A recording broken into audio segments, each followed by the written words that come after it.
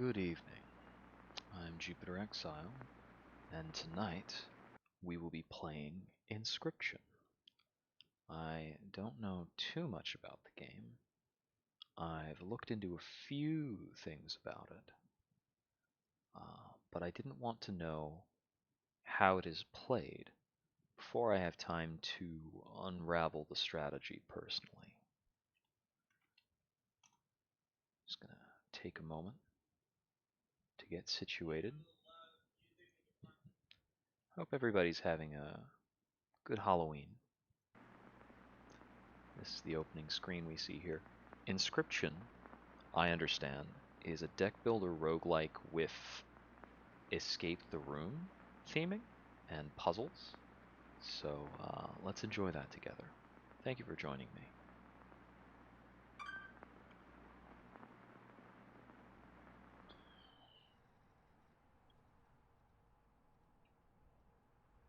Okay, time to figure out what's on this thing. We have a found footage aesthetic to start with.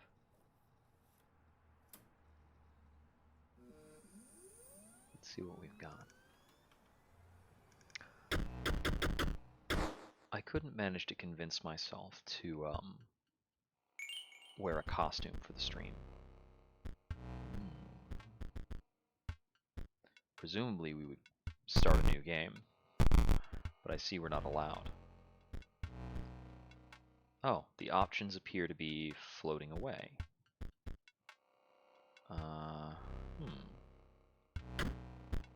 Ah, they need to be plugged into place. Okay. Interesting. Pause when window not focused. It doesn't matter much. Does resetting the save data matter when it doesn't let me click new game? Oh, it just puts me back here. Okay, interesting.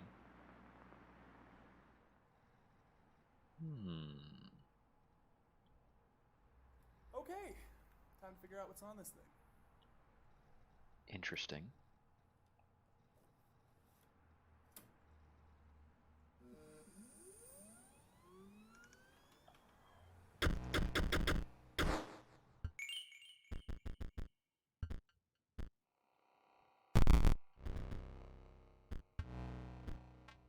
Well, let's be a good sport then. We will continue.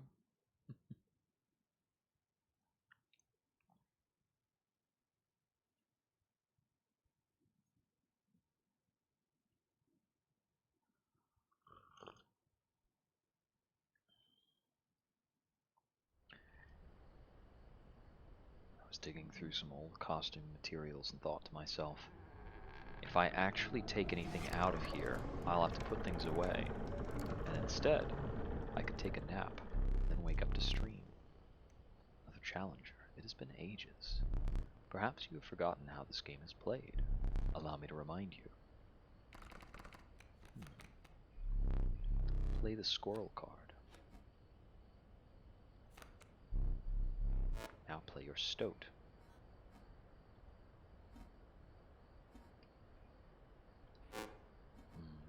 I see. I use the keys to move back and forward. Stoats cost 1 blood. Sacrifices must be made. Okay. You sacrifice weaker monsters to play bigger ones. Wolves require 2 sacrifices. You don't have enough.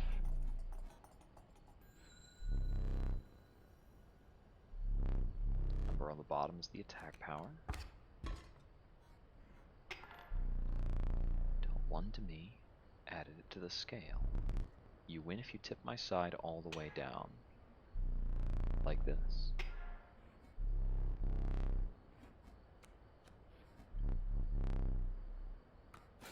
And they'll trade like in Magic. Okay. Things attack on their turn. You may draw from your deck, or you may draw a squirrel. I should draw a squirrel.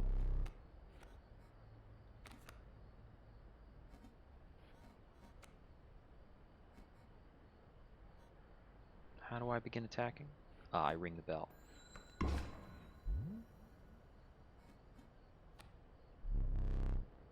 I see. I could have played the wolf, sacrificing the stoat and the squirrel.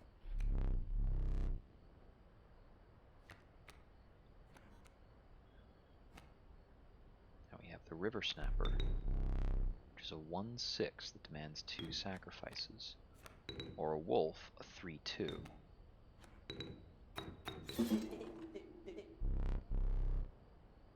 Fear not, the beast is sacrificed, but not removed from your deck.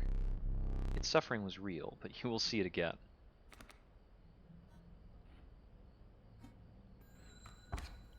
How much damage do I need to deal for those weights to completely tip? He passes. I draw a squirrel.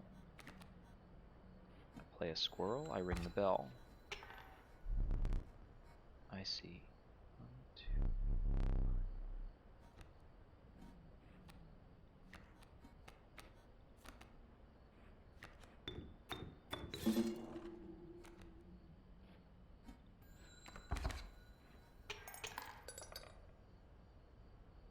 Extra spillover damage. You've won this match. They won't all be so easy. I'd hope not.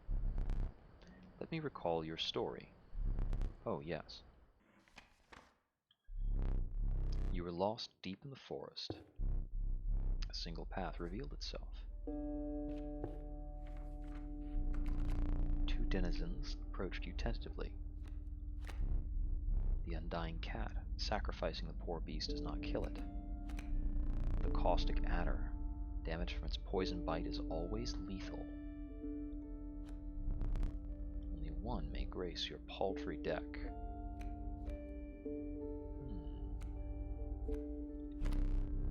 Behold, the rulebook. Many lives. When a card bearing this sigil is sacrificed, it does not perish.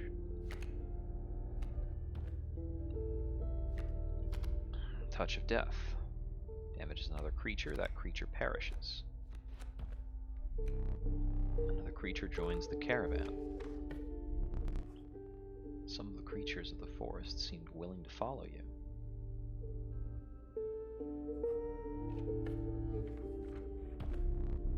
You came across an abandoned sack. You found a squirrel in a bottle. Break in case of emergency. And have a second. Another useful implement. I'll allow you to tip the scales with it. 3 is as much as you can carry. These are potions.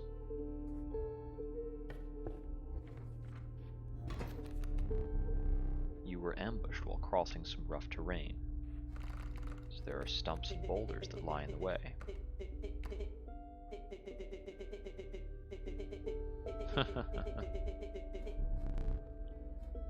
The cards want to talk. Play along for now. You may now see moves ahead of time. He'll have something coming this way, but it will be blocked by a boulder.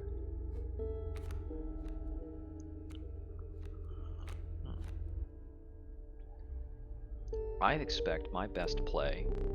Ah, right. The cat requires sacrifices.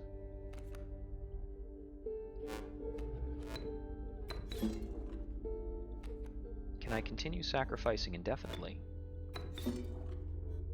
Ah, I see. I can sacrifice the cat to play something, but the cat will remain on the board until the cat gets attacked. I should probably be playing the cat in a row that he can't attack.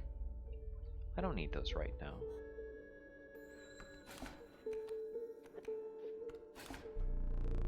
Mind the ambitious wolf cub, it ages swiftly. Ah, it's going to grow into something. A wolf. I could use a squirrel in a bottle to play the wolf before the stump. What does flight do? Will strike an opponent directly even if there's a creature opposing it. Oh. But I don't have the ability to move my cat out of the way by sacrificing it. Well then, let's get up to things quickly then.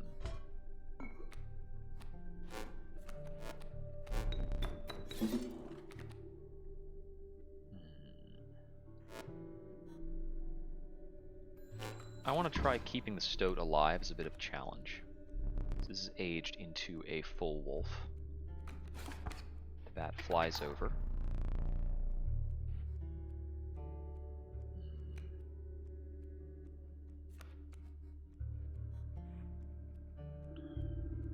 the wolf will attack the boulder. The bat's going to hit me.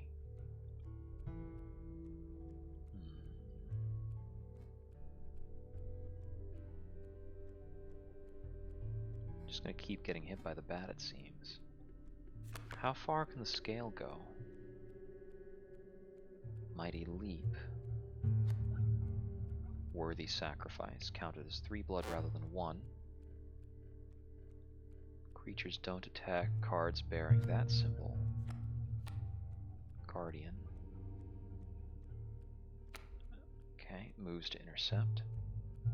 Ant spawner. Creates ants in the hand. End of the owner's turn, a card bearing the sigil will move in the direction inscribed in the sigil. Creatures in the way will be pushed in the same direction. Sharp quills. Unkillable. Submerges itself during its opponent's turn, so it can't get attacked. But it is attacked through. Sigil dies. 4 bones are awarded instead of 1. Wait, awarded for death. Corpse Eater.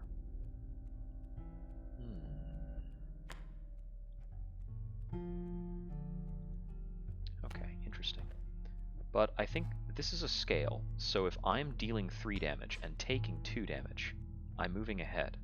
Next turn I'll draw a squirrel and use it to replace the boulder.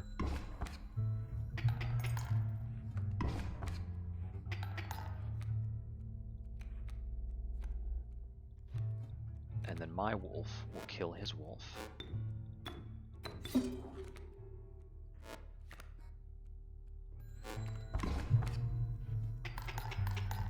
I just need to consistently have more damage output. I can continue drawing squirrels, but I don't need to play any. There we go. You prevailed and trekked onwards past the now bloodied terrain.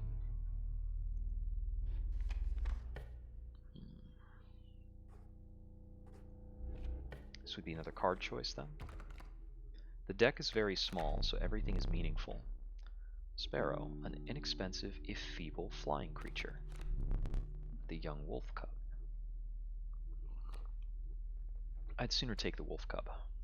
I see there's no skip option. Interesting. Anything you take, you're committed to, but you can sacrifice it if you need to get it off the board at any time. You stumbled into some strange stones in the mist. You were compelled to choose a worthy sacrifice, one that will be lost forever. Okay, so we're removing a card from the deck. But we have to choose one of these. The cat occupying a board space that cannot be removed is an exploitable weakness.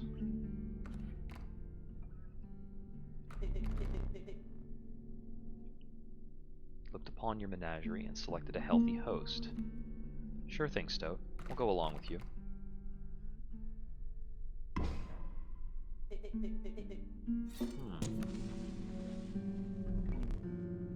The soul of the cat now lives in the stoat. Now the stoat can be sacrificed forever. Okay, so I won't have a worthless body there.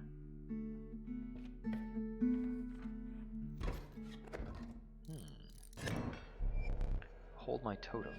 It inscribes my canine cards with the airborne sigil. You jerk, using items.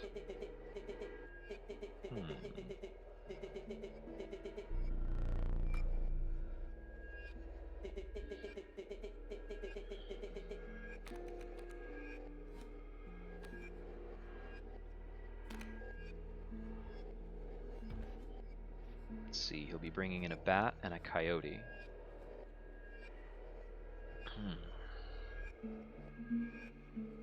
I need to develop the stoat as soon as possible. Neither the bat nor the coyote can harm the stoat. Yeah.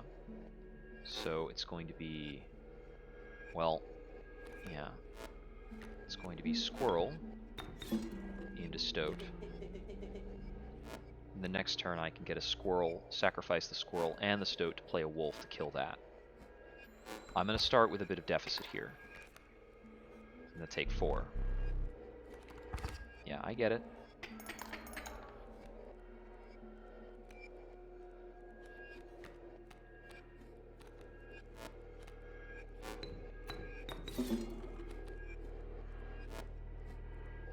Ding. Okay. Wolf cub incoming. Let's see.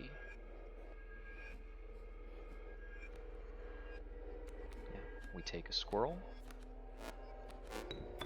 and develop a wolf. This buys us what we need to live.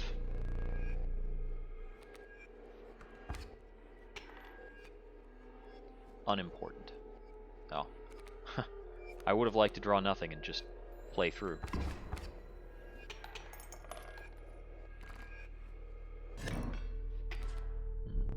Impressive. You may yet survive this ordeal. Knock on wood.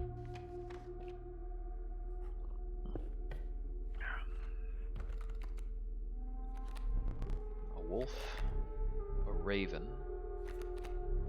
and a grizzly. I'm taking the grizzly. Okay. Looks like I can either implant an effect by sacrificing a card. Can I consult my deck? No, I guess I have to remember. If I've given up the cat, and I didn't pick up a new effect monster, I don't think that matters to me. What can I gain here? I came across a small group of survivors. Faces shrunken from starvation, they huddled around a campfire.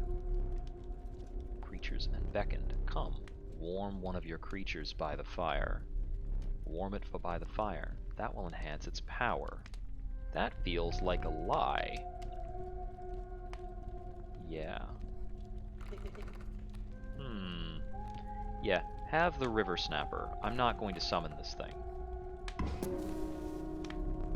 Fire warmed the poor river snapper, enhancing its power. One of the survivors reached toward it. Another gnashed their teeth. Without a word, you pulled the river snapper away from the fire and left. Okay, so that was actually an earnest upgrade. I expected them to just eat the creature out of the deck, and I wasn't going to be upset about that.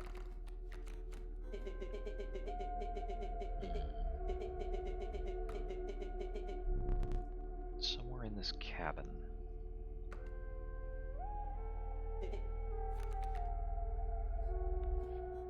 Okay, we have two grand firs that are blocking us, and the sparrow can fly over the grand... Oh no, that actually blocks flyers, doesn't it? Mighty leap. Okay. So that grizzly's trouble. What do we do about the grizzly? 2 wolf attacks will dispatch the grizzly and block it in the meantime.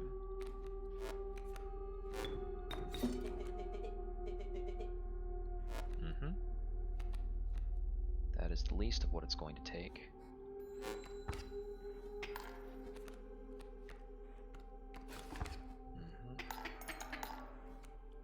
Take a lot of damage.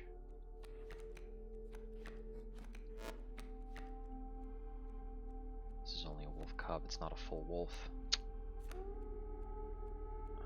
The river snapper will be able to take some damage. The grizzly incoming will kill the stoat. What can I do about this with these grand firs blocking my board?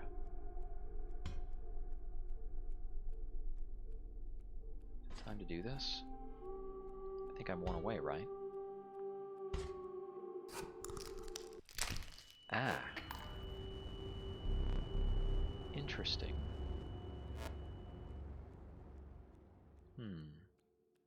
This guy's face looks a little more distinct at times. So it really is teeth.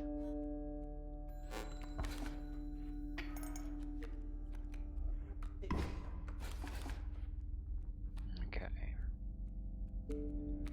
Playing a wolf cub doesn't help me much. I don't have the sacrifices to play a wolf.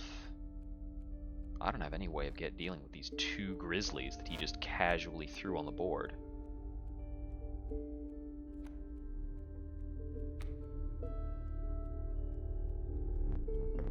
Let's see. I could garner a squirrel, use it and the river snapper. It only does 3 damage. I needed to do 4. I could use a squirrel to block.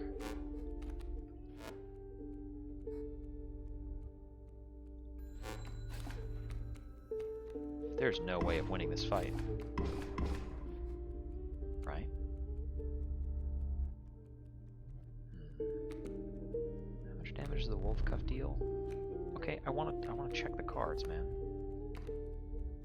So it doesn't matter where I put the squirrel down. Okay, the wolf cub is a 1/1. It can't even kill a sparrow immediately. And if I can only play one thing at a time, there's no way I can get through this or deal with this. This is still blocked for 2 turns, but...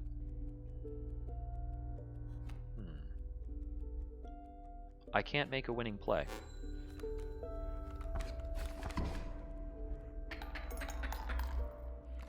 So now we see what losing is like. You've lost. Using this as a learning opportunity may be the only way to mitigate my disappointment. Get up. Get up from the table. Fetch me the candlestick from atop the barrel beside the door. Okay. This really is an escape room, isn't it? Oh, I can look around in a few different ways.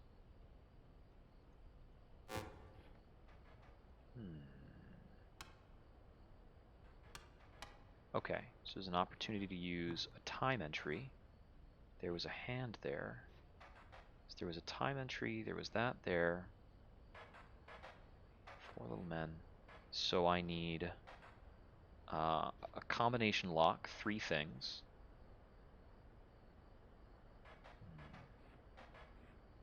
Combination lock of 3s. I need a time. I can't quite move those. The candlestick from atop the barrel. This would be the object. Bring it here. Well, in a moment. I need a key. This is peculiar. I can't get the knife away from the squirrel. Do I need something to weight that down, perhaps? A key. There's a wolf inside a thing. Okay. Here you go. I see. Now sit back down.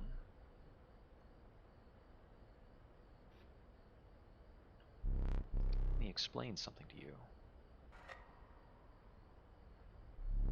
That was one of the 2 mistakes you can make here. If you make another, I must sacrifice you. Now where were we? Interesting. Can I get up from the table at any... I can get up from the table at any time.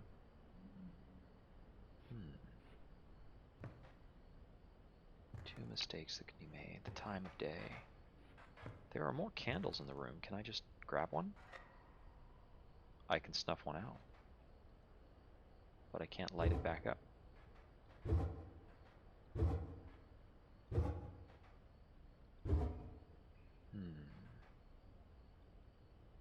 Being able to turn this shouldn't be pointless. There's smoke there. Now that candle's been snuffed out.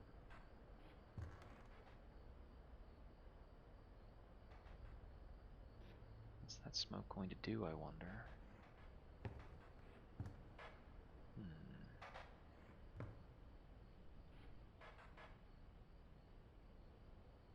I feel like there might be something there that's difficult to see.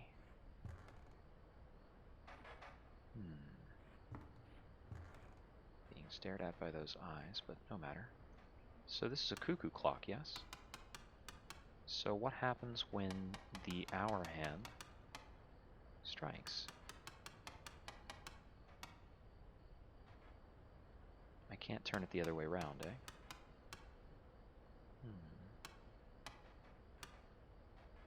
The short hand should be the hour hand, right?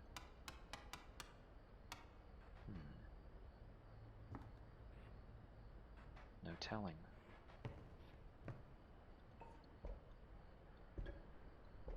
Can't jostle this free, right? Nope. Let's sit back down then. card upgrades seem necessary. The option for a grizzly, a sparrow, or a river snapper. What's the mushroom for? Is that because they're already in the deck? The grizzly is difficult for me to summon. Let's see. That's not... I don't think that's what I want to turn to.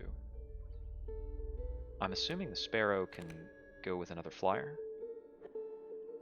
Not necessarily. It's not established. So the snapper is possibly a useful blocker. The stoat is still my regularly available sacrifice. I'm not confident about being able to play the grizzly. Let's take the sparrow, even if it's a little weak.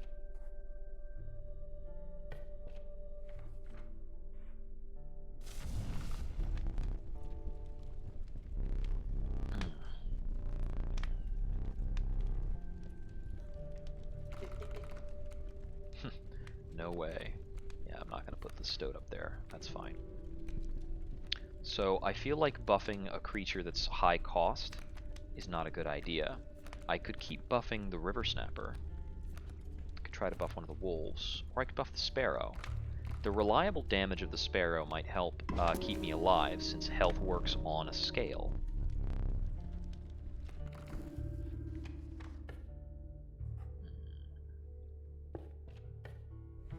So then, is this a boss? The trees seemed to close in around you as a chill mist descended. In the distance you could hear the clinking of metal on stone.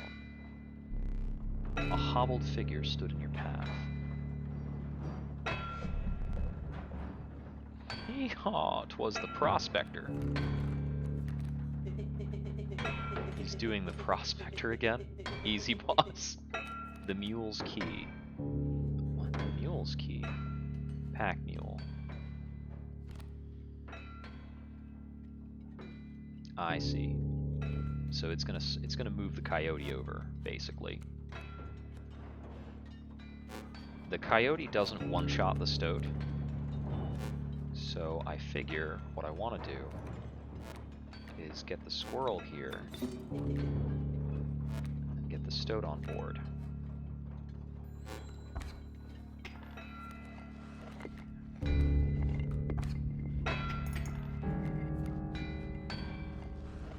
The mole, what is this? Burrower.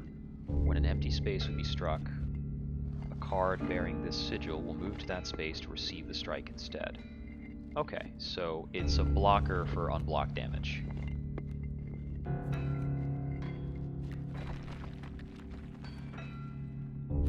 I'll take the squirrel. And this will eliminate the coyote and get in a little damage.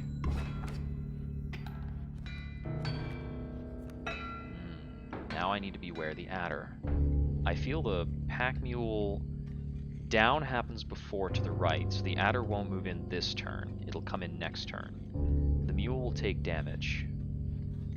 Let's see. I can get the river snapper on board. Or I could take the time to... I think I need to develop a full board before I worry about anything else.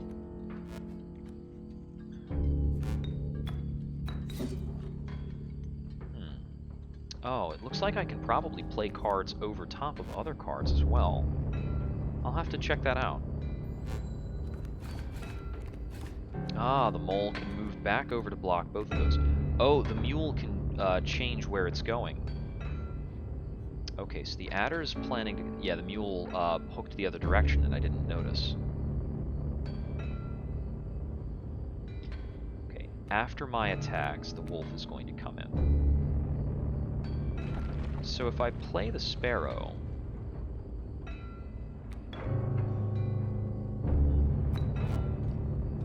I can't play it over the boulder, right? Because there's nowhere to play it. Okay, so that's just the way it's going to be. The mole will intercept the wolf, and then these things are just going to come in. And I think that's just the way of it, and there's not much else I can do. I don't have any items to look at either. Oh, what the? Oh, dag nabbit my mule. Did I neglect to mention overkill damage? Excess damage is not wasted. It carries over to the card behind the mangled corpse of the victim. Lucky for you. Okay. Let's see. The setup like this. Frog, squirrel. I've got a really fine setup. If I develop the cat, it's going to take up space. I can look at my hand. The bullfrog blocks flyers. Why do the two of these both have this symbol in the upper left? Huh. Some of these cards have things like that, but not all of them. Okay, so there's always a mark if it's got that going on. The hand trembles. I consider my play. So I want to be able to out the wolf in a single attack. I think I can do that with a squirrel and a sparrow, basically. So long as I have a squirrel in hand, I should draw a non-squirrel. Yeah. Let's try... No, the sparrow will attack beyond the wolf, but I won't take damage in the interaction.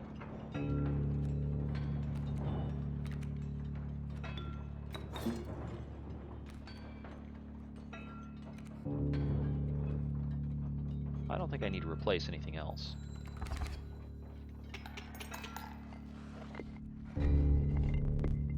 I hope you didn't think it would be that easy.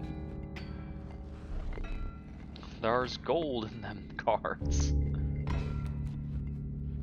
What the heck? So he's outed my board into gold nuggets. Okay. I need to wait for these to be attacked, I guess? What are the rules on them? In the lower left, I think that means they can't be sacrificed.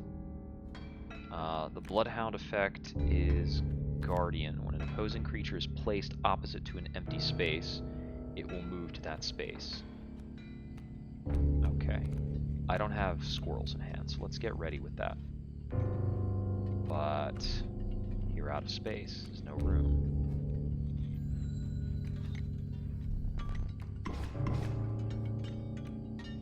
Okay. I don't have space to play the wolf cub. I've got one squirrel to hold on to start getting things sacrificed. I can go squirrel into cat, but if I can't sacrifice that, that's pretty meaningless. I think in this case, I need to probably develop the bullfrog to get in some damage. Squirrel into bullfrog. I don't own another card that does 2 damage with 1 sacrifice. So if I'm developing squirrel into bullfrog this turn, I think I'll need another squirrel next turn, but I can draw that squirrel next turn. Let's look at the option instead.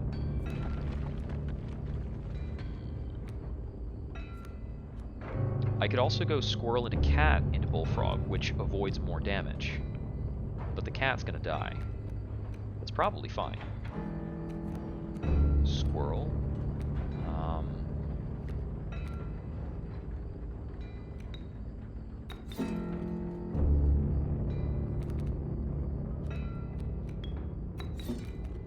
So this way, the cat can be like a little extra blocker.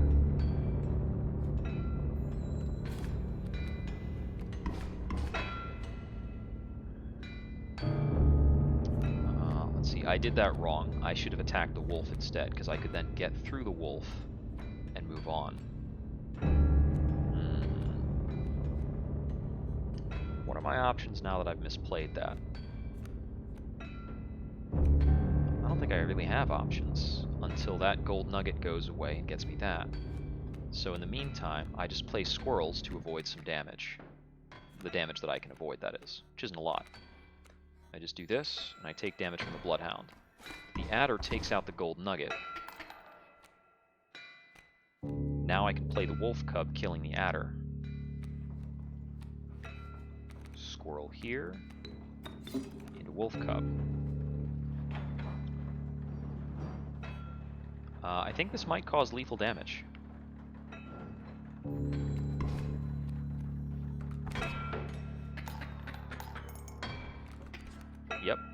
That's a loss.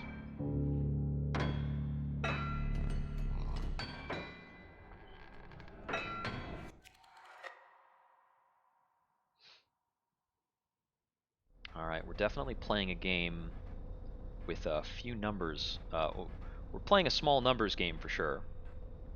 Not a lot to go off of. You aren't dead yet. This isn't purgatory. Though you may think of it that way. Before you expire, I must ask you a favor. I would like a memento. Your very own death card. It's quite plain at the moment, isn't it? We will work together to amend that. I want this to be the perfect memento of you. Here are some cards from your mediocre deck. We can put them to good use. Cost of 2 blood from the wolf. It's power and health, the numbers. We'll use the power of a card I upgraded.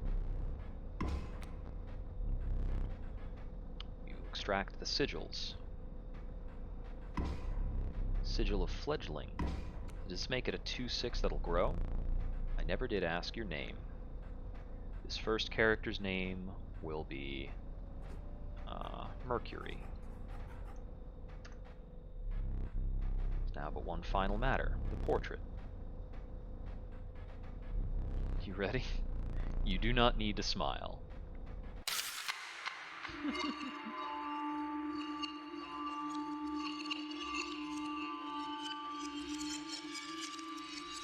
Okay, so the meta progression is that I'm trying to escape, as each of these individual characters. Perhaps you can understand Bones. The game is called Bones, right? The resourceful opossum oh no, it's not the bones are another resource. So this costs 2 bones. You gain a bone when one of your creatures perishes for any reason. Okay, now I can play things with bones. We've got a Rattler incoming. That is absolutely going to kill a creature. So I will gain bones when something dies as a sacrifice.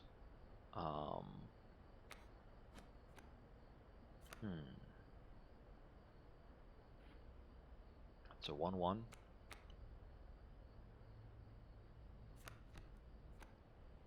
For the first round, I can try to win it quick. I could pop a squirrel to do that, but that seems a little wasteful. I can take 3 damage. From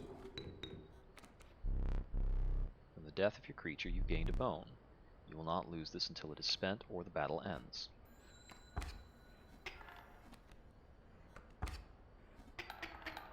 The Rattler deals 3. I'll draw a squirrel.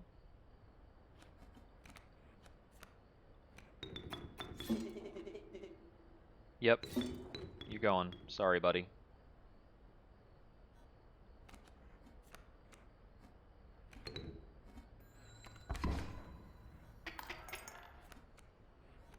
Another Rattler incoming.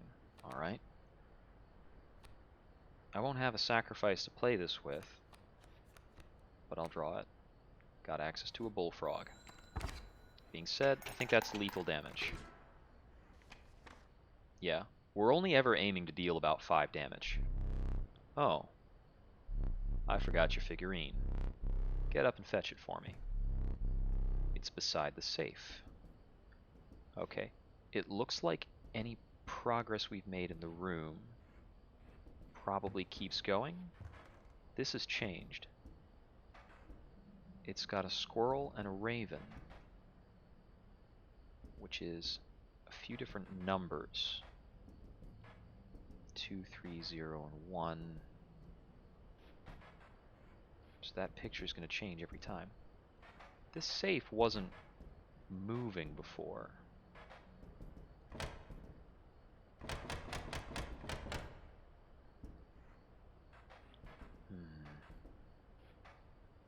Four numbers to work with. Also, okay, that's the rule book. There's a 273 on here. Is that there before? Oh, there's a few other things here that are the ambidextrous.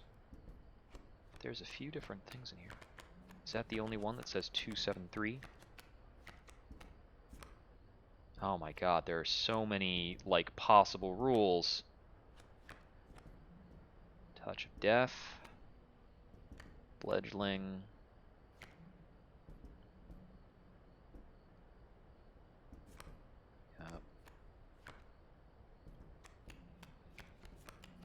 If I put it back down and open it up again, it'll always open to this 273. It's even got a safe cracker look on it. So, 2, 7, 3.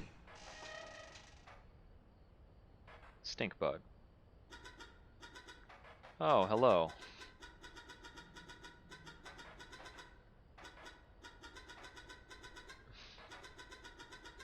Is this stowed around, the stunted wolf?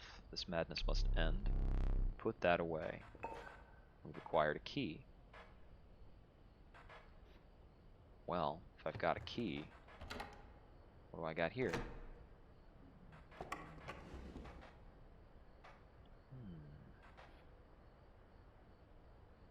Looks like a mini game.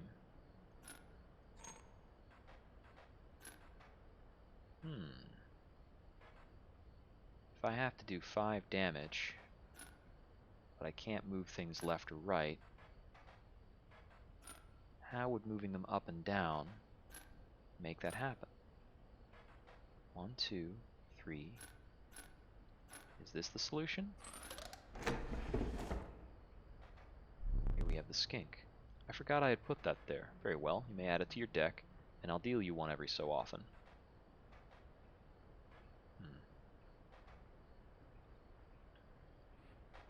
That is the lizard tail effect. This one's a lot more complicated. Can't move that up, but I can take something of his by doing this. So that'll deal 1. This will deal 3. 1, 2, 3, 4, 5, and that gets blocked. No? Oh.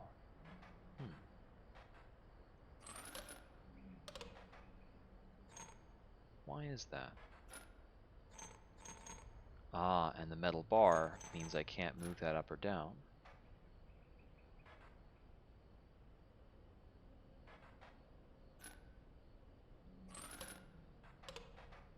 Now it's showing 1. Does the tail effect do something that I didn't understand? So that's just causing 1 over in this row when I do this. So I thought a creature that was moved back didn't interact. I need to read the rules.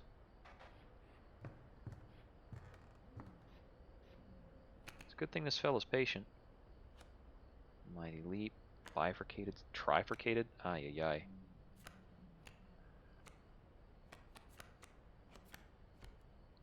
Worthy Sacrifice, repulsive. I need to find the lizard tail rule.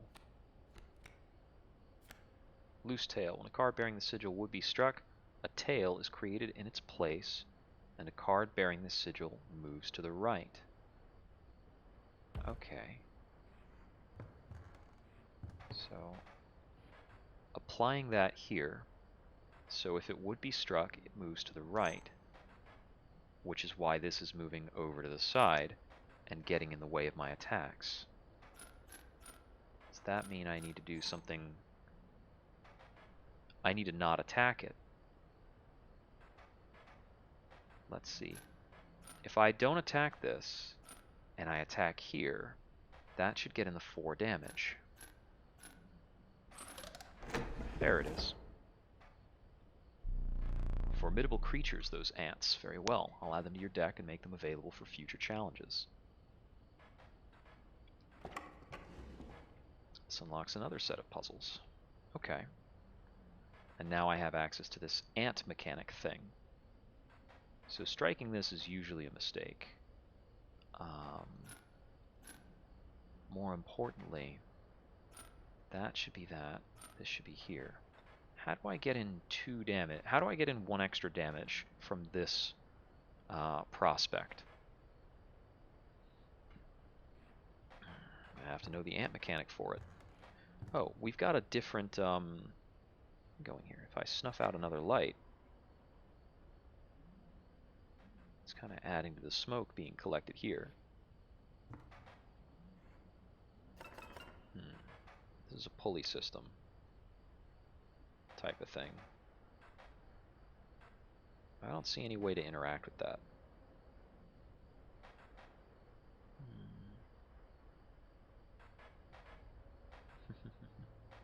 Yeah, so the game is actually what's it called? It's a roguelike card game, but the meta progression is based on the escape room from this cabin.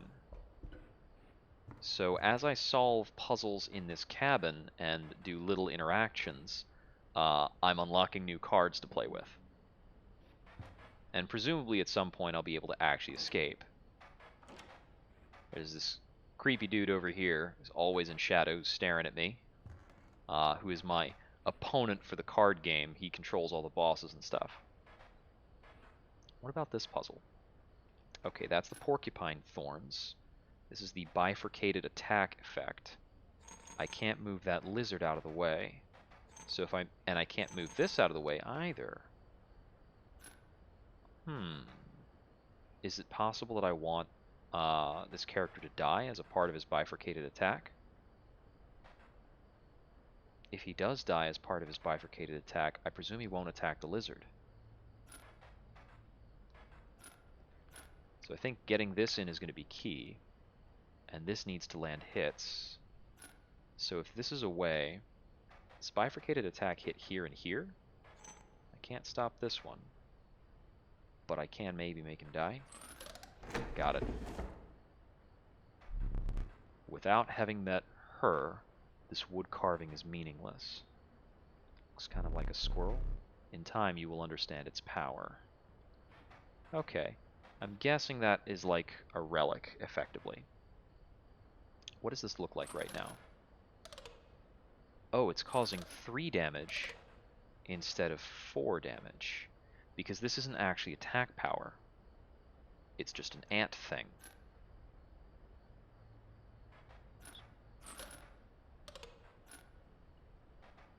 So I think these send forward ants to attack as like part of their mechanic.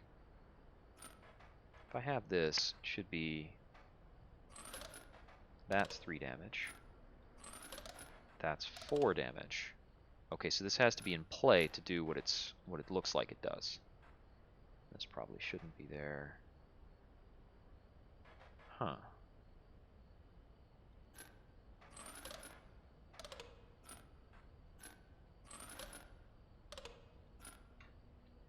How can I squeeze out any more damage here?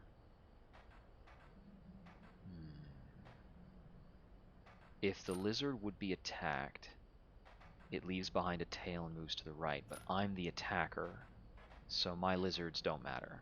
Not really. What does this do? 4. Yeah, from these guys.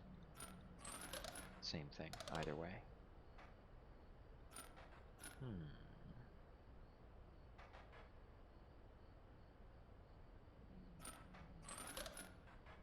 Yeah, it's 3 there if that gets blocked. How is this 4? The answer is that the ants seem to go through the lizards, so they're not interacting with that in the same way. Caged wolf can't be sacrificed, has 6 health. So that's just a blocker? Aren't you creepy? I can still spin the globe. Don't have much of a meaning for that. Okay, I think that might be all the puzzles I can currently progress. I need to find something that relates to time to interact with the cuckoo clock. There's also these 2 objects over here that are bolted to the wall. Oh right, I need to grab the figurine. That's what he told me to do in the first place. I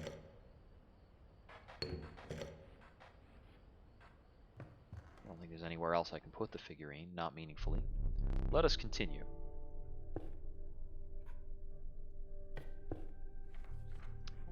The card game part is nice and simple. The unkillable cockroach comes back to your hand after dying. The Nefarious Rattler, a brittle creature, once past its monstrous fangs. That is a cost of 6 bones, difficult. And the Coyote, 4 bones to get it out. The Cockroach also has a cost of 4 bones, but the fact that it stays out there is appealing. Having a blocker that I can use consistently would be nice. Oh no, it's 4 bones to play every single time. You're free to get up again, to keep your blood flowing.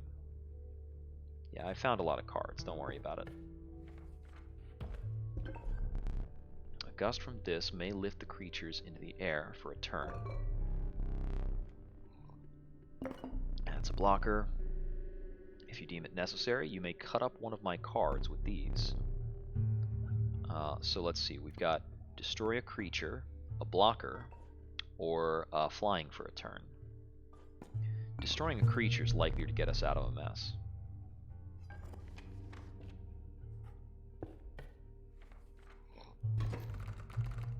Alright, here we go. Yeah, some of the cards talk to you as well.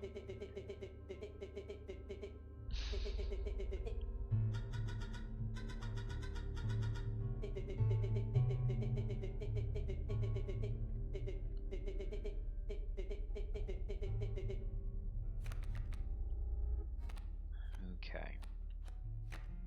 First play will probably be to summon the Stoat. I've got an incoming Wolf Cub. Having the Stoat in place to attack the Wolf Cub seems like a good call. Don't you put your creepy hand on the table?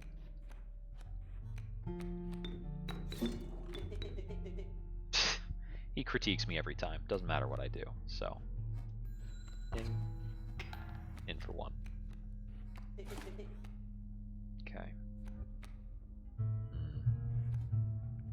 I need him to make that attack.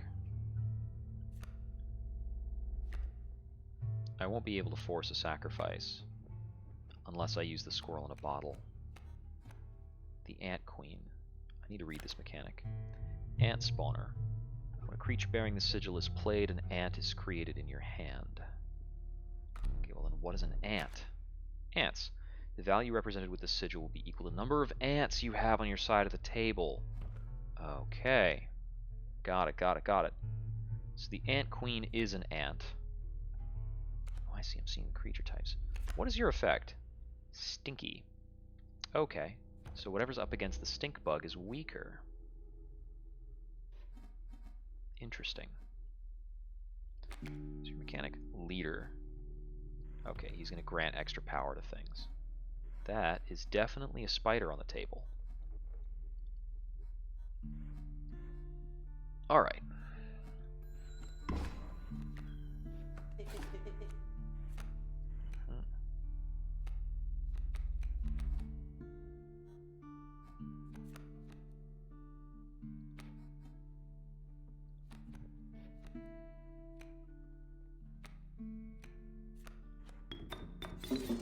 We'll develop a wolf. We can also spend bones to develop a stink bug. And in we go. Looks like he's actually out of cards for this round.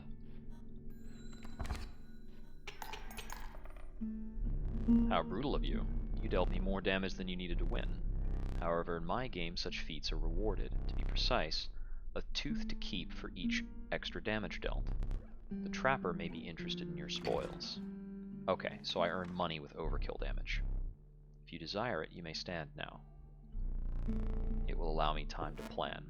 Yeah, anytime you're at that screen, you can stand back, and the game crashed. Okay, let's hope it saved well. I will be back up with that in a moment.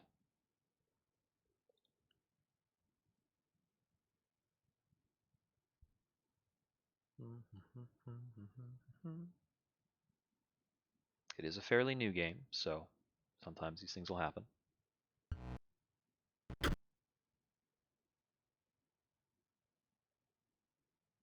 Did it just crash on startup immediately again? Yeah, alright. I'm going to try that again, and if it crashes again, I'm going to have to go offline and reboot the game.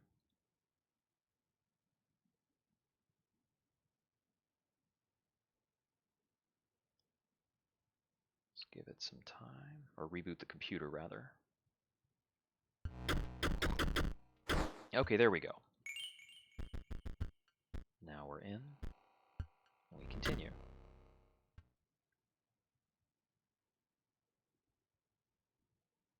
Where will this autosave us at?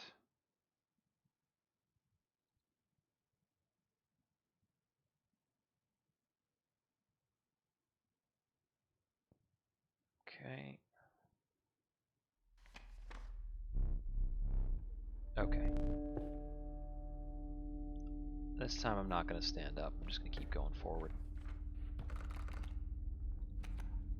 So I can add a raven. I can add the elk, who moves after attacking. This is a card. Oh! I can hit up to look at my deck. I do have the caged wolf in the hand. Interesting. Or in the deck, rather. This is a card I created after dying in the last round. I'm going to take this.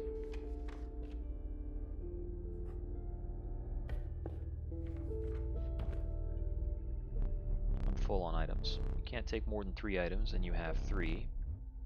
Instead, perhaps you'll accept this gift. Pack rat. Prudent pack rat.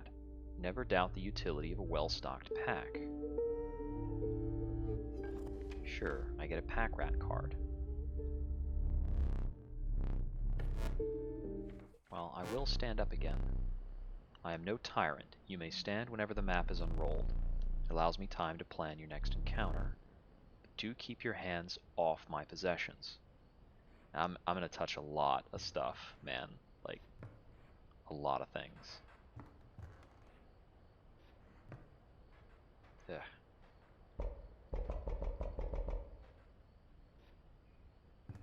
Yeah, I don't think I have more meaningful interactions right now, unless I can figure out the secret of the cuckoo clock.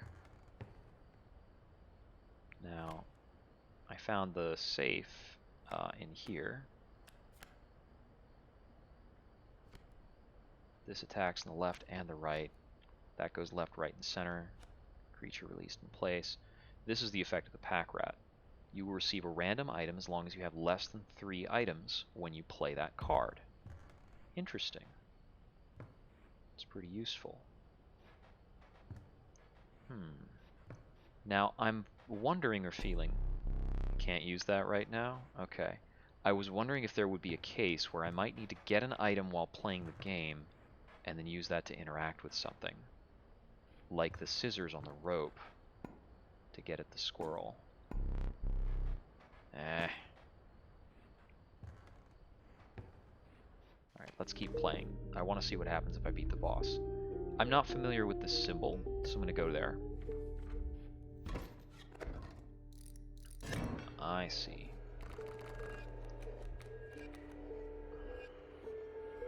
So he's got the sigil on this sprinter.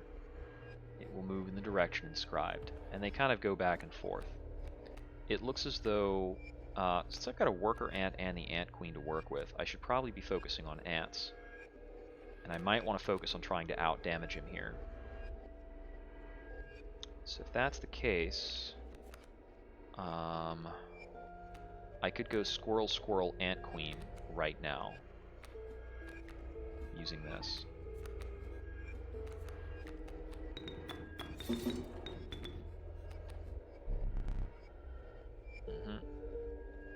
Now on the 2 subsequent turns, I can play in ants that will kill his bodies.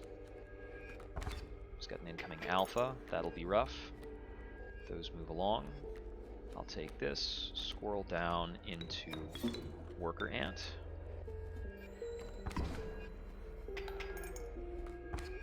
He'll do 1, moves. Alright.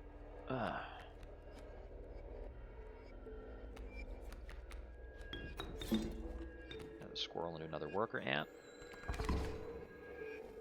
That should be victory with a little overkill.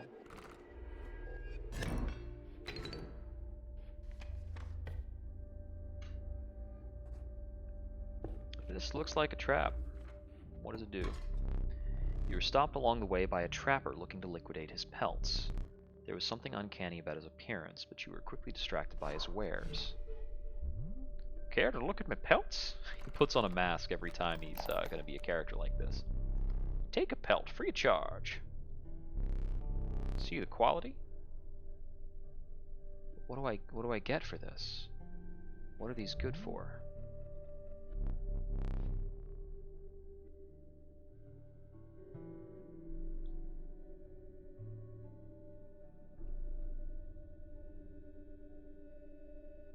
I don't understand the merit of this. These look like they just block attacks for free. Is that it?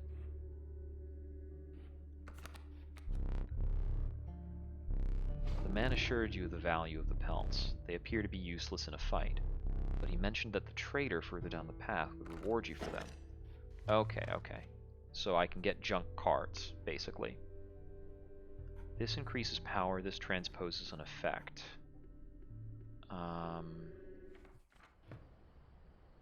I don't know how to check my deck when regularly moving around.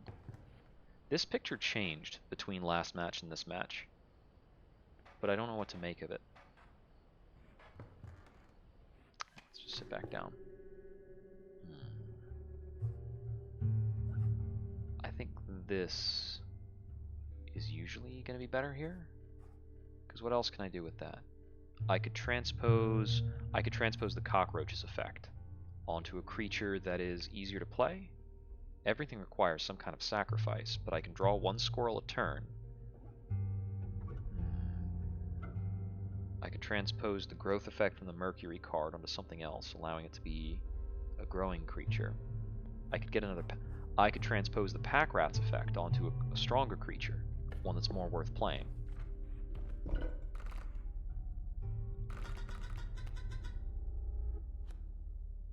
Or I could get a better flying blocker by transposing this effect. Let's see.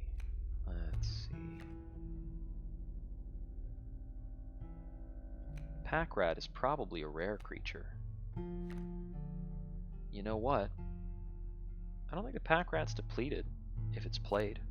I should keep playing it to get items. The Bullfrog's effect is very useful, but the Bullfrog's a bad body. That's probably the effect I should look to imprint onto something.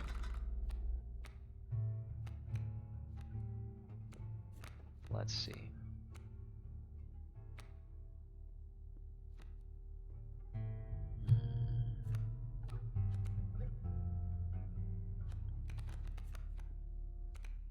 Let's see. I want it to be something with a good amount of health.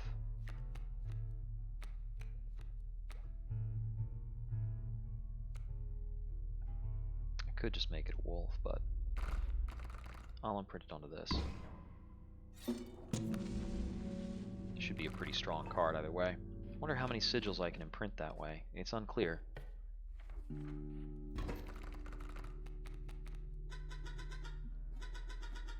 Why can't I remember his name? I believe I lost some of my memory in the flash. So the flash would be when the picture was taken. So these fellows are also death cards. Alright, so we've got 2 sparrows coming in. The skink is playable. So 1-2.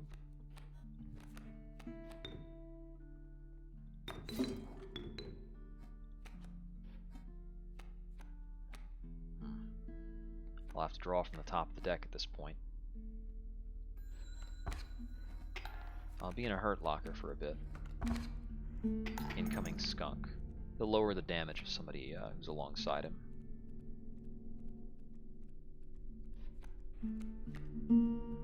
I'll take a squirrel. I can sacrifice the squirrel and the skink to play a pack rat, which will allow me to out a sparrow. And I can play the stink bug right here with my bones, which will zero out the attack of that sparrow. Let's see, the skunk I can avoid for a bit. This here, we got an ant queen. I got an extra item for playing the pack rat. That's the one that gives my creatures flying for a turn. I'll be drawing squirrels for a while to be able to play the ant queen.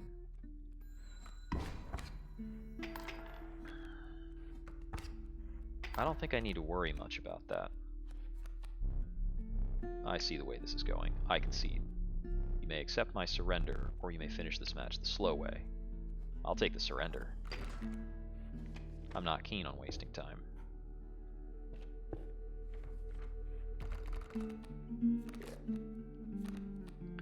Possum, Reginald, and Bullfrog. Reginald. You're poisonous? Well, I'll take you, Reginald. Good job.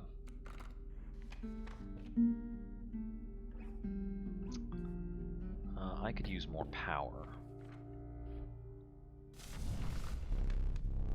The warm light of a campfire was a welcome sight, though the 10 hungry eyes around it dampened the greeting. Warm a creature by the fire, enhance its health. Health +2. Hot dog. Let's see. If we give Reginald 6 health and he's got Touch of Death, well 5 health, not Touch of Death, that should be pretty good. Here you go, Reginald. The survivors were right about the flames. They had enhanced the creature's health. Spotting a few of the survivors drooling, you made a hasty retreat with your Reginald.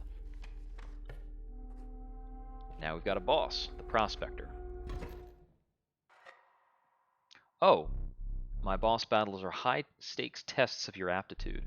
With one flame, you will either overcome them or die. Fear not, I will let you keep the smoke. Huh? The incessant clanking reverberated between your ears. The path ahead was blocked by a grotesque figure. 'Twas the Prospector. Hee-haw! Prospector boss, again. What is the smoke? Bone King. When it dies, 4 bones instead of 1. And like the squirrel, it has no cost. Alright, so we've got the Coyote and the Pack Mule. I know from before that taking out the Pack Mule gives me a lot of extra cards to work with.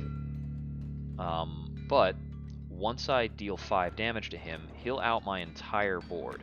Just because. Stockpiling bones should be a good idea. Let's see. Oh, yeah.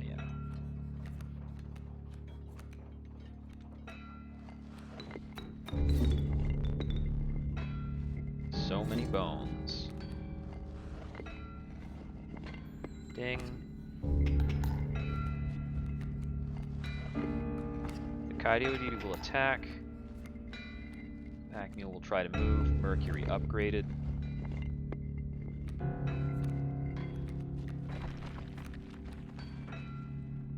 Next play should probably be Squirrel into Ant. Into attacking. The Wolf Cub's going to attack the Boulder. That'll take a while. I can use a Squirrel to develop the Stoat. But I think I want more options, and I've got cards that play with bones, like the Cockroach, that are available. I'm not going to worry about that just yet.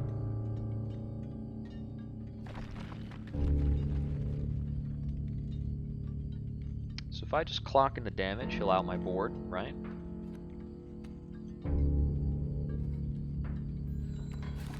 Will the Mule be gone if I phase change early?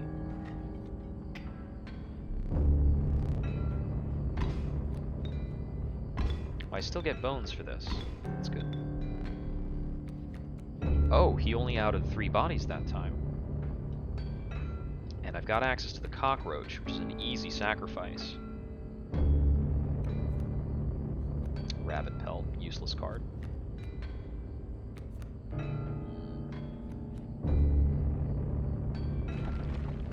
It's an easy sacrifice, but all it's going to do is let me get the Stoat on board? No, it lets me get the Stoat on board. You're as unfaltering as the Cockroach. It lets me get the Stoat on board with the Cockroach back in hand. And I still have enough bones to play the Cockroach again. Start pressing in some damage. That's become a full wolf. Okay. So I'll have up to 2 sacrifices. Reginald can just be played for bones. He's a 1/5. He can kill dang near anything.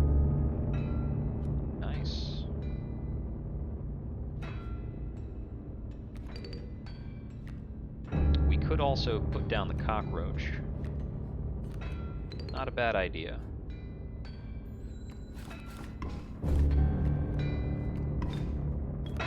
We get 1 bone for the cockroach dying, and 4 bones resummons him. That's a pretty good deal. Let's see. We need both squirrels and non-squirrels. Low on bones. We've got these pelts. I guess I can put a pelt in the way of the wolf for now.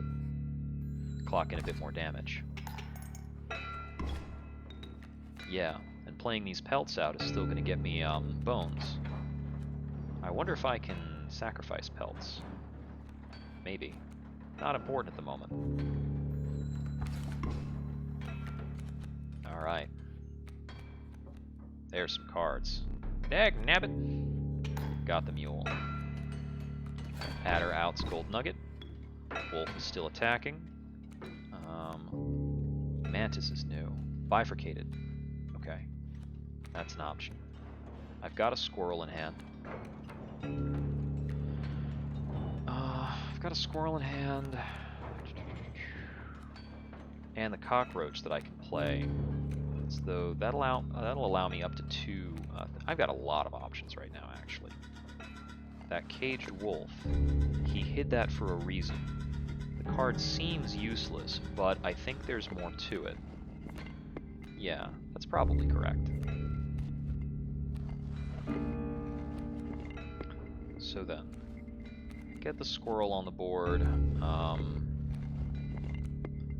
Let's see, I don't want to develop the mantis.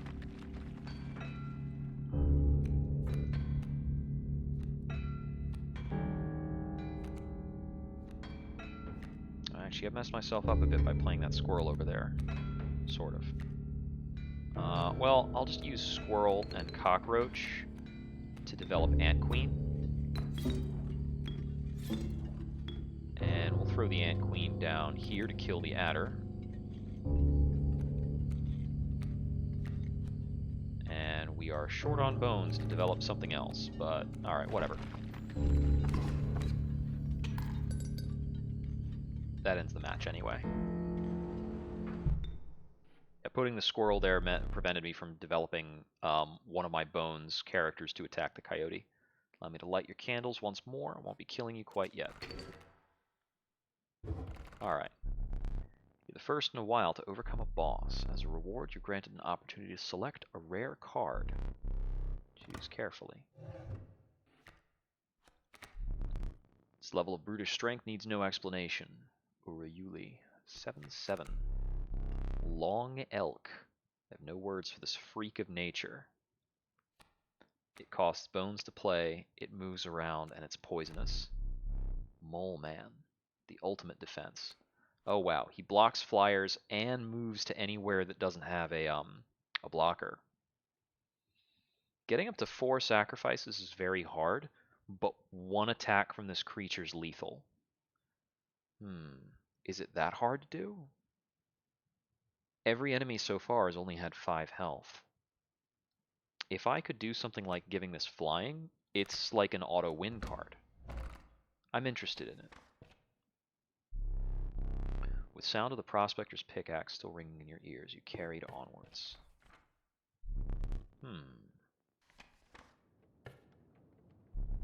The rank smell of rotten mold permeated the humid air.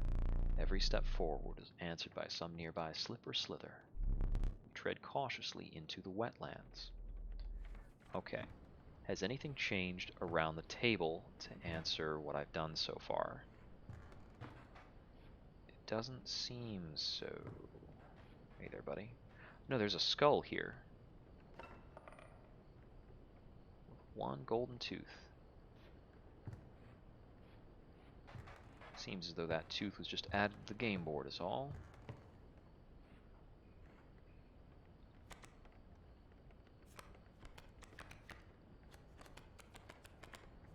So many things in here.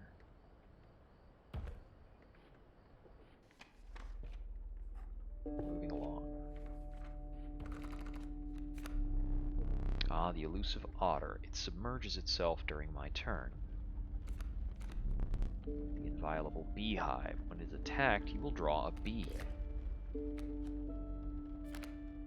Bees within. When it is struck, you get a bee in your hand. It is an airborne 1/1. Is there no cost to playing bees? Let's try the beehive. This looks like it's probably a card remove. This would be a modified fight. And I don't think the rewards are any better for a modified fight. Let's take a look at this.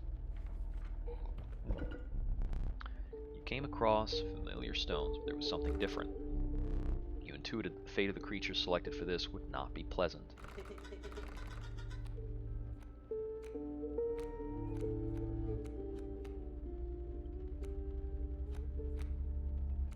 Interesting. So I can give up one of the rabbit pelts if I want.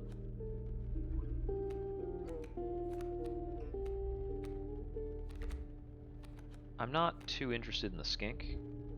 The skink's ability is to attack and run away, effectively. Callously slaughtered the skink. However, the Bone Lord was pleased. A minor boon of the Bone Lord. You will start each battle with 1 extra bone. He shook off the viscera of the poor skink and carried onwards. If that's similar to Slay the Spire, then offering a rarer card or a card with upgrades might get me something more. Hey there, buddy. Starting with 1 bone is very interesting. Although I didn't start with anything at 1 blood. So we've got incoming bees.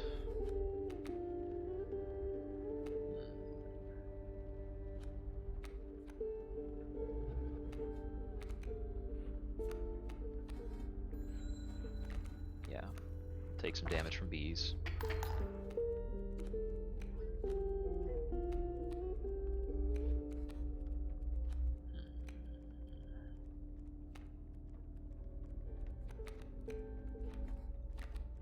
Yeah, I can drop a squirrel, use 2 squirrels to develop mercury, use the bones to develop stink bug.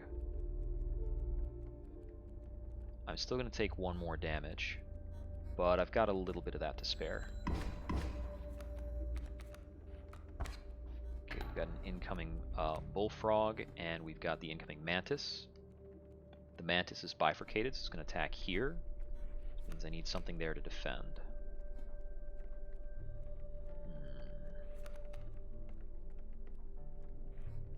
Let's see, I've got only 1 bone.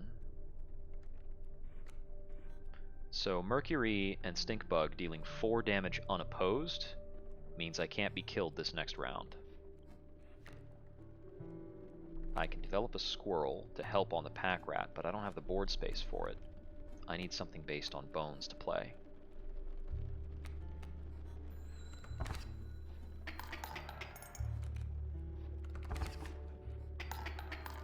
Getting a little higher stakes now. Yeah. Same circumstance. Okay. I can put down a rabbit pelt to block an attack. That'll get me some extra bones. Murky will kill there. I'll deal 1 damage, and I'll take 1 damage in kind. That's status quo. We're fine. Bullfrog incoming. It'll attack Mercury. That's fine. I've got several bones to play things. I could also give up the Stink Bug to develop something. Mercury's going to deal 3 damage, which is effectively healing.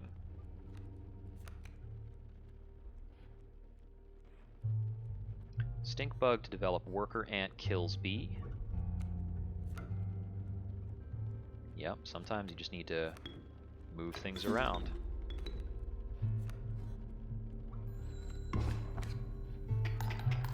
Yeah, continually dealing 3 damage gives me a lot of leeway. I can use a squirrel and a worker ant to get myself into a wolf.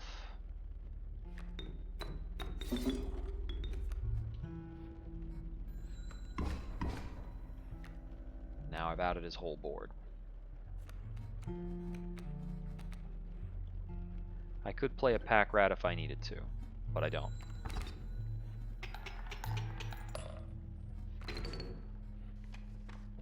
The fact that health is a tug of war is really interesting. Hey Sully, thanks for joining in. We're playing Inscryption, a bit of a creepy roguelike card game set in an escape room. You encountered a small outpost in the woods tended by a mysterious woman. It was the traitor. Her appearance was unsettling, but you were mollified by her offerings. Do you mind if I examine those pelts of yours? Let's start with your hair pelts. Here's what I can offer. I can trade you any of these. Take your time. The moose buck, hefty effect, will move in the direction inscribed in the sigil. Creatures in the way will be pushed. The black goat counts as 3 sacrifices. The rat king is a bone lord card. The porcupine's interesting. What's this effect on the warren? Rabbit hole. What's bearing this? A rabbit is created in your hand. It's got 0 power, 1 health. So, okay, so you play this, and you get a blocker for this, but you also get a sacrifice. But the warren itself cannot be sacrificed. Okay. And then the bat's a flyer that costs bones. I think I need more 1 blood setups. I'm going to take a second beehive and a porcupine. Yeah, so I gather if I had better pelts, I could get better stuff. I'm going to go to a fire.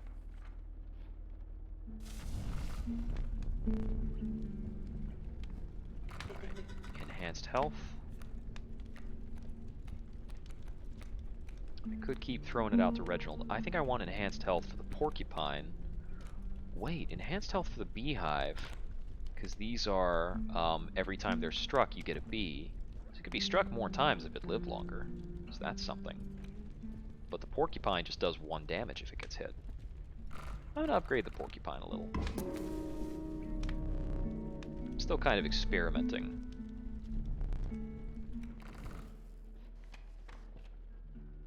We've got a trapper here.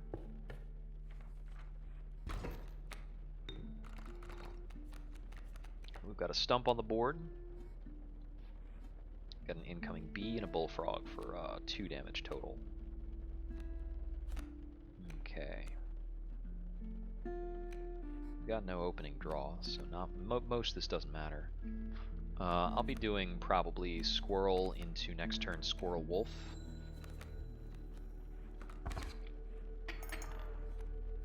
And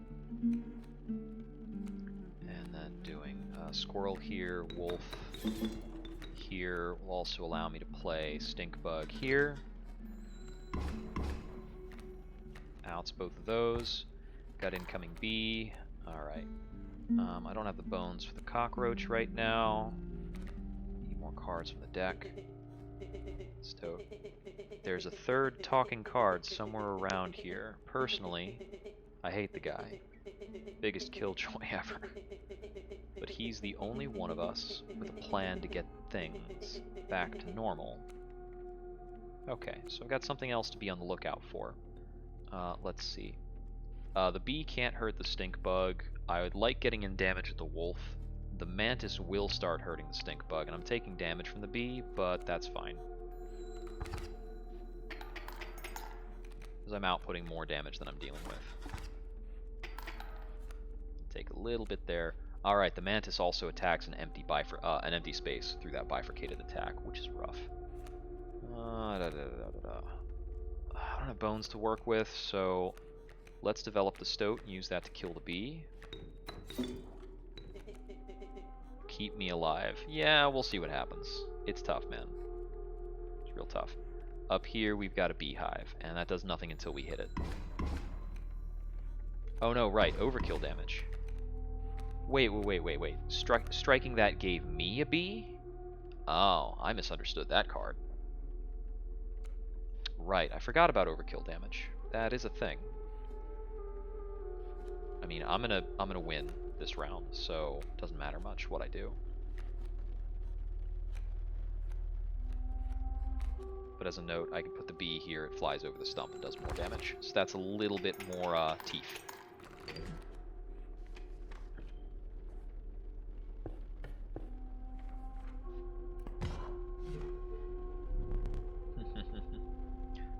The most exquisite pelts.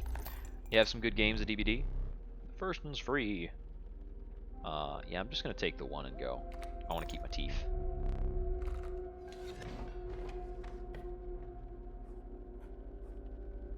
So, something I wanted to do was see about sacrificing something to that. Let's take a look at sacrifices. I get the feeling I can make a good sacrifice play. So I don't have a flyer. I've got porcupine, which is kind of cool.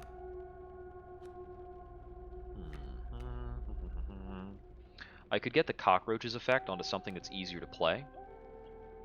Like, for instance, cockroach onto stink bug is really beneficial.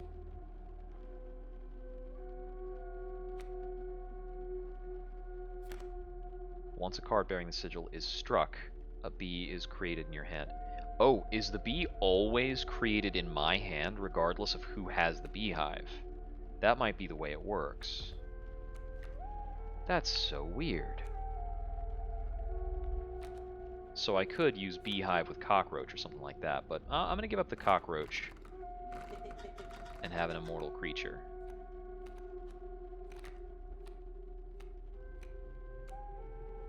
So there's kind of an item scam idea out of making an immortal pack rat, but requiring 2 sacrifices every time you play it is tough. Getting this with a stink bug's like a total scam.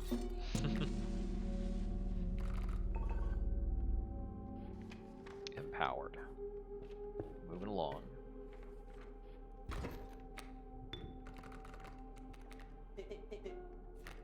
Hey there, how you doing? Okay, so we've got a Coyote Kingfisher. Okay, it's flying and it dives. Ugh. I think my only way of outing a creature that flies and dives is going to be just by doing damage over its head to an excessive degree. I can block the Coyote with the Beehive, get a little bit of something free. He is staring at that spider as it moves. What a weird man.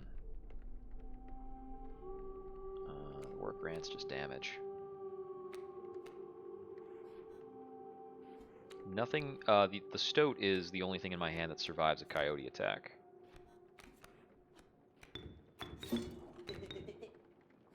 Alright, here we go. Take one.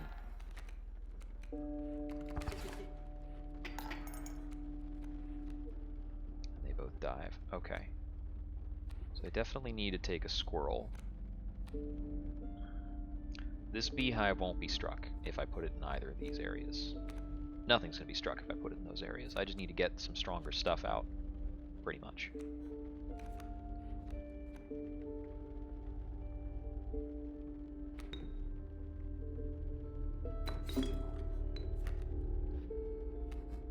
I think my thought here is if I can draw the Ant Queen, I can start to outpace this on damage,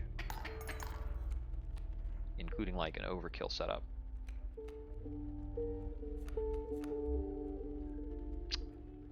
Really need a bones card.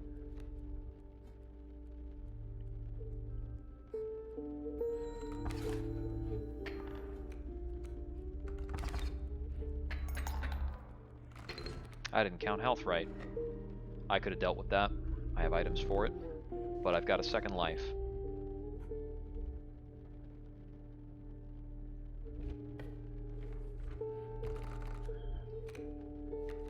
Got the Rattler, the Adder, and the River Otter. I don't really want any of these, but I guess I'll take an Adder. Let's see, another sacrifice option? Or items? Let's go for a sacrifice option.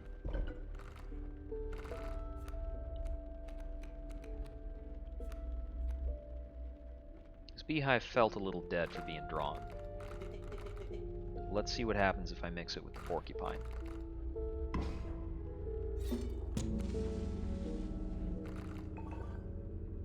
Alright. This looks like another boss. Before I run into that boss and get murdered, I'm gonna check around. This skull is new.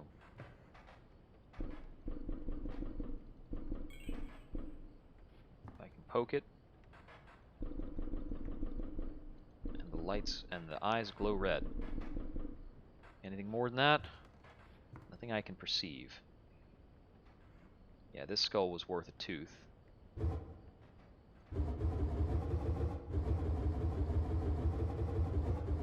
Yeah, I don't think I get anything for spinning that. I've tried it for a bit. Let's see. I believe I already solved all of these puzzles. Yeah. So this one is, it's a number of ants puzzle. This is like 5 damage right over here. So already got those done.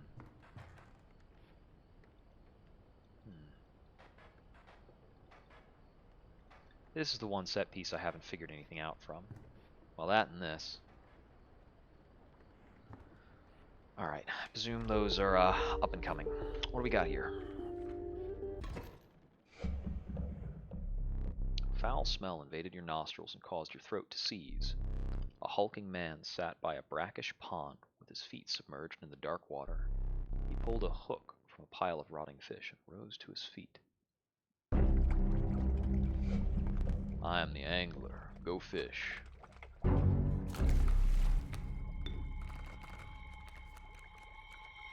Alright. Let's see what we got here. First thing we're up against is a kingfisher.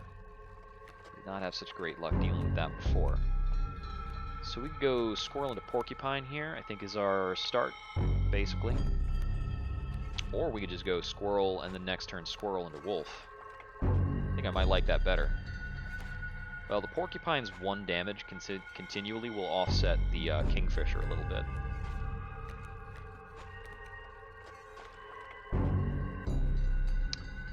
I really want to have a wolf on board.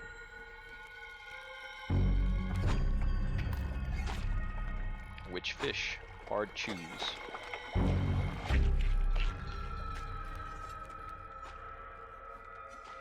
Ah, looks like he's gonna fresher fish. Easy choose. Is he gonna mess with one of my cards? Is that just what he does? New fish. Easy choose. Okay, he's gonna mess up that card, isn't he? I still get in my 3 damage. Gives me the lead.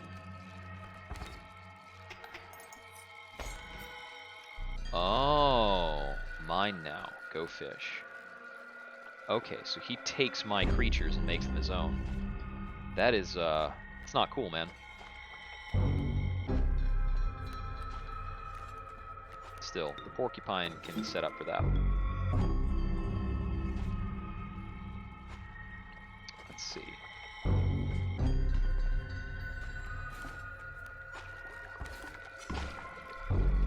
A thorny rebuke.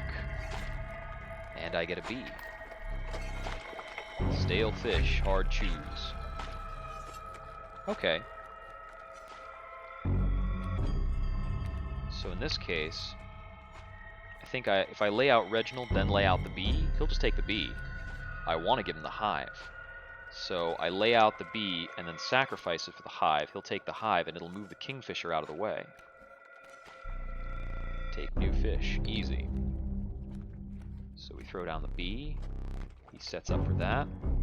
And I sacrifice that for a hive, and he'll take the hive, which will move his entire setup backwards.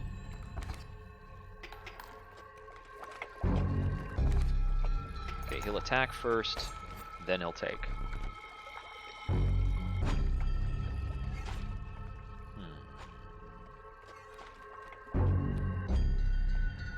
Alright, let's see. So I'm dealing 2 damage, he's dealing 1 damage. That beehive's dead for him, basically. Doesn't do anything. But he will take another card soon. Yeah, he's planning to take the porcupine now unless I play something else. I could play a squirrel and let him take a squirrel. He's gonna clock in this kingfisher and start doing stuff. Let's see.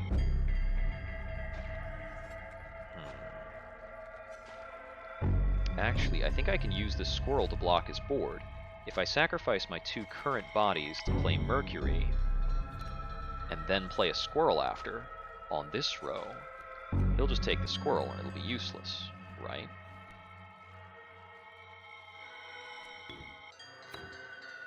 And then this is just a matter of damage racing. Yeah, he'll do 1 damage with that first, but my 2 damage here will delay him.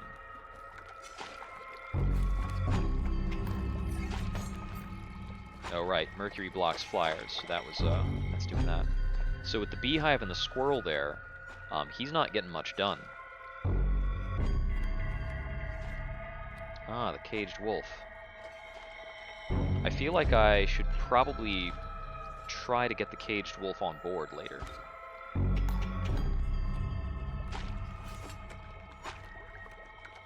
Okay.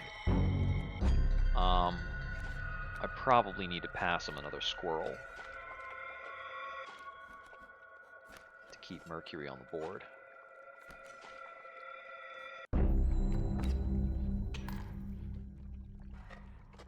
What's our phase transition like? Go fish. Bait buckets. Huh. Rabbit pelt? Can I play the caged wolf? Can't draw blood from a rabbit pelt. Okay, yeah, got it. Oh. So now we've got a great white. So attacking his bait buckets is tricky for me. I should not have played the rabbit pelt.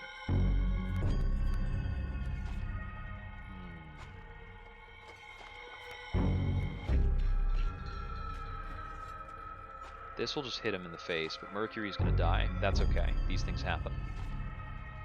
So I don't want to attack the bait buckets at all. I want to get a play over here.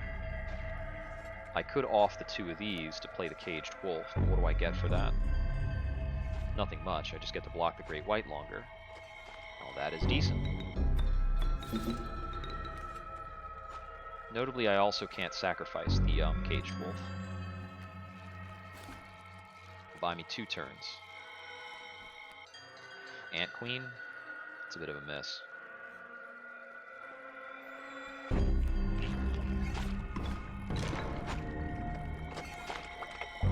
Oh, he broke open the cage and now I have a wolf.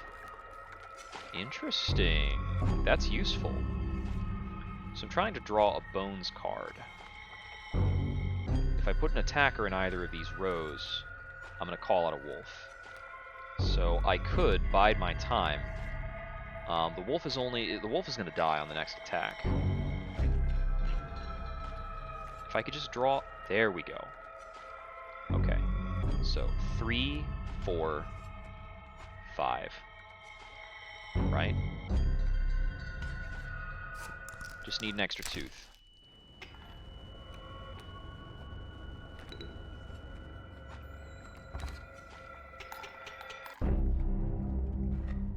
Done.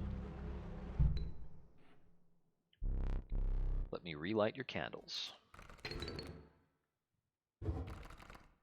Very well. You may choose a rare card. Mole-man, Rayleigh, and the Strange Larva. A largely unimpressive specimen. It'll turn into something else if it stays on board safe for 1 turn. I'm interested.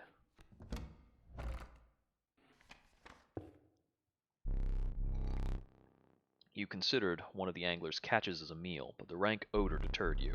Dinner would have to wait. How many acts of card game do we have to get through here? Let me see. A frigid gust of wind billowed unwelcome into your lungs. The beauty of the falling snow failed to distract you from the chill in your bones. You had ascended to the snow line. Okay, I'm going to stand up from the table for a moment, take a look around, check for changes. So I get the feeling that every boss we get through is going to create a small permutation in things. I'm certain my eventual goal is to get the key to leave. Let's see. Oh, there's more golden teeth in here. And the wolf is uncaged now. Oh, that's interesting. Where does this wolf go?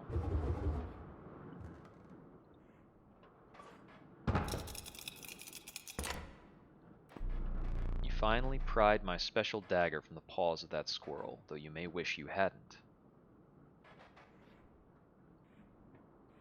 So what do I do now that I have a dagger?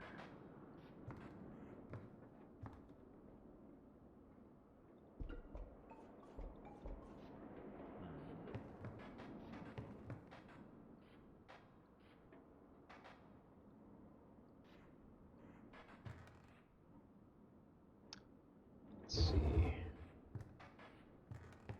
The interaction with the dagger, I would not be surprised if it's something quite morbid. But I'm not sure what it would be. Oh, I see. The dagger's on the table.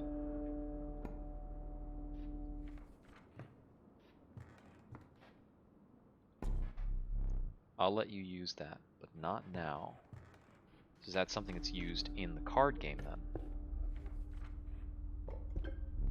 You arrived at the inky black mouth of a cave. A strange beast lurked within. This guy has got some really great DM energy. Game's going for 17 right now, I believe. It's about 10% off. It's a usual price point of $20. So it's like $17.99 or something, basically. Spoke past one of my trials, and I will be yours in a raspy voice. 3 creatures will be drawn from your deck. They will decide your success or failure. But first, you will choose a trial. Trial of Power, at least 4 combined power to pass. Trial of Wisdom, at least 3 sigils. Trial of Bones, at least 5 bones combined to pass. I'm going to go for sigils. Which does mean that every card drawn needs to have a sigil. Oh, actually, no, this has 2 sigils. 2 from the stink bug, 0 from the wolf, 1 from the pack rat. Got it. The stink bug looks different. It looks more like a person now. So the speaking cards were originally people, and okay. So the death cards regress from being people into being creatures. Beast revealed itself. It was. Oh, and I get a sigiled creature. Okay, so I get a coyote that gives me items, a worker ant that can be sacrificed forever, or a rat king that can be sacrificed forever, generating 4 bones every time it's sacrificed. My goodness. Ants or bones? Going bones, man. The inhabited rat king joined your menagerie.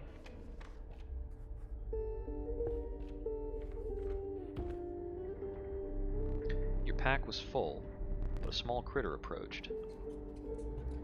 Another pack rat? Sure thing. A pack rat, always useful.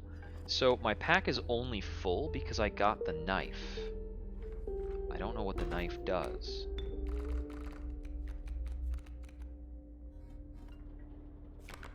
Special dagger. You will place a weight on the scales. The pain is temporary. I see. Porcupine, stink bug, adder, and squirrel. So I can play squirrel to go into porcupine. It won't quite get me stink bug yet. Elk fawns. These will grow into full elk. That'll be dangerous. But a porcupine is a pretty good setup here.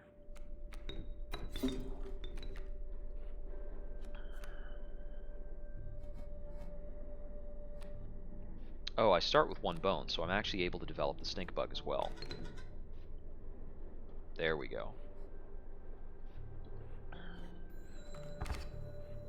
Porcupine will kill 1 on defense, and the stink bug reduces the attack of 1. Cool, so I get that dealt with. Got more fawns coming in. I could develop the adder based on the bee, but it's not that important. Alright. We'll get a bee on the table. Over here. That's fine. Yeah. Out these 2 and get in with the bee. The elk will move in front of the porcupine. No big deal.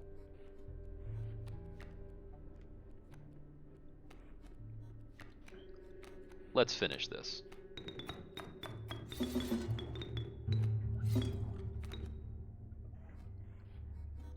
Ding! 7. That's cash. So bees into Yeti is a solid strat, I think.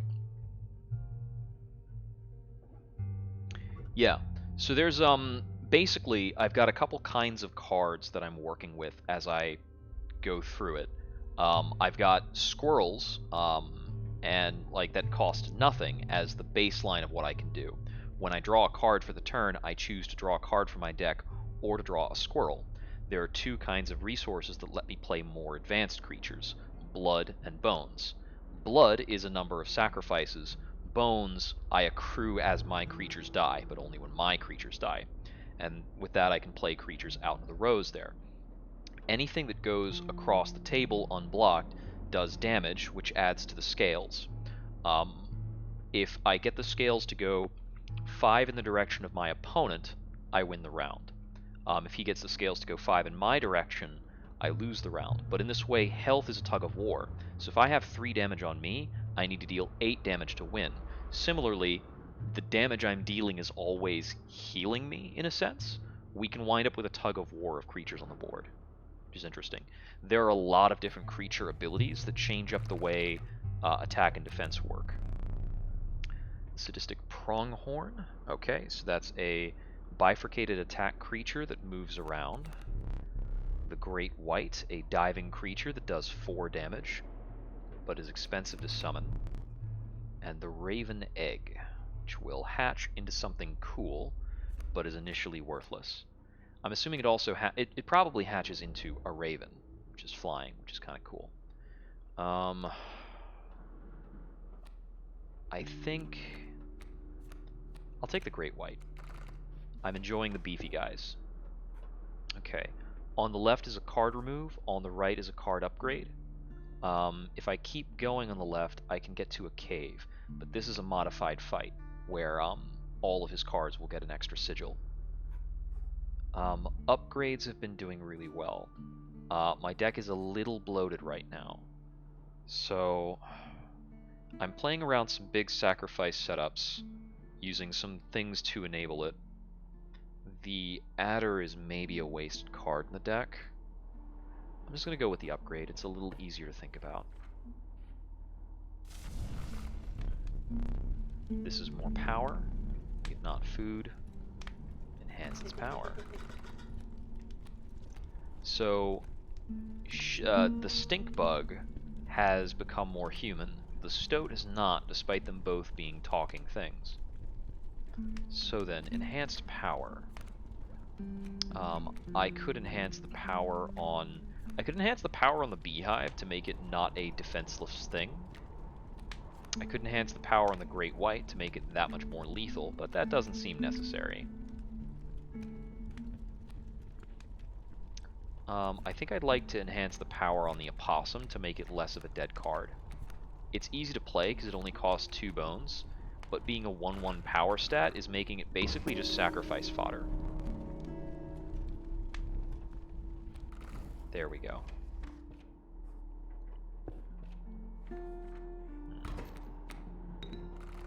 Okay, I've got a boulder starting on my side of the field.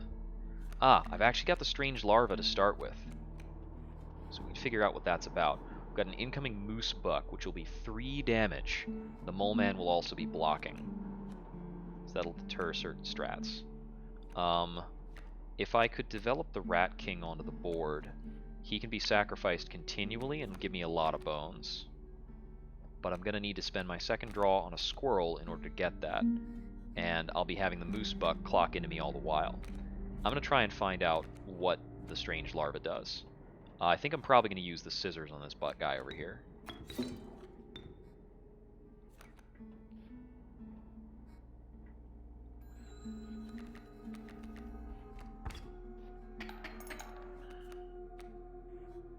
Came the strange pupa. Alright, I can't deal with this moose buck nonsense. Oh, I need to draw a card. Sure, I'll do that in a sec. I think I need a squirrel here. I probably just need a squirrel to be down. Snip. Get out of here. Yeah, I'm not doing damage this turn. I'm going to take 1. I've taken 3 so far, so I'll be at the precipice of loss here.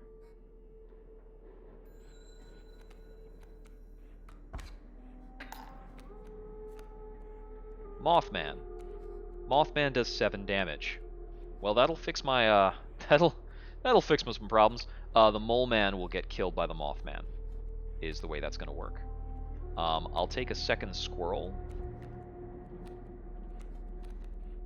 This will allow me to play into the Rat King. Rat King kills Elf Fawn. I'll get the damage in from the Mothman, who flies, by the way, which is hilarious. The Mole Man will block this. The Mole Man blocking the Mothman will actually prevent the elk from coming in.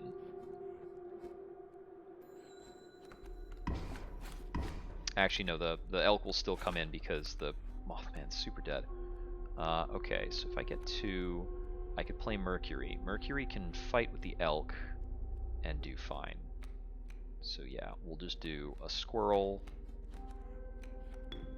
Sacrifice the Rat King and the squirrel to get in here. The mole will die. I'll get in 2 damage.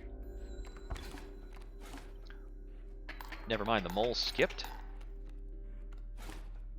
I thought the mole would block the Mothman. How did that work? Did they strike in a different order than I expected? Okay, like the Mothman absolutely kills this turn, right? Like, how could it not?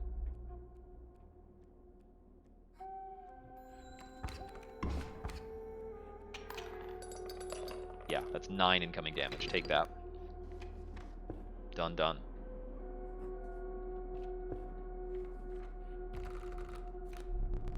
Elk Fawn, the nascent fawn, it quickly grows into an elk. Kingfisher. Does damage, it's hard to deal with. Grizzly's super cool. I want more 1-blood plays, so I'll take the elk. It's interesting that you can't choose to skip cards.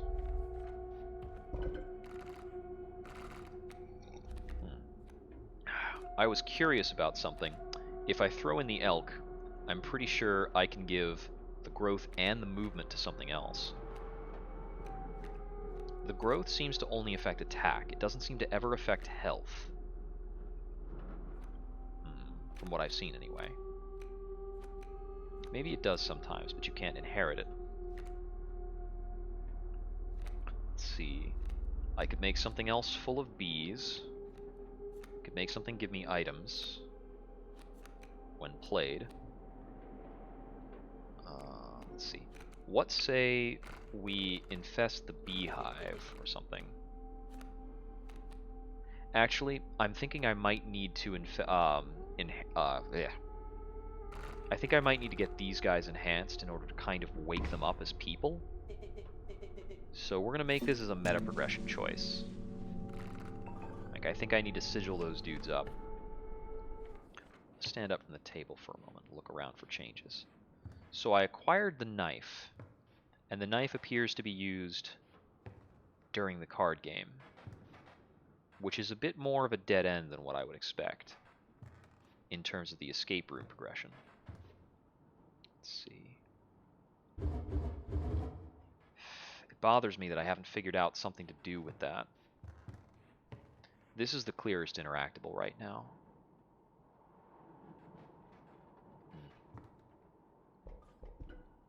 That, and there are these things. But no matter how much I jostle them, I don't know what's going to happen. I should try using the knife in the next combat. Okay, he's granting the smelly effect. Bummer. Got a snowy fur on each side of the room. Got a moose buck over there, which is a really annoying startup. Pretty sure what I want to do here is just going to be like squirrel into worker ant, right? Or I could do squirrel into ant queen. The moose buck is going to move around. Once it moves, I want to play a beehive to block it. I think we just start with a squirrel on the board.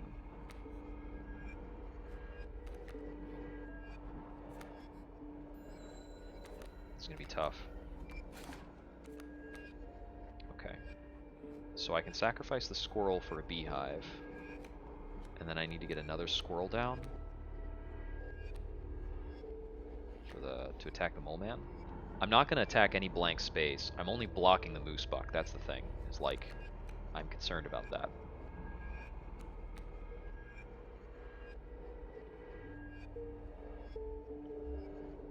So the beehive will give me a sacrifice, and I can pull another I need more sacrifices right now. So let's get a squirrel over here. Develop the beehive here. And give this up to develop a worker ant. So we can start damaging the mole man.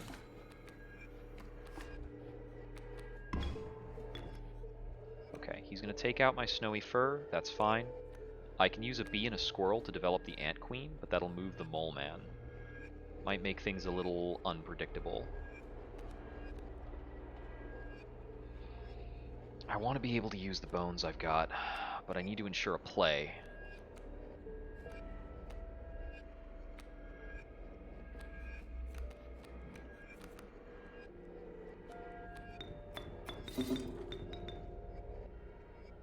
I want to make some progress on the snowy fur, I think.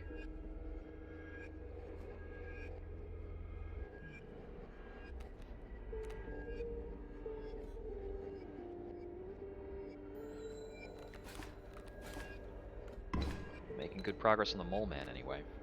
Okay. So the ant queen's only clocking in 1 damage on the moose buck.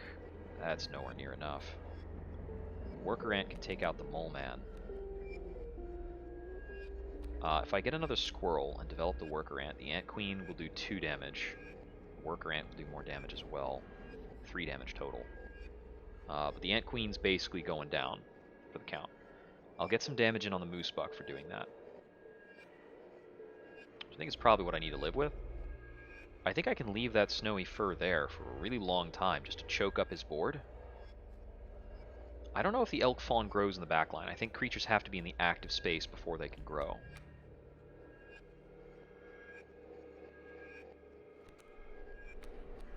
I need to keep developing board. Yeah, this is 3 damage on the scale. That's pretty good. Actually, if I fly over, that's lethal.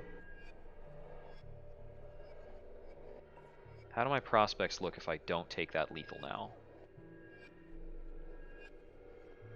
My prospects start to look dismal, because these ants will go down to 1/2s when these bodies are in front of them.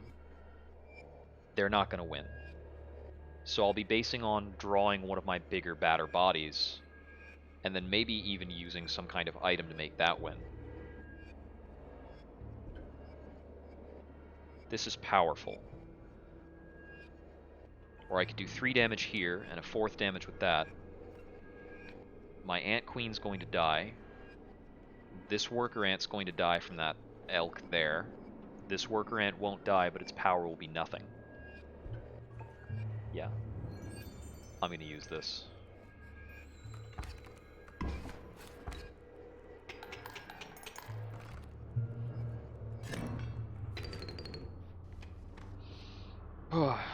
This is a new symbol. What do we have here?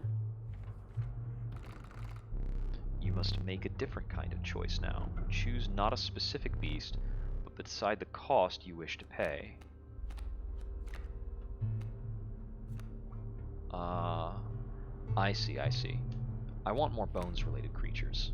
Pernicious vulture, a tyrant of the skies. Very expensive. Random card with a cost of bone. What were you expecting? That's what I expected. Alright.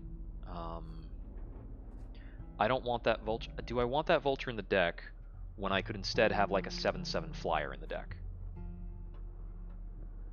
It's like, I can sacrifice that vulture to put flying on my, like, big bad guy.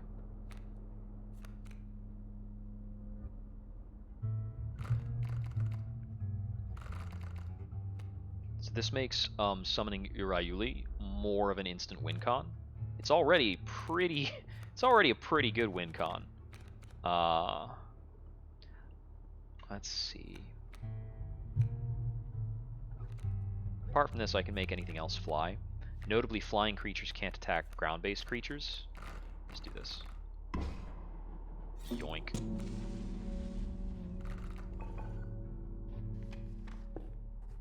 I think that might get me out of a cluttered early hand. Yep. A man stood before you, a man you recognized immediately. It was the trapper. You reached out to examine his wares, but he stopped you. Sorry, but today you will supply the pelts. Oh boy. This background music is quite entertaining. Strange frog, leaping trap. What is that effect? Steel trap. When a card bearing this sigil perishes, the creature opposing it perishes as well, and you get a pelt. Oh, okay.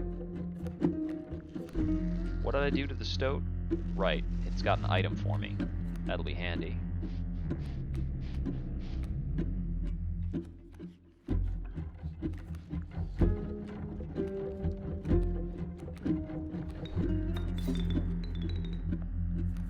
Porcupine will beat that strange frog, no problem.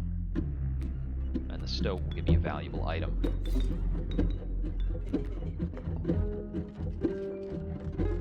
A frozen opossum. A frozen opossum is created in your hand. 0 power, 5 health, frozen away. So it's a blocker that I can summon.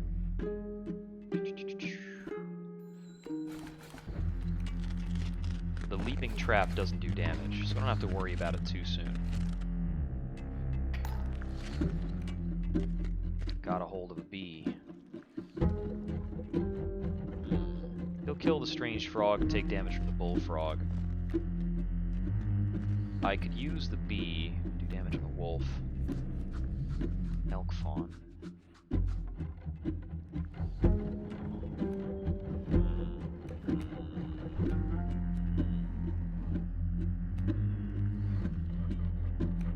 I'm gonna commit the bee over here, which just gets me some free damage in for this round. And I'll think about doing something more with that next turn. Porcupine gets clapped. Porcupine gives me a wolf pelt.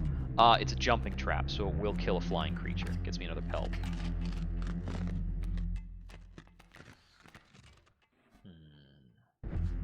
Stoat's gonna die to that leaping trap. I can develop the elk fawn with a squirrel. I think I like that plan.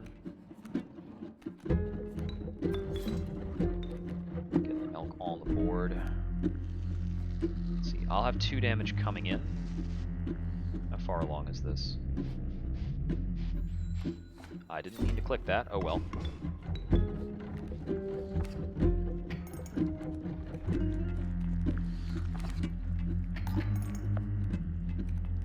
Now we've got a full elk. I don't want to sacrifice... I want something that plays for bones.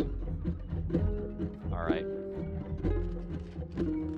We've got a raven that's going to do definite damage. The elk is also going to do damage. The elk is great right here. I'm going to get the this frozen opossum on board. Yeah, unsacrificable for now. It'll block a lot of damage. Pelts can also be used to block, but I don't need to do that right now.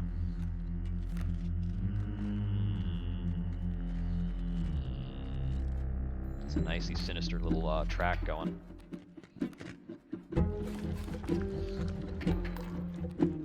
Alright.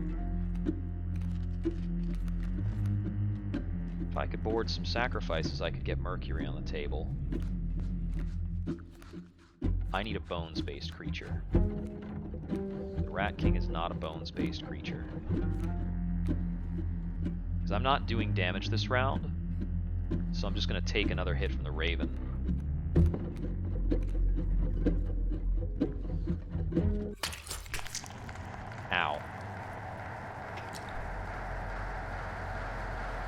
rough.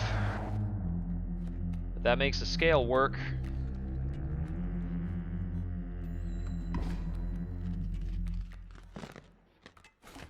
Elk dodges steel trap. Adder's coming in.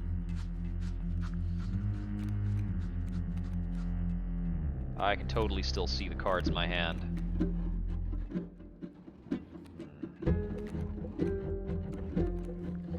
Okay.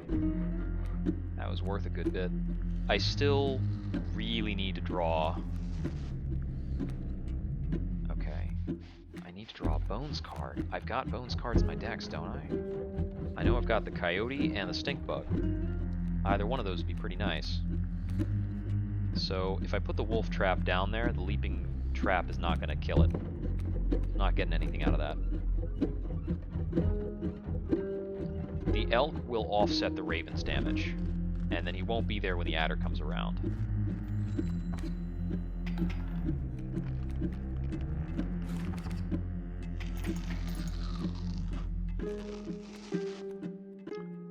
Worker ant kills adder based on squirrel. Elk gets in damage, I think. No, elk's damage will actually be blocked.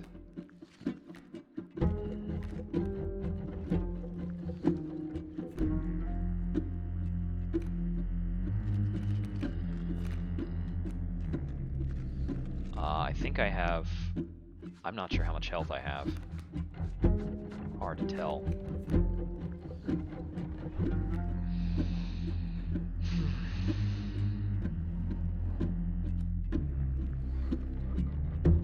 Sacrifice the worker ant and the elk to put the wolf on table, and that way I take less damage.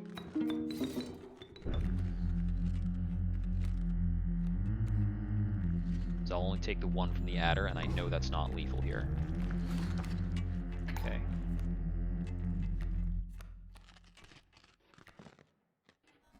Got the adder coming in, need to block the elk. We'll have access to something more soon. The opossum. Excellent. Possum kills adder. Wolf's gonna die, but we'll live with that. And now we'll have a frozen opossum coming out. The wolf gets some much needed damage first. Frozen opossum becomes a regular opossum.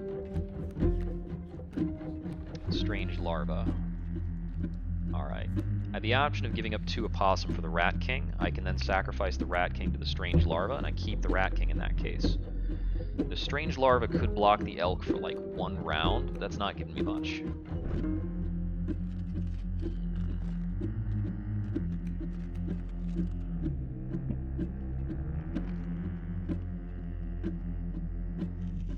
This opossum will deal 2. That opossum's not good enough.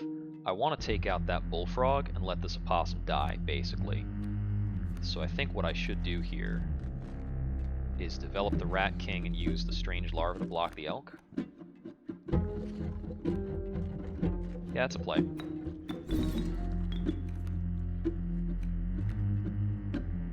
I could also just take the 2 damage from that, develop the Strange Larva, and possibly win off the Strange Larva. Yeah, it'll get flying, it'll die to the leaping trap if I put it in this column, so let's go ahead and do this. The Rat King's eternal, so...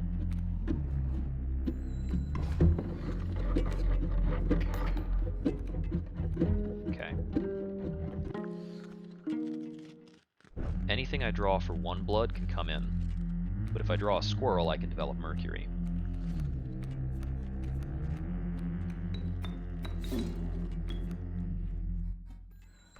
Clock in some damage. That attacks the strange pupa, but then it moves out of the way, and that becomes the Mothman. I want more cards.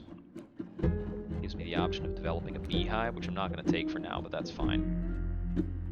We're just clocking in some crisp damage.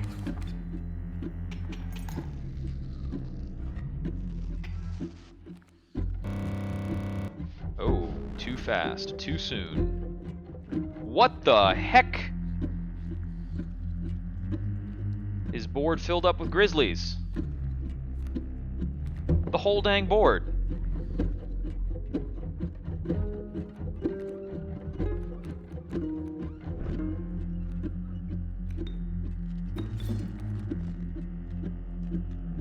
I figure that's the game's way of saying you're not allowed to progress this far in the card game yet. All right, I've got a lot of wolf pelts that I can use to block, which is kind of entertaining. So let's see. The way this shakes out, Mothman kills Grizzly. Mercury half kills Grizzly. The Mercury will beat a Grizzly on its own. Beehive gives me a free bee that I can use as a sacrifice. Rat King just kind of dies. I think it's the best I can manage. That even overkills into the next Grizzly a little bit. Okay. So.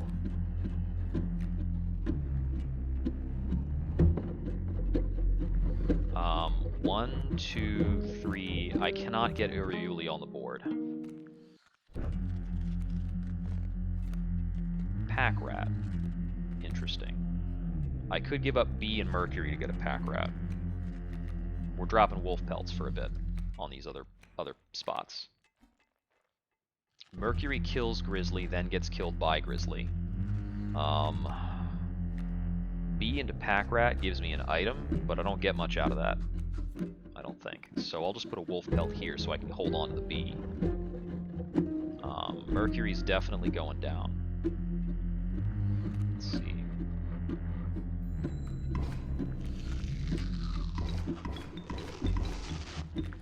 Alright. Bee Squirrel gets me Pack Rat, but that doesn't do enough. What else is in the deck?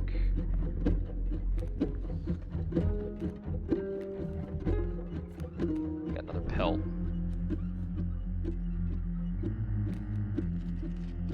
I can take one 4 damage hit from a Grizzly without dying. Sadly, I'm going to take 2 4 damage hits from a Grizzly and die. So I guess that's that. These Grizzlies even block flying. Very unusual Grizzlies. Alright. You cheater! Instant pack of 8 Grizzlies. Alright, well that'll be it for our second run.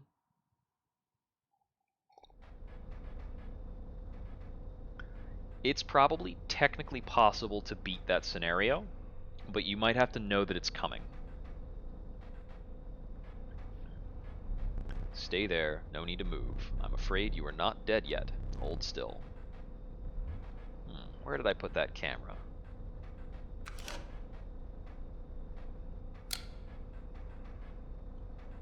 Pathetic. You really think I would leave film in there? Do you have any idea what that camera is capable of? Give me that. No. We have a memento to create. Behold, your death card. Shall we begin to ink it? Choose a card to draw the cost from. Cost of 1 blood from the porcupine. Power and health. Well, best we can do is the opossum. I think if it's more expensive, I can get more going on. We'll take the ant creating sigil. A cheaper ant spawner is interesting. This one will be Venus.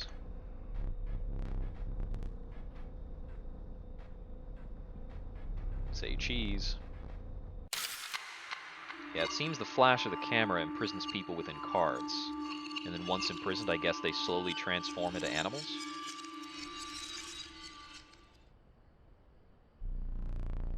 Not much for trading, that last one. Are prepared to make the right deals. A gift from the angler. You see, he was defeated recently and wishes to redeem himself. It would be unfortunate if he were to fall to the prospector before he was given that chance. You can steal a card with the hook. You will not find any others along the path. Use it wisely. Seems the lowly stink bug has made its way. Ah, the stoat has kind of transformed a bit. It's got like a box face now. But it is dealt, so it stands.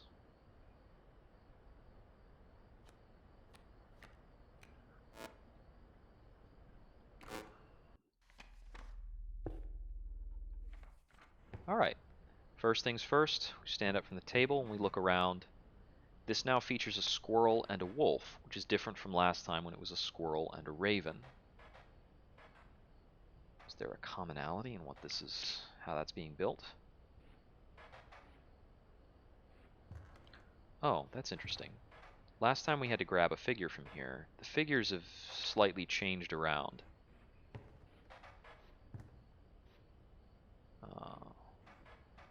That is unglowing, but we can make it glow again, for all that does for us. Got a couple more golden teeth in there. Got another candle here, which we can snuff. Every time we do this, aha! The smoke. I do relish snuffing out your excess candles before a boss. Perhaps you will now enjoy it as much as I do. That is a strong, strong card. It's like early ramp. It's funny how much the actual like sub card game reminds me of Yu-Gi-Oh. This is a new symbol. No, you may not choose a specific beast. You must decide on a tribe that you prefer.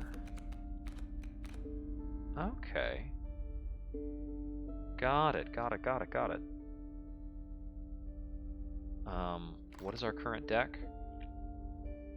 With this stuff?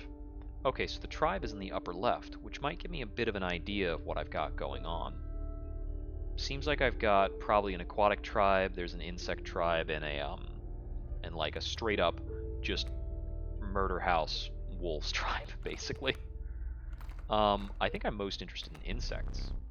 Worker ant.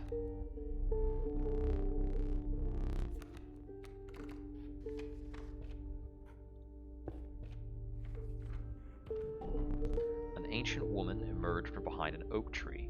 Oh, I found this earlier. She carefully laid out intricate wood carvings, then gestured at them brusquely. Choose.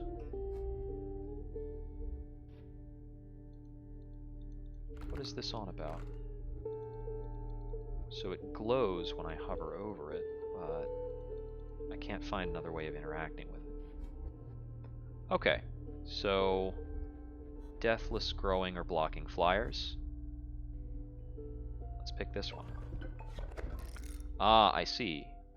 It ratchets the squirrel on, so having the squirrel is giving me access to something. Your first totem was complete. The fledgling sigil will now be marked for all your squirrel creatures. I see. This means that all my squirrels are affected with this. So now my squirrels can grow. Weird. That's a different archetype. So a totem, I think, means that... Huh. Weird. Okay. We've got a wolf cub coming in. We can receive that attack with a worker ant just fine. Or we can actually just let it connect and then play something to beat it next turn. I think that's actually the more efficient way of dealing with this.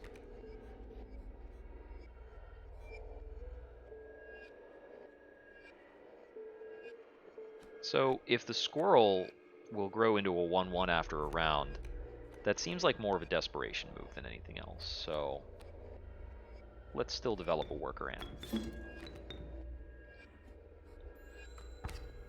Besides, if we're just playing squirrels, we're not making bones. Yep. That moved in a way that blocks the alpha. That's kind of interesting. Yeah, I'll need another squirrel.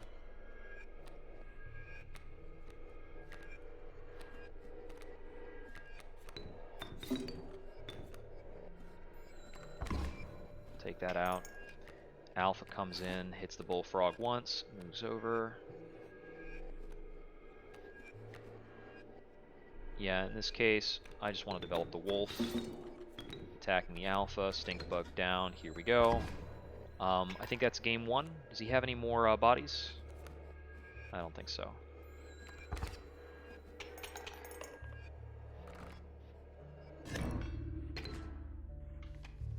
I could try to focus on farming up more cash by ending these earlier rounds in a more ideal way.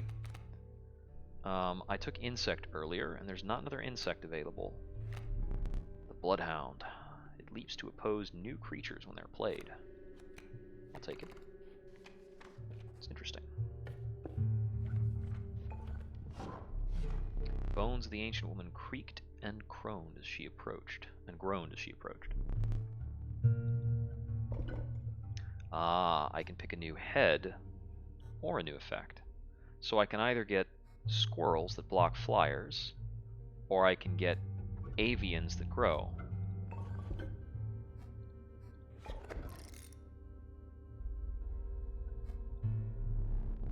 Collected her pieces and shuffled into the darkness. Okay, interesting, interesting. So there's another totem set up over there. I want to experiment more with these totems. Birds that move. Lucky draw. He's got a sparrow and an incoming alpha.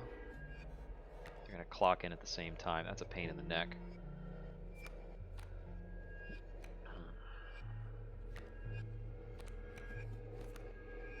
We'll drop a squirrel.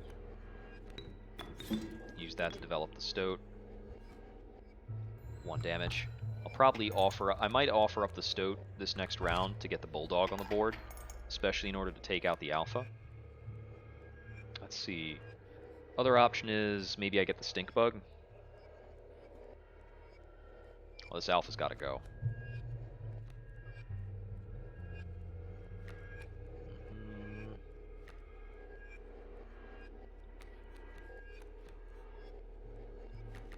Yeah, squirrel here.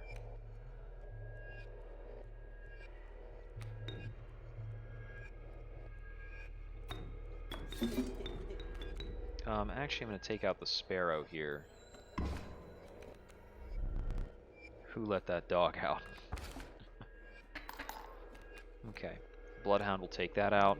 The bullfrog is only somewhat helpful. He can survive an attack, though. Or I could draw the stink bug and do better. Or the wolf and do worse.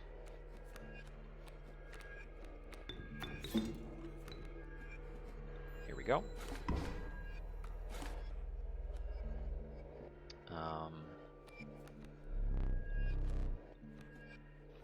Yep.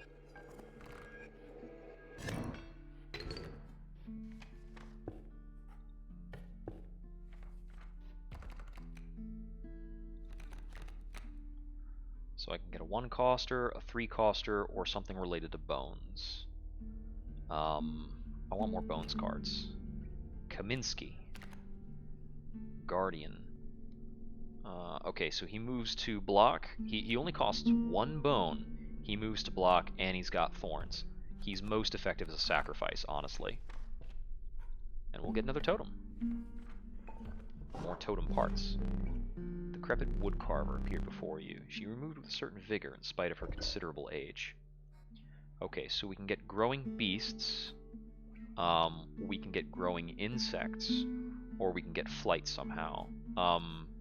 Growing insects, I think, suits me best so far. At least that's what I'm like most interested in. I've only got 2 bugs in the deck right now.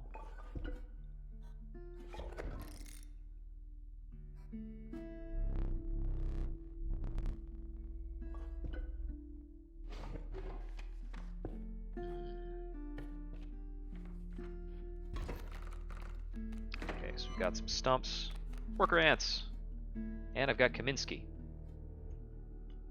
So there's an incoming pronghorn and the mole.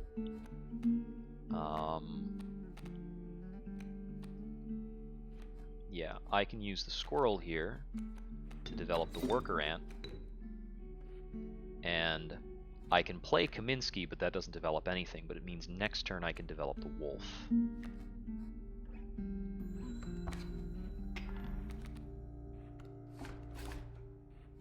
That'll do 1 damage to me, and it'll start on the stump. Ah, the ant turns into an ant queen because it's progressing, but the ant queen only has an effect when it's played. Interesting. Okay, I'm going to take a squirrel to develop the wolf.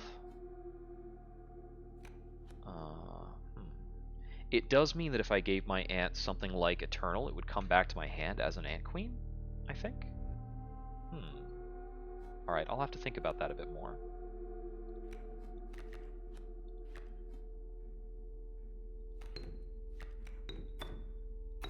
So long, Kaminsky.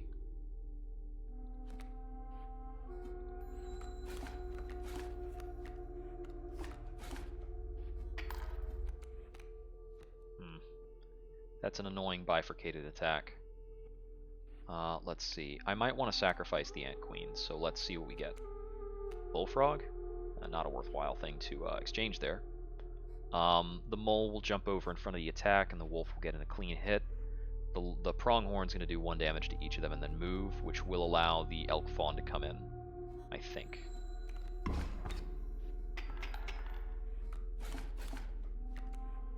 No, because things move down before they check their effects here. Because they want to participate in the attack if possible. Which means I'm looking at 1 damage in from the Ant Queen. Drew the Stoat. We're not going to play the Stoat. The wolf takes out Pronghorn. That's cool. The elk fawn will take out the stump, which is helpful. I'm super done with the stump being there.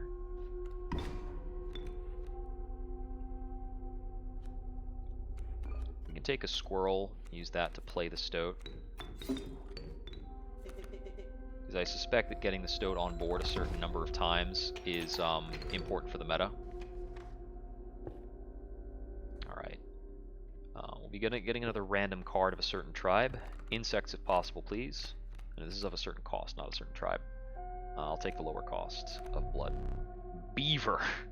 The industrious beaver. When played, it constructs dams adjacent to it. Okay, dam builder.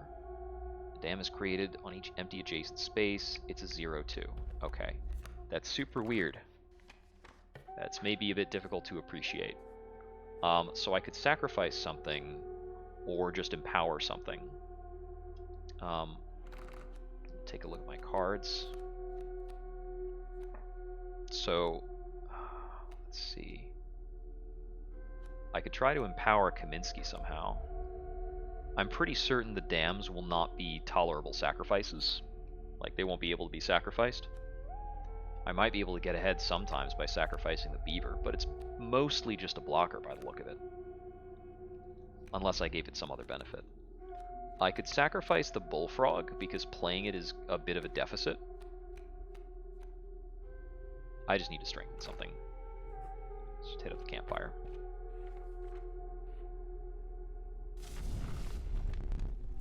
One power.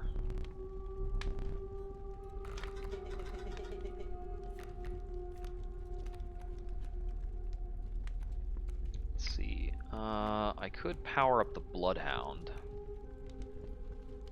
I could add power to Kaminsky, makes him a bit less of a dry body, but I'm mostly going to use him as a sacrifice, I think. I could power up the wolf to try to finish fights.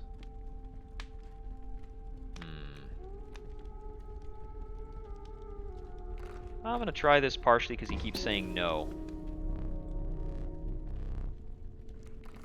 There we go. You're fine. You're fine.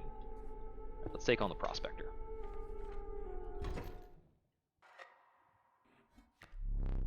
That smoke. It is great indeed. Greater smoke. The chill mist closed in around you. You were not alone. A figure emerged from the fog. Blech.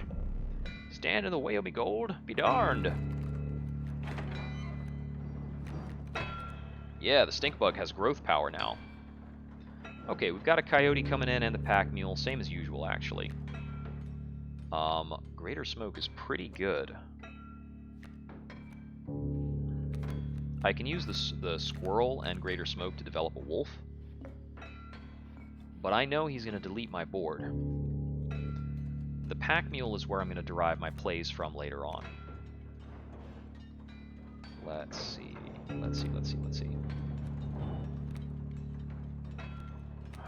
mean, really? I think I just want to play around taking out the pack mule. They'll come down, and then they'll move in. They'll move over. This just moves in the direction. So they'll head down, We'll swing in, and then at the end of that turn, I think they kick over.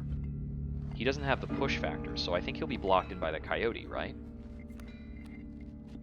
I feel like I could easily have that wrong. Greater Smoke will give me the flexibility to develop Stink Bug whenever. That's pretty great.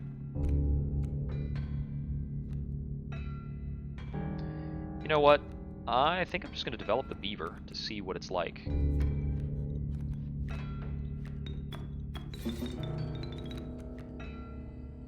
Formidable defense. Yeah, this will block attacks for a bit. And, like, whatever.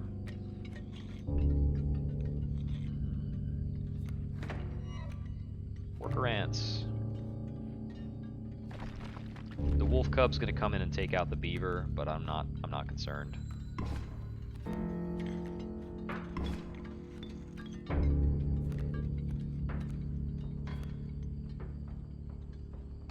I think I want to save my insects for the second half of the fight.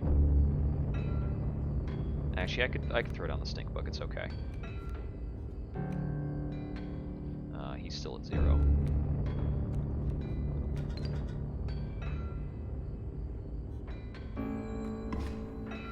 Take you out. Mole comes in. We've got a wolf on the way.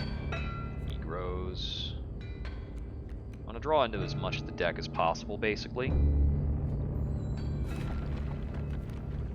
So we're just going to stall out the fight a lot.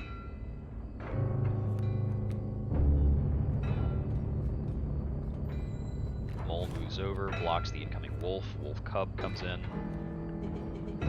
Easy, boss. Just pop that mule. I know how the boss works, don't worry.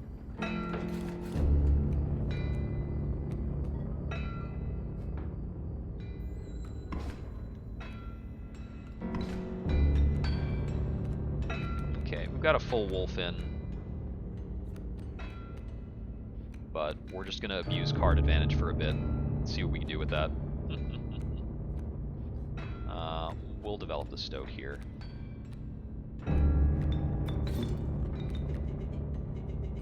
It's the Elder Stink Bug now. Huh.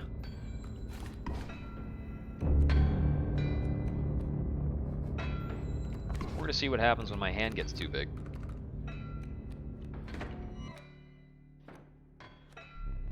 My mule, enter pack. I think the hand just keeps going. I'll take it. Alright, phase 2.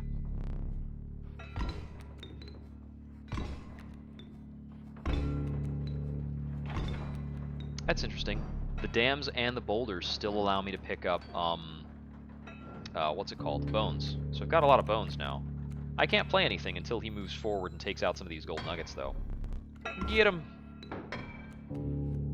Okay. So, like, how far does this go? I've got a skunk, bloodhound for 2. I've got Kaminsky. The worker ant only clocks in for 1.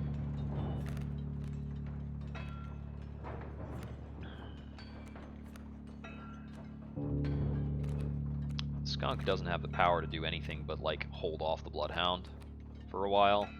That doesn't do much for me. I think Kaminsky is my best effect to develop here, because he'll actually do damage to the bloodhound. I've got a couple other things that do damage to the bloodhound, but not much. There we go. Yeah, I need for that adder to clock in, so that I actually have some board space to work with. I can also just keep playing squirrels to block this guy indefinitely. I actually think that's probably the better plan. Yeah, I'll just block here. Bullfrog adder moves in, takes out gold nugget. Now I can play more squirrels faster.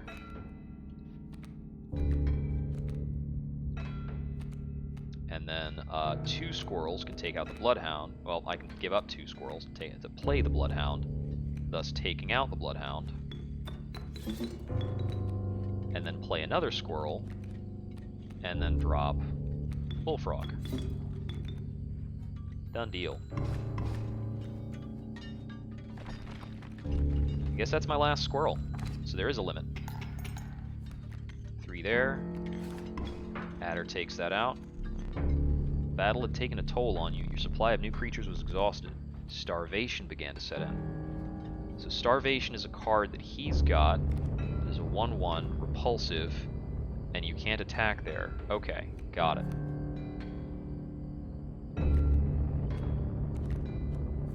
Okay, so that's why you don't stall out.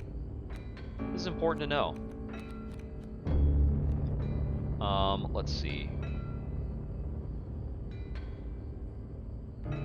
How can I optimize here? I can't fly over that.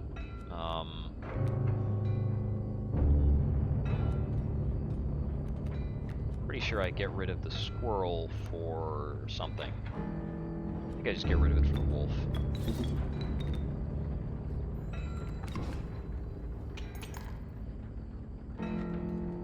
Yeah, that ends the fight. Alright, moving on. Need a light. I'll get that back. Your reward. What do we got here? Gek. Uninspiring Gek. Well, a mole man or a pack rat. I haven't come across many items, so a pack rat would be kind of handy. Yeah, the benefit of the Gek I can see is that it's a 1/1 that can also serve as just like a free play into sacrifice. Let me see.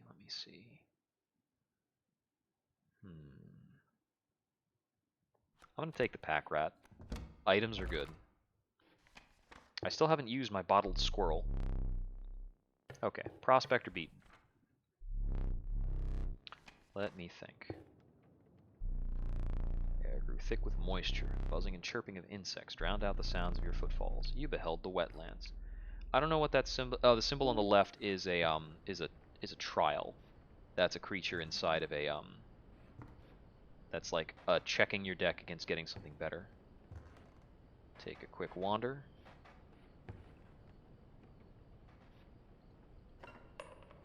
Another golden tooth. Doesn't look like I have anything else waiting for me right now. Yeah, I would assume I just need to advance the card game.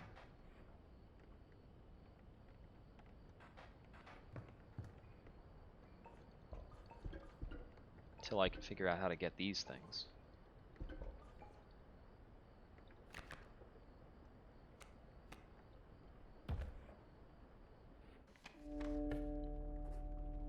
Let's try this. It's a risk, but this is one of those cases like if you know your deck and you built your deck on purpose, you can get through it. 3 sigils on cards. 5 bones cost. 4 attack power combined. Try for the attack power trial. There we go. Good old wolf.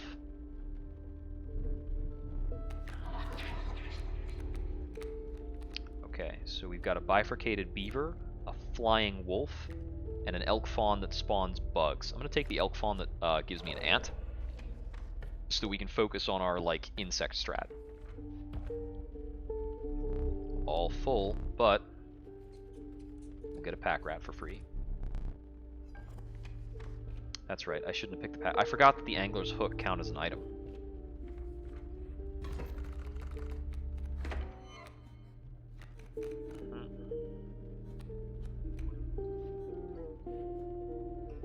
Got some incoming bees. Yeah, you know I'm going squirrel into worker ant here.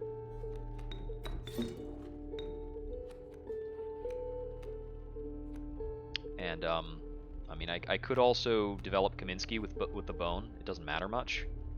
He's gonna let me play a wolf next round, but I can do that all at once.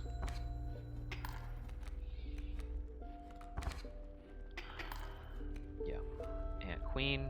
Now we get squirrel. Squirrel plus Kaminsky develops wolf. Right there. We'll just focus on outing some bodies. Bee comes in for 1 damage. Need more stuff to play. Okay, we've got a bloodhound. We can just clock in the 4 damage to erase the damage we've taken.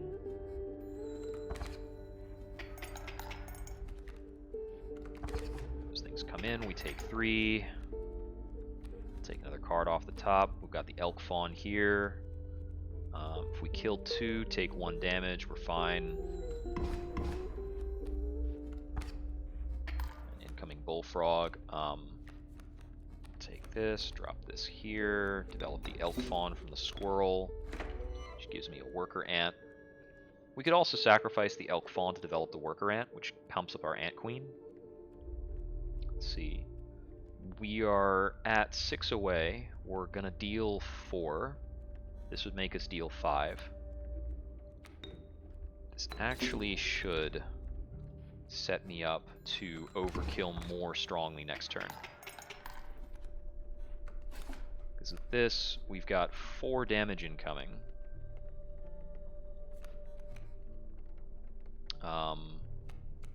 We could play the pack rat, but there's not much of a point. Just clock in the 4 damage and we'll take our overkill teeth. 2 teeth. Another trial.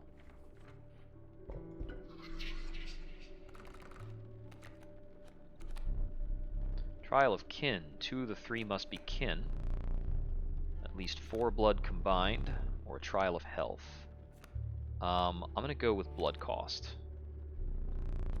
This is gonna be tricky. Got it! Barely. Okay, so we can get a dam building worker ant. Not my favorite setup. I don't really like the dam building mechanic.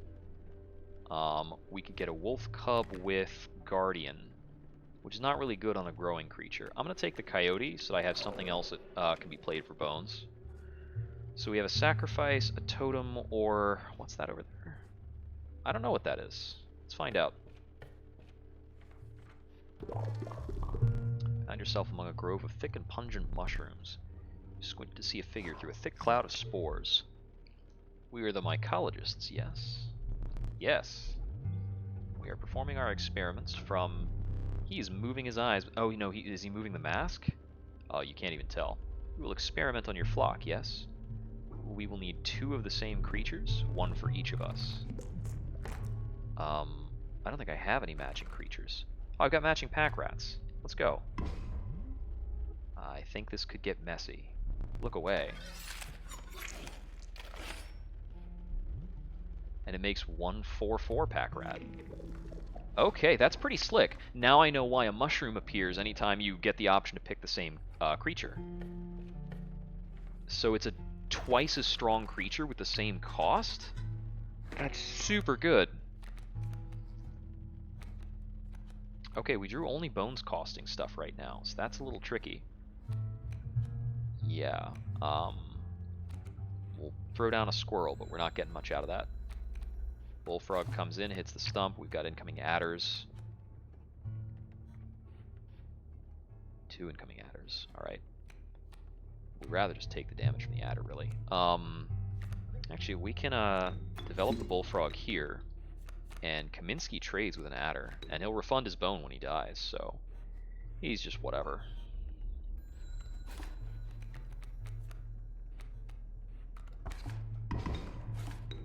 Take that.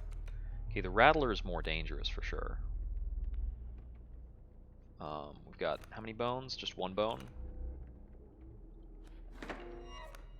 Worker ant. Okay. So we will... yeah.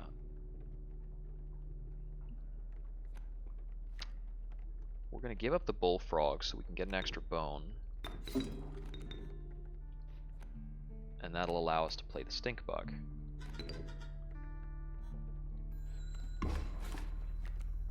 Rattler's going to come in for damage. We've got another adder coming in too. We've only got... I need another blood creature. Pack rat. Interesting.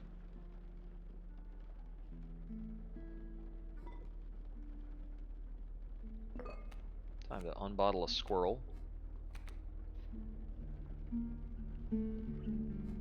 Actually, I'm actually 1 short of dead. How am I going to not die? I think I need to give up the stink bug. Well, the pack rat will give me an item. That might help me not die. And I'll get 2 bones for playing the pack rat. I think I need the ant queen to clock in for damage, even if the ant queen's gonna die. So I need to give up the stink bug, even if it means not killing that.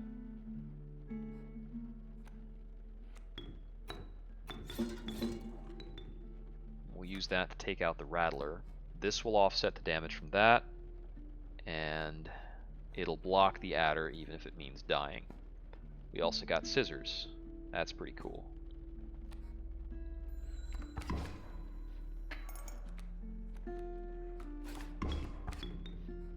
So long there, Ant Queen. We now have the bones we need to play the coyote. The coyote's flying, so it can't kill anything, but it can play this elk fawn for me. Or help me play this elk fawn, rather. Pack rat's going to clock in for 4, which is solid healing.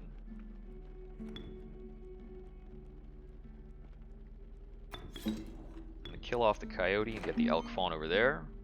We'll get a worker ant. We can play the worker ant next turn.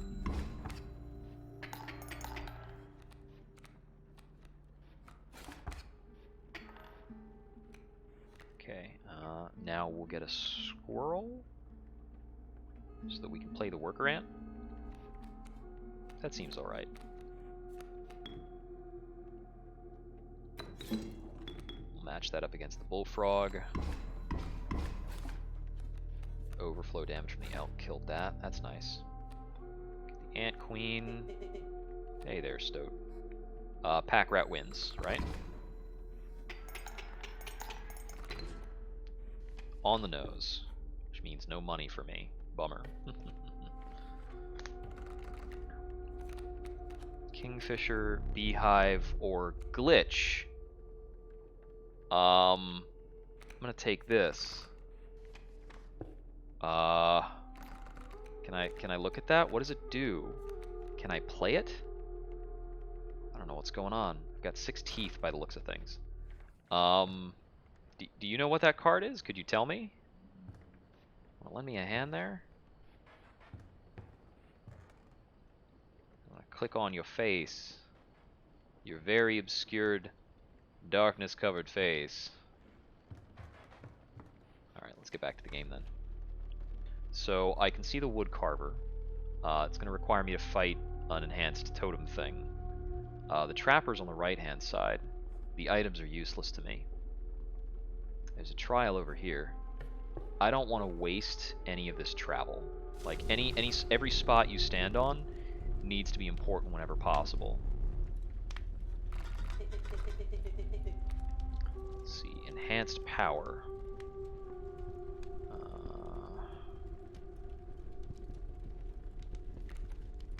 Pack rat is like weirdly killy now. That's pretty great.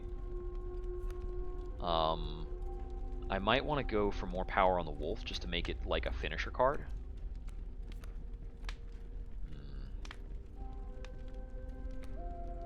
Could get more power on the bloodhound. Yeah. A 4/2 wolf or a 3/3 bloodhound.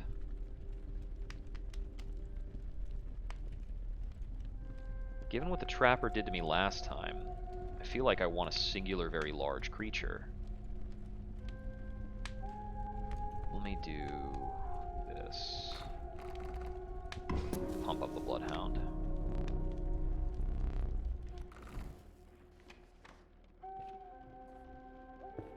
Moving right along.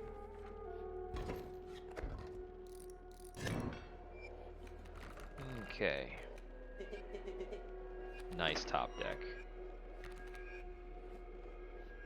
Alright, got 2 bullfrogs. Okay. And all of his, like, reptiles have submerge.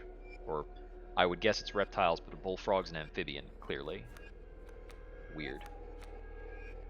Alright, I think we'll be developing an early Stoat.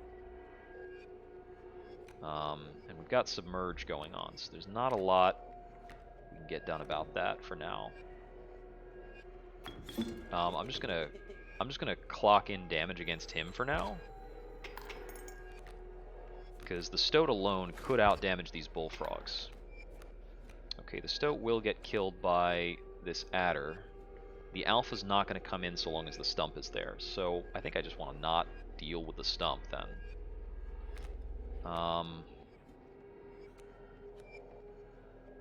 I think here what I want to do really is just use the squirrel to develop a pack rat.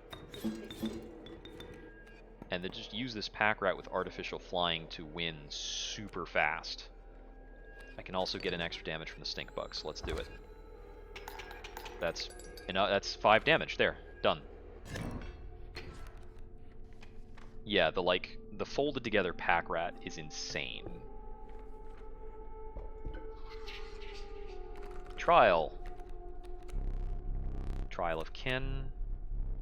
Blood cost or health. I'm gonna go with blood cost. I've only got a few bones cost creatures in. Got it. Passing a lot of trials. Okay, so we can get a bullfrog with thorns. That's burrower. Okay, burrower's not great.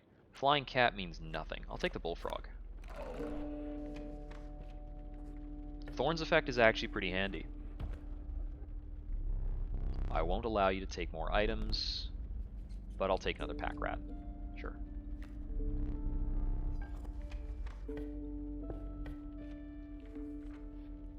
It's noteworthy that sometimes you don't want to have a deck cluttered up with pack rats.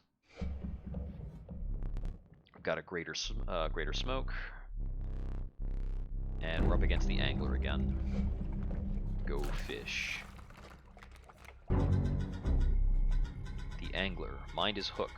Play a squirrel or something when he aims it. Yep. Ah, it became river snapper. Okay, so it glitches into something random. Yeah. So we can get 2 things out for river snapper to start with.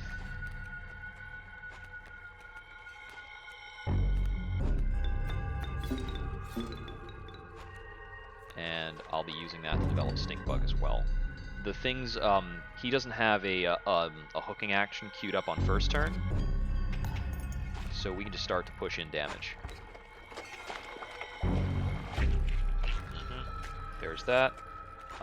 We're 1 bone short of playing the coyote, but mostly I just want to play a squirrel. Hand him a squirrel. Here, take a squirrel.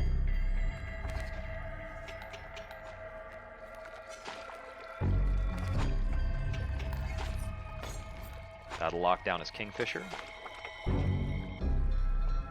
I could even hand him another squirrel. I'd like to draw more deck, but...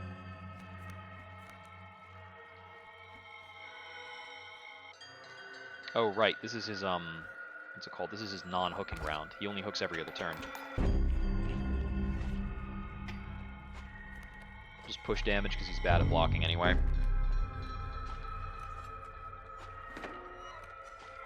Got a worker ant. Okay. So, these will turn into 4/2s based on whatever's left there. The squirrel could sit there indefinitely, but whatever. The stink bug will actually deal with it. The stink bug can actually, like, deal with that for 2 rounds. I'm gonna get the worker ant out over here.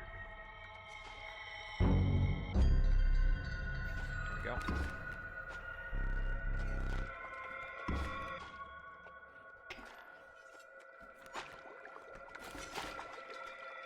These guys do a lot of damage, but... Yep. Okay, so we've got 1, 2, 3, 4. Coyote flies.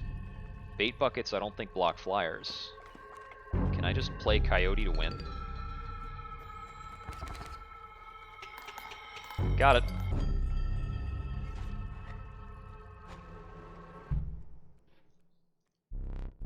Your lives are restored. It's interesting how quick these fights can be if you manage them well. Amalgam. Oh, I see. He's every creature type. Interesting.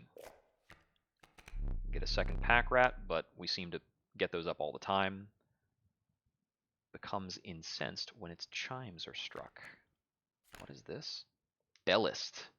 A chime is created on each empty adjacent space. It has 0 power, 1 health. I get the feeling that's somehow better than the beaver, but I don't understand why. I'm taking the amalgam because I really like that it can work with my woodcarver totems. Moving past the pond. I might pick up another totem then. Yep, back up here. Fresh air, so on and so forth. The snow line. I want to check for other mycologists. There's another mycologist there, so it will benefit me to try and get a double.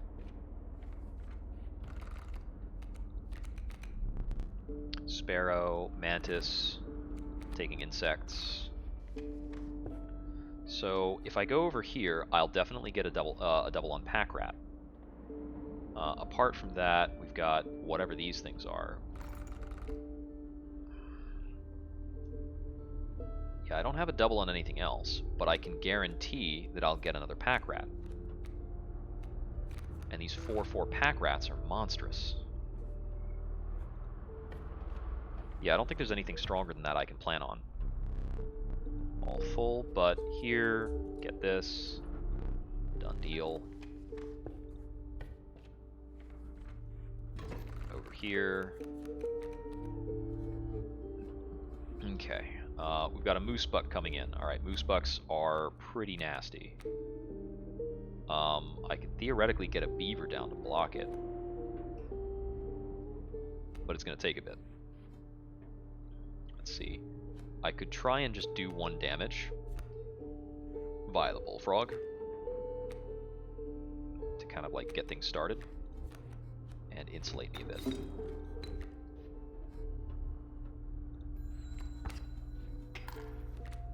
Yeah, I think yeah, it's mostly the moose buck and then a bunch of moles.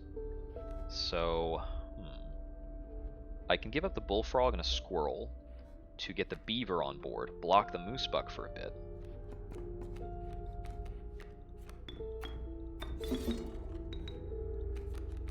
And then that'll start pressuring the moles.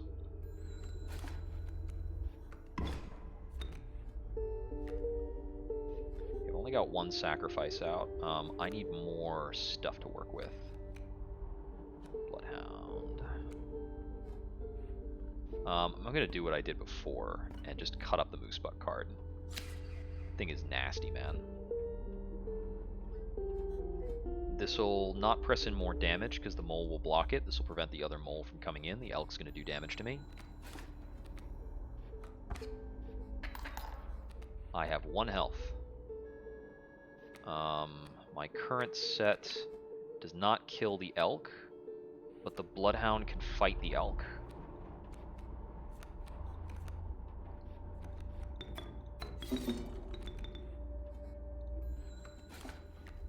And here I don't take damage. Not straight away. Now I need to be able to play something in front of the elk. The bloodhound will intercept this incoming elk. The bloodhound will die.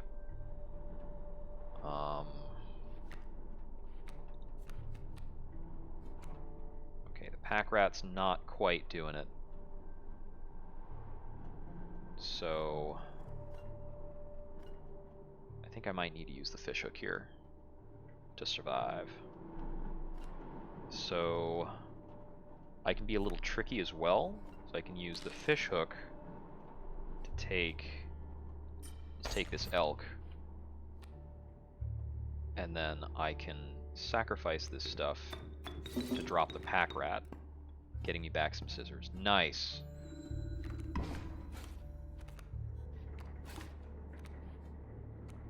Okay, so the pack rat clocking in for 4 damage will get me back to neutral.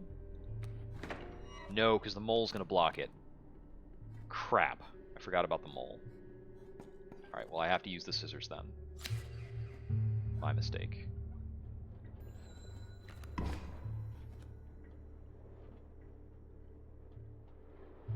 Playing the amalgam by itself doesn't do anything for me. A second pack rat, okay. back to neutral. He's brought in a pronghorn. Okay. Mantis. Pack rat in for 4. Pronghorn hits that and the dam. It moves over.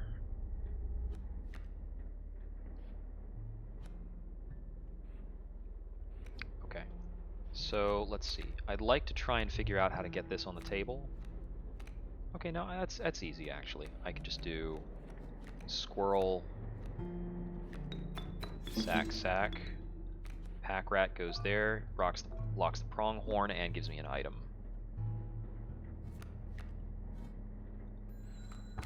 Then it clocks in. It does only 1 damage overkill as opposed to the 3 damage overkill I was looking at, but it gets me an item, and I think that's probably better. So this is select an item, this is select the thing, this is select any card, this is select from a tribe. Select from tribe, I might get another insect option. Didn't happen.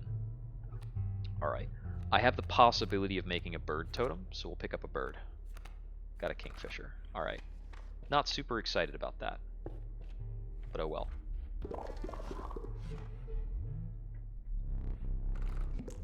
Mycologist. We've got 2 bullfrogs and 2... Oh, it counts the upgraded pack rat. I'm going to take the 2 bullfrogs because they're pretty weak right now.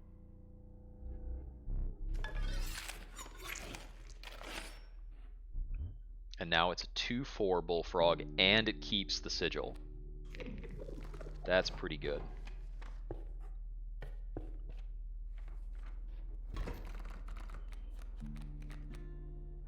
Okay. Got a snowy fur, a turkey vulture coming in. So we could develop a kingfisher, but that doesn't get us very far compared to like what we need. I know that what we're going to have to do here is basically take 3 damage and then commit to the pack rat next turn. So it's going to be squirrel. I could do squirrel kingfisher into squirrel pack rat. That does get me in 1 damage. It also gets me an extra bone.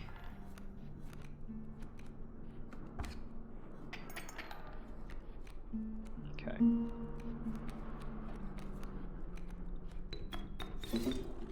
And this takes out the turkey vulture. And I have the option of getting an extra tooth, which is very useful. I'm going to take 1 damage from the sparrow. I can take that right now, that's fine. Okay. My next attack with the pack rat takes out the mole, and I'm not doing overflow damage right now. Let's see. Beaver, not super useful. I need to deal with the 1 incoming damage. Because that was pretty much lethal. Mole stopped me from doing stuff. Okay, the elk fawn moved out of the way, so this turn I can just commit face damage to offset the damage I've taken, which leaves me free to draw more cards. There's the bullfrog, cool. 4 damage, puts the scale back to normal. Elk is upgraded. Okay, we'll kill this elk. I'm going to grab a squirrel, which will allow me to develop the bullfrog. And this bullfrog will out this sparrow, and I'm looking at no damage for this round. But the elk moves out of the way like a jerk. But that's fine. I don't need to worry much, because we're just clocking in 6 damage here. Should leave us either fight 1 or 1 short.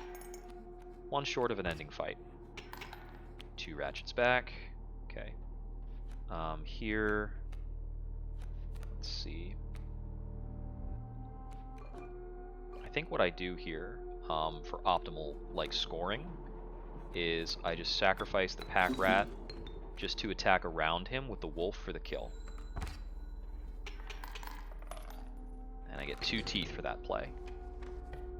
This moves us on to the trapper.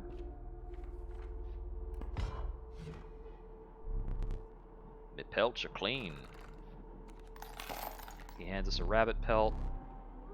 Have a free one. 1, 2, 3, 4, 5. Ha! Sorts my teeth. I've got 12 teeth. I'm gonna take a golden pelt, thank you. Now we get to see what that's good for later, as long as we survive to a trader. Mycologist!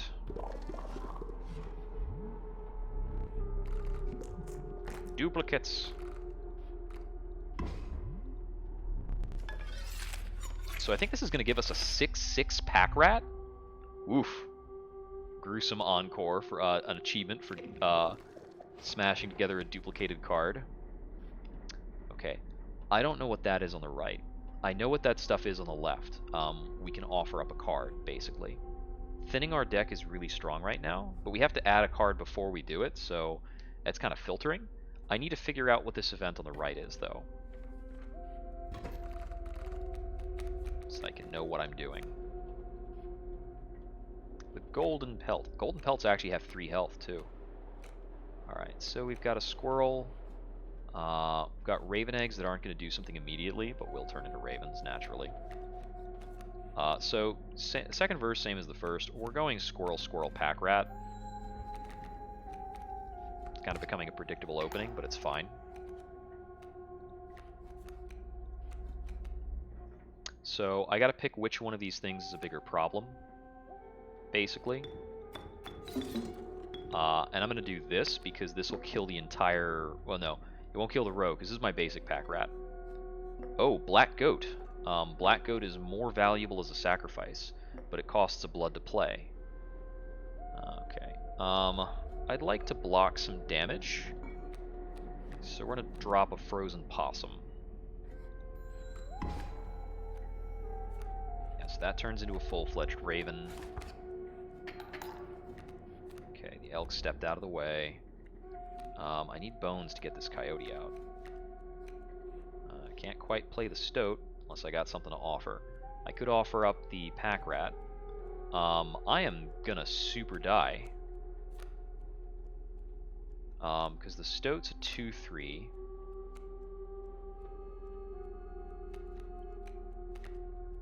I don't have anything I can play with the goat.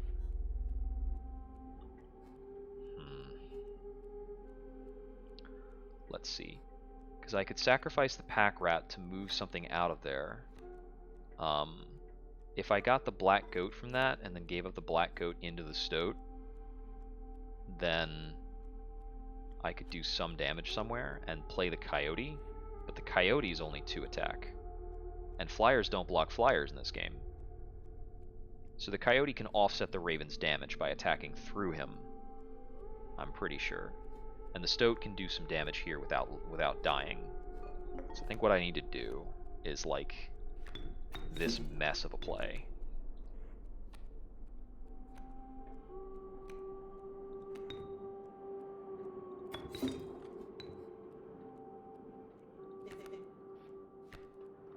This is like upsetting to me.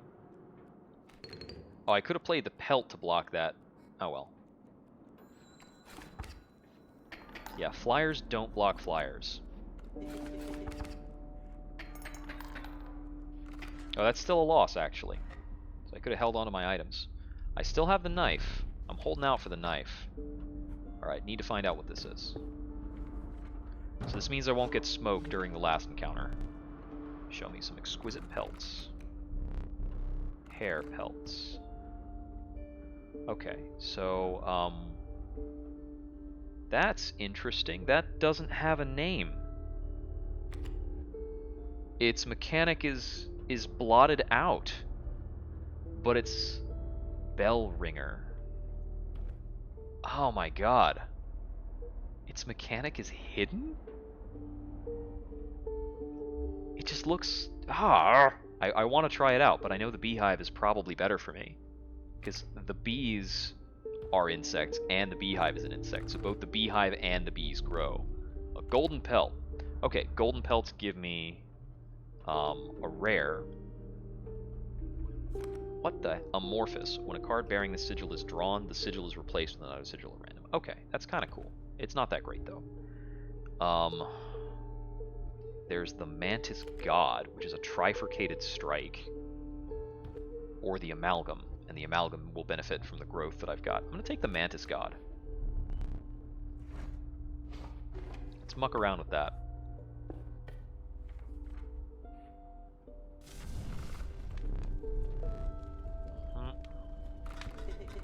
Enhanced power. Well, notably, we can throw enhanced power on the Mantis God.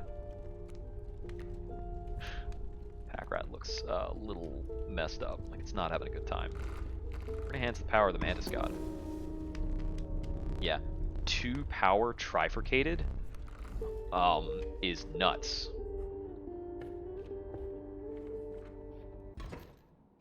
Okay, so that was a traitor icon. I need to be more aware of that. Yep, Trapper's after us. Afraid I must be skinning you today. Dang cheater. Okay, the stink bug is really good for beating a strange frog, so the bullfrog is even better for beating anything.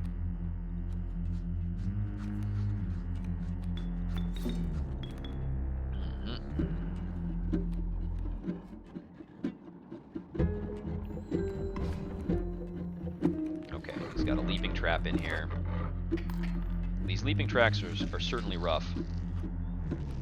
Okay, so I can develop Kingfisher, which basically loses. But developing Kingfisher will allow me to get the stink bug on board.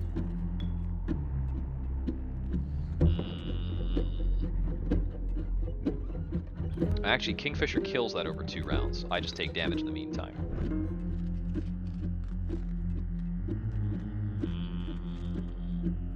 I gotta be careful here. So I'm taking 1 damage from this strange frog, up and coming. Bullfrog dies. I'm also taking another 1 damage there, so I'm taking 2 damage. Okay, I'm 1 away from losing. I gotta be aware of that. I need something to stand in front of the bullfrog, but I've got a pelt for that. Now I've got the Mantis God in hand. So I need to play the pelt over here to absorb some damage. Now we've got 2 traps that are going to come in and kill those creatures. And unfortunately, behind those traps, we've got an elk. So the Mantis God is basically going to get wrecked when he gets played. These guys are going away.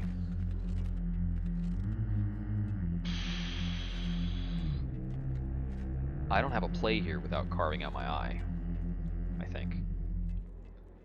So... wait.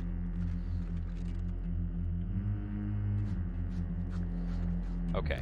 I'm gonna have to pop my eye, but I can draw a card.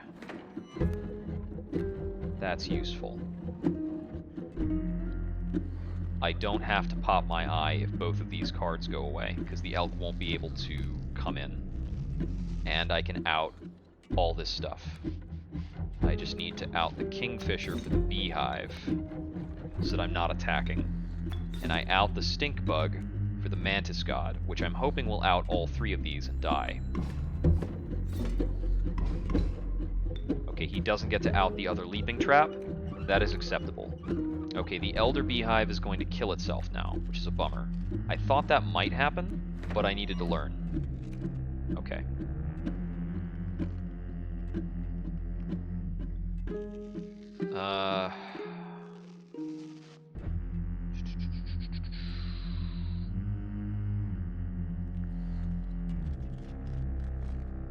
Elder Beehive kills itself, then the elk comes in and dies. But the Mantis will attack this one instead and not die.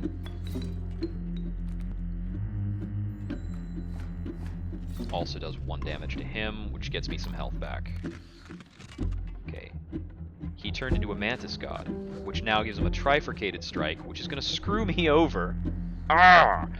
Alright. I need to draw more. Okay. The strike from the Mantis God is going to hit here, which is helpful. I can get the Elk Fawn down by giving up the Mantis God. So the Elk's going to come in. I can stall the adder for a long time on wolf pelts. So the thing is, like, I sacrifice...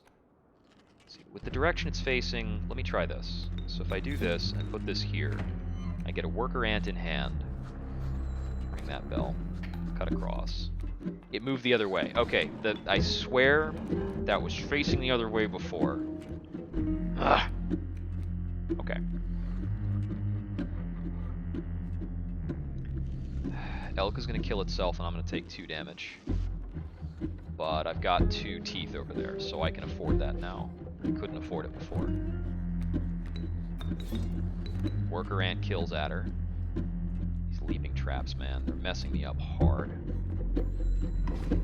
I think I don't die here, if I'm counting right.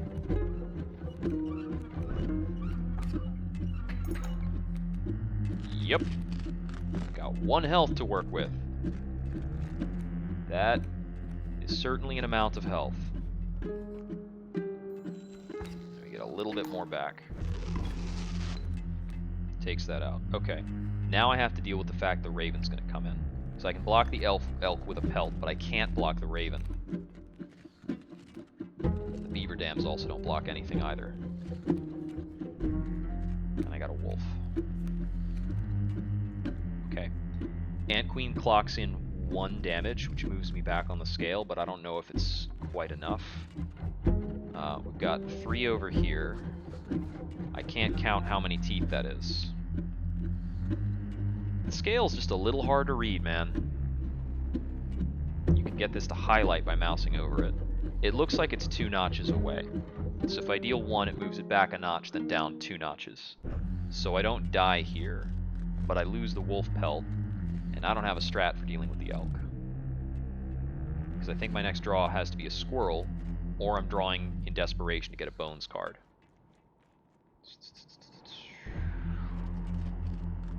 What else could happen with this? There's no difference between popping out my eye now or later.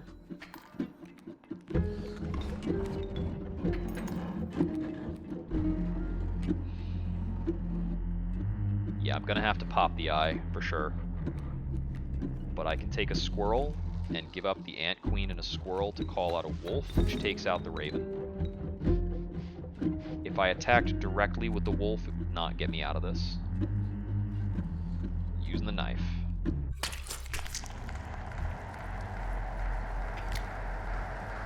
Yeah. I get the feeling that I'm not going to be able to beat the game until I can save the knife for the second phase of the trapper.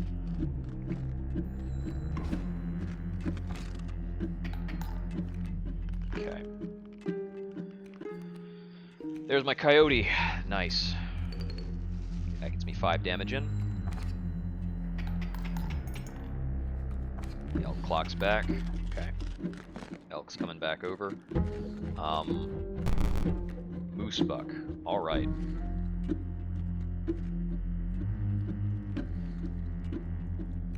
Does 5 damage end it? I'd rather not end it just yet, I don't think. I need to get more cards into hand for the next phase. Okay. Elk versus beaver. That can go for a while. We can develop Kaminsky. Doesn't matter much. We can develop Kaminsky at any time. He doesn't have an attack value, so getting him out now doesn't matter. Bloodhound. I can use Kaminsky and the beaver to develop a bloodhound. Get 1 damage in. I'll lose the dam. That's okay. So with this...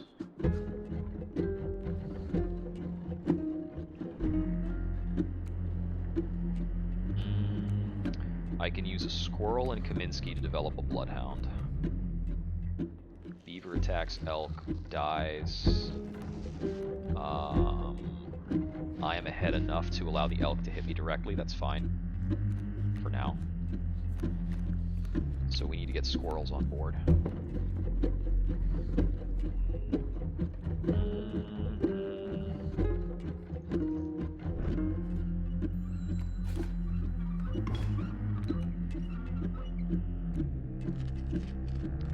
squirrels, I can develop the bloodhound and use it to kill the elk.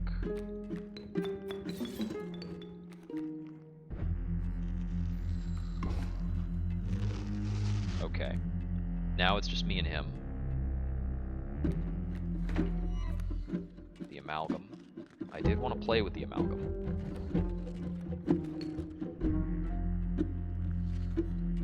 Okay, this is going to force the next phase.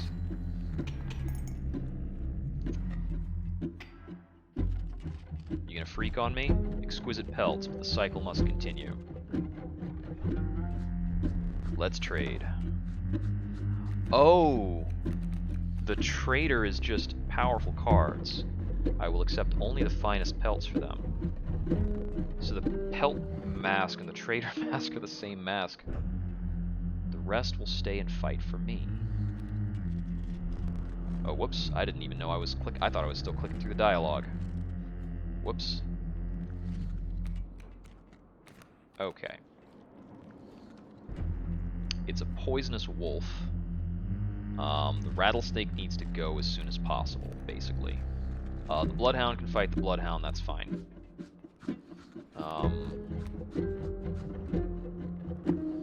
We need to deal with this wolf and the rattler, because they're both too much damage.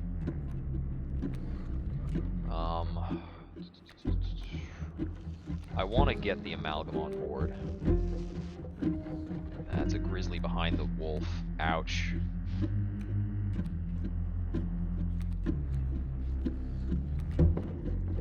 I don't suppose I could just develop a flying great white and almost win off that. Man, it's close. It's so close to just being able to win off a flying great white. So the damage I'm going to have coming in is probably going to be 4 from the adder and the wolf, and I'll take out the rattler so I can fight in that column and like do damage. So let's go for a squirrel.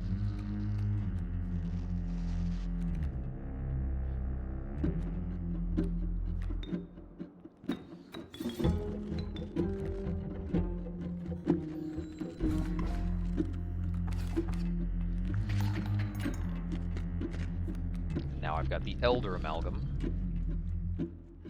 So the Elder Amalgam clocking in for 4 is pretty cool. This Turkey Vulture back here is nonsense. The Adder is honestly a good setup. So I'm gonna deal 4 damage and take 4 damage, and that all erases. The problem is honestly the Turkey Vulture killing the Bloodhound. So it's better for me to kill the wolf and let these guys live, so I've got 3 damage incoming in this column, and then just keep blocking the grizzly while the amalgam gets in to win. So for that, I need a 1-blood creature with 2 attack. I need either a 1-blood creature with 2 attack, something I can summon with my absurd amount of bones, or I need to draw the pack rat. It's the giant pack rat. So giant pat rack out damages this entire board to win forever. Oh no. I forgot he had a bloodhound. Bloodhound mechanics, man. I got a goat.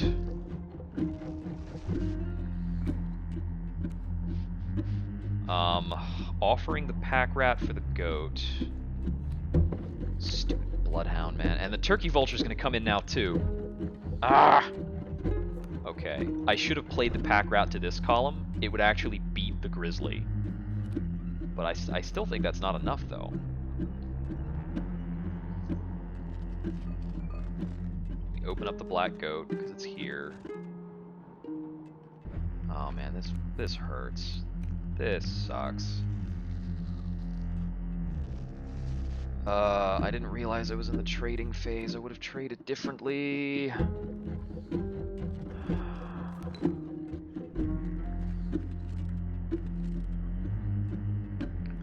Doing this puts the bloodhound back here, which has got to be the first half of how I survive. The other half of how I survive is a mystery, and I'd love it if anybody could tell me. Okay. So I think the other half of how I survive is Great White flies over and does like 3 damage. And then I take 6 damage and lose. I mean, that's basically the way it is. I don't see a way to win.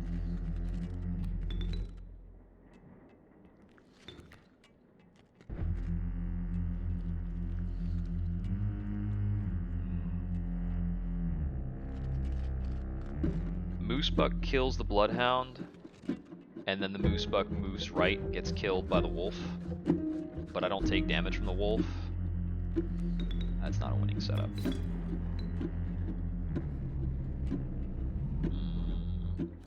The Great White doesn't block anything, he's just damage.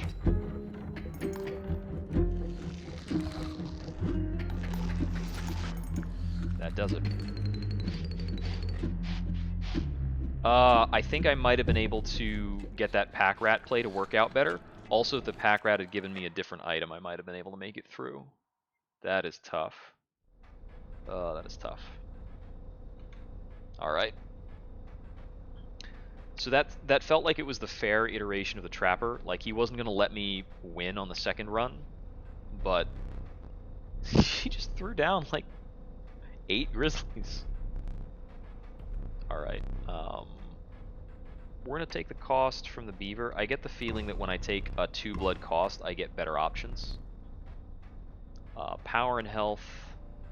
We'll take the 2/4 from the bullfrog, I guess. The sigils. Take the pack rat's sigil of trinket bearer.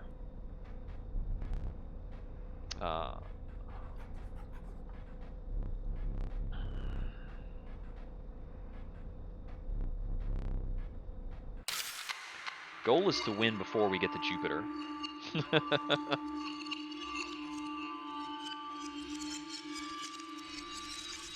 So that would be trapped and untraded. Are you prepared for a fate such as that? Your starting deck. Yeah, the Stoat's changed a bit more. Oh, the stink bug's name has changed to... Well, it's started to change. It's less clear. I actually feel like a few things are less clear. Like there's some fuzz around more of the text now. Maybe it was there the whole time and I didn't notice. Well, first thing we do when we step in is we take a look around. Looks like there's some mushrooms in the far. Now it's a bloodhound and a squirrel. It's always something and a squirrel.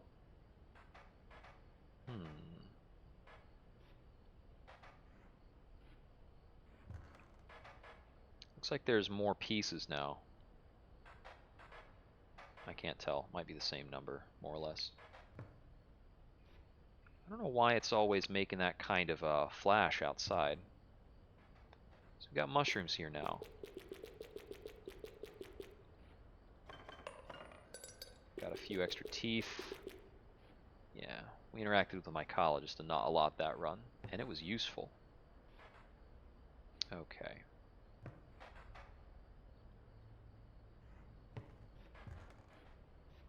Got some mushrooms here too.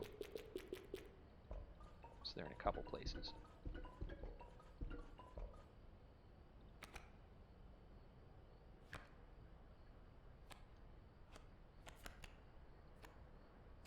Bifurcated, trifurcated. Amorphous, tidal lock. So we saw Moonstrike. So we'll strike each opposing space that is occupied by a creature. It will strike directly if no creatures oppose it. I'm assuming that can strike in the back is what that means.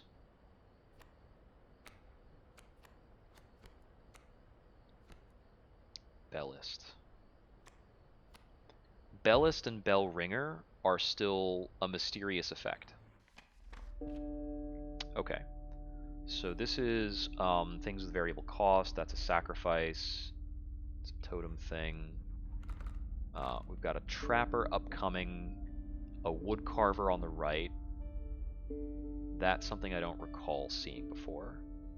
I think I want to take card pick followed by sacrifice room, probably. Black goat, yep. 3 blood. Moose buck. I'm very interested in this. Mirror something. I'm gonna take Eldritch Bullshit. Let's do that. Okay. So here's the thing. I can plan around... these are both fights. In one fight he gets a totem, in the other fight he doesn't. I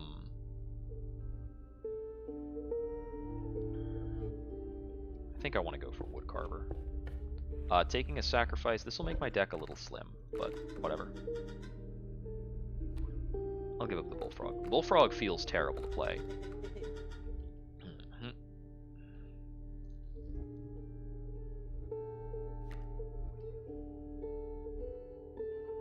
I'm going to throw the Stoat into this. Something with a bit of health, able to block flyers.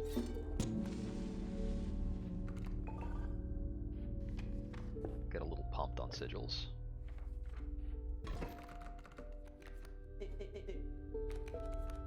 Hello there. So I think what the mirror effect means is that he's going to copy effectively what's across from him, more or less.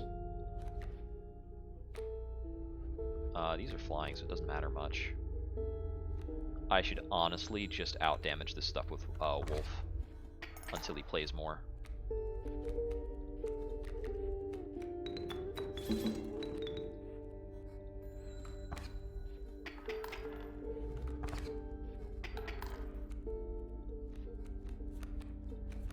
Time to test this. Yeah, he gets 1 power. He's like a mirror effect.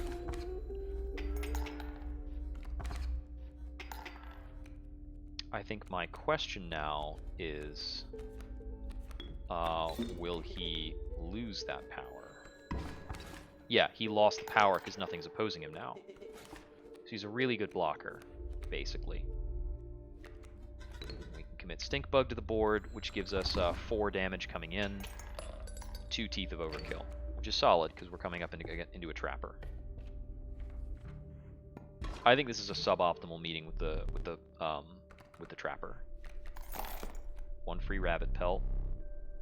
We've got enough for a Wolf Pelt. Looks like the Golden Pelt's pretty cheap if you get it early.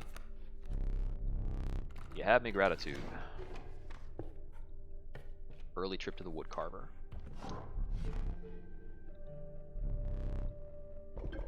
Okay. So, we can get an Eternal Squirrel?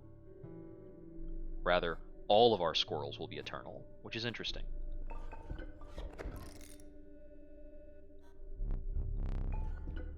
Let's try it.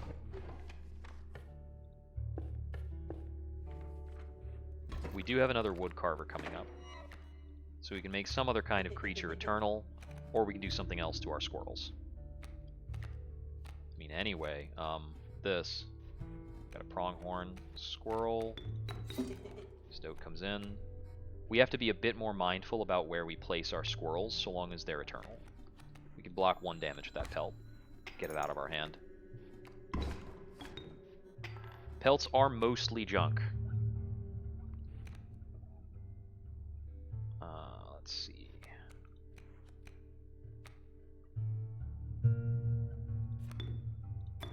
Sacrifice this. Oh, we don't get a bone because the squirrel's eternal. Shoot. I was trying to make that play to get a bone.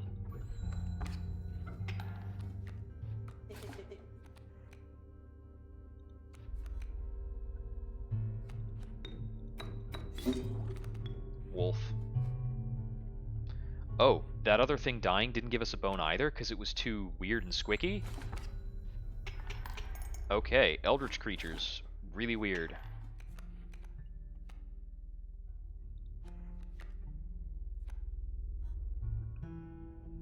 And I think 4 damage wins us the fight. 2 extra teeth. Okay, so we get creature selection here. We could do that there. That will give us a pack rat if we go there, versus seeing the Woodcarver again to build up a tribal setup. Since we have the Eternal Squirrels, I kind of like getting some higher cost creatures added in. We've got 2 wolves now. That might get us a good setup for like wolf carving.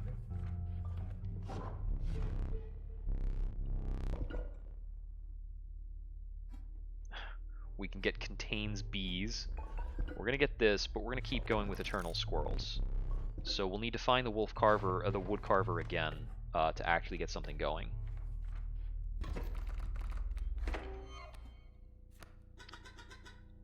So we're going to need to set up squirrels as blockers more often. We've got sparrow and skunk. Okay. Well, we can't really do that here. I have a thought. Oh, no. Shoot, I already screwed up. It's fine then.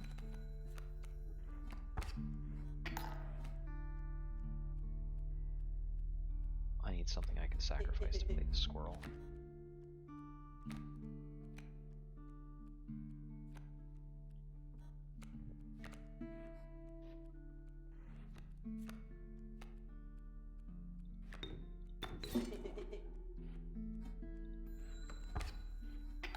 Got one in.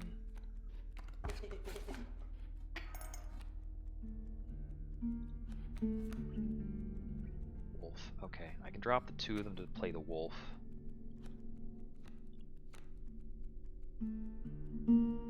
That kills that. Gets killed by the sparrow.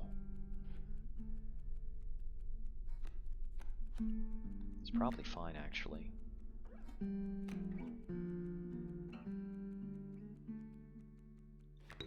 I can get this on board to use as a sacrifice, so let's do that. Sparrow kills him, gets me a bone. Pelt.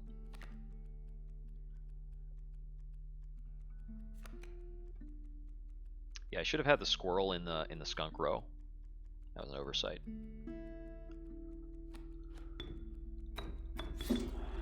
Put the wolf on board. We've got 2 bones now as well, which drop the stink bug. Stink bug is really useful. And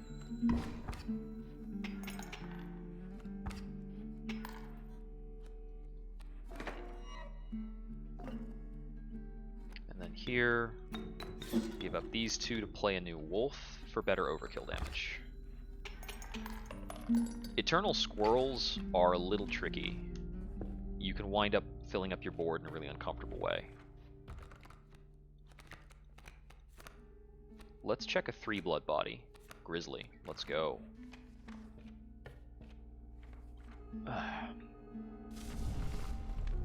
1 extra power.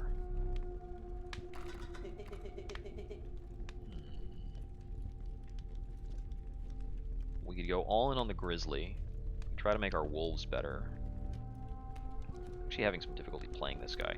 We're gonna make the stoat better.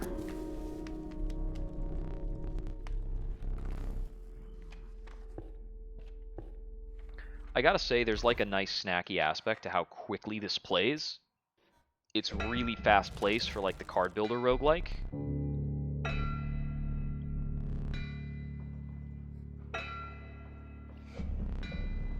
Where's that hound of mine? Yep. I will have the flexibility in this round of the eternal squirrels getting off the field.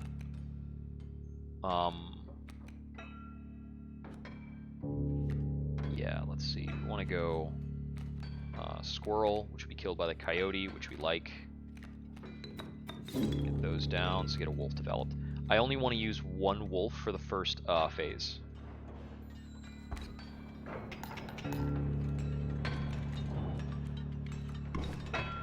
Kills the squirrel, gets me a bone. Just what I wanted. We'll grab a second squirrel. Squirrel will be out in the phase transition, which helps me a lot.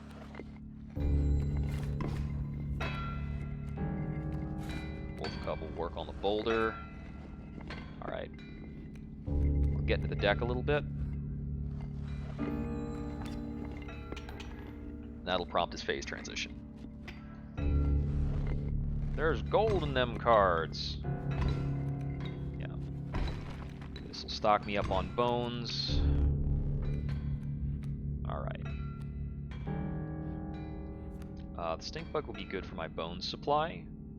I can use the stink bug and I'm probably gonna need at least one squirrel hanging out. This is a pass round. He gets a full wolf going. Got the bloodhound and the wolf doing work. So here, we basically use the stink bug and the squirrel to develop a wolf, which takes out one thing. So we'll get the squirrel on the table. Stink bug doesn't matter. We'll use that to get a wolf down. Wolf kills bloodhound. Wolf kills squirrel.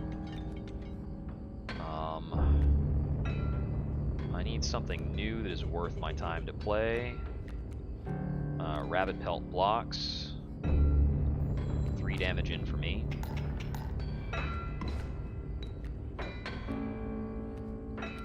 Yeah. Squirrel blocks.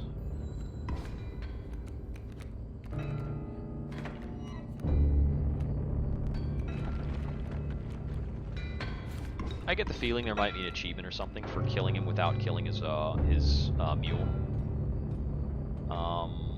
We'll just take card from the top. It's fine. So what we do here is squirrel into weird thing. Oh, that one has power equal to cards in hand. That's different than the other one I had. Ha! That's funny. Whatever. It wins the game either way.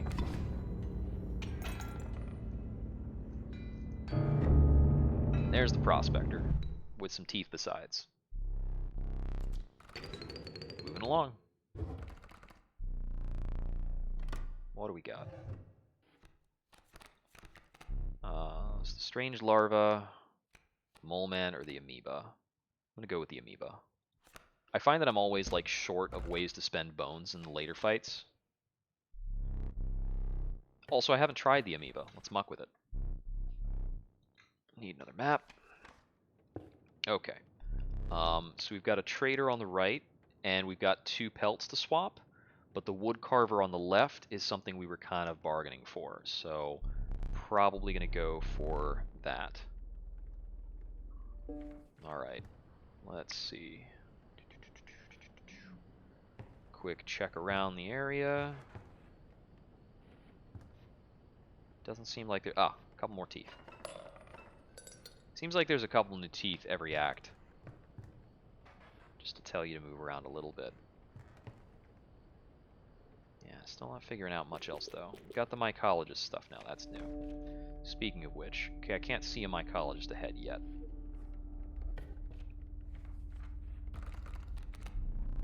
Skunk, cockroach, river snapper. I like the cockroach a lot. Wood carver. Okay, what can we do with some wolves? We can get wolves with thorns. We could also get squirrels with thorns and eternal. We can get. Yeah, we could get sacrificial wolves and squirrels with thorns. That's a little strange.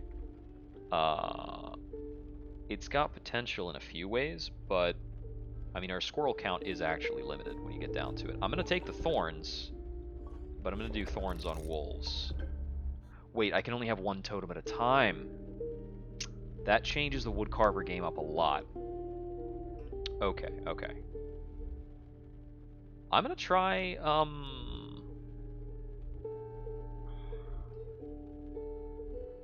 I'm going to try Eternal Sacrifice Wolves. Let's do it. Okay, so we can have 1 totem at a time. That changes the calculus a little. But now I know. Okay. We've got an incoming skink. Skinks, like, don't get attacked even. Like, you can barely get at them.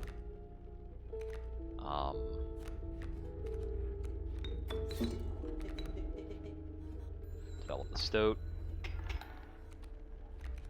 Skink comes in. So I want to get the Grizzly on board as my game plan, basically. If I get the Grizzly on board, he'll basically just win the game for me.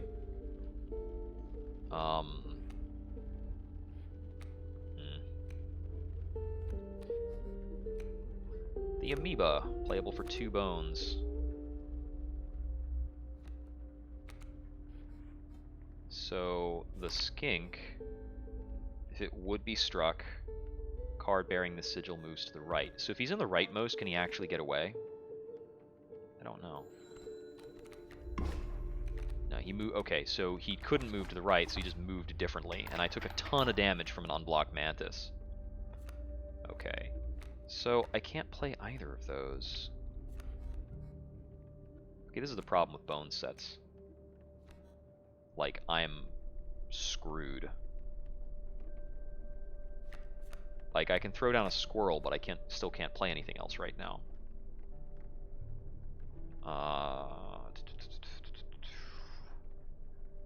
I'm going to do 2 damage. The problem is, like, this Mantis secretly does 2 damage, so he's going to deal 4. And I think with that, I'm narrowly alive. If I did the math wrong, then we'll see what happens. Yep, barely okay on that math. I've still only got 2 bones to work with, which will allow us to play out the stink bug, which can kill the Mantis. I need something that costs 1 blood so that we can use the squirrel bottle to play a useful body. Okay, 2 blood for one of our eternal wolves. That is interesting, but I think it's not enough. Because we can drop the stink bug, we can get the wolf on board, and the wolf can kill this entire column with the skink and the adder behind it. But we're still going to take, like, well, no, I can just take the skink in the face. But I'm still going to take 2 damage, and I'm not able to deal any damage. And this is using the squirrel bottle too.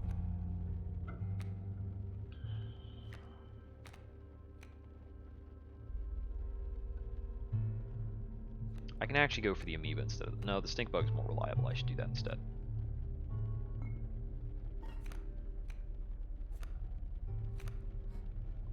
Wait. Okay. This might be a pretty wild way to do this, I think. No, if I attack that with... If I steal the Mantis and that attacks that... If I pop the squirrel and then I steal something and sacrifice it, and then play the stink bug as well, does that get me out of this? So if I steal the Rattler will clock in 3 damage, which trades out with most of this stuff. I didn't actually need to play out the squirrel with this move. So I went a little overboard. That's how powerful stealing a card is. Alright. Now we take this so that we can drop 2 squirrels. And 2 squirrels will let us develop this wolf.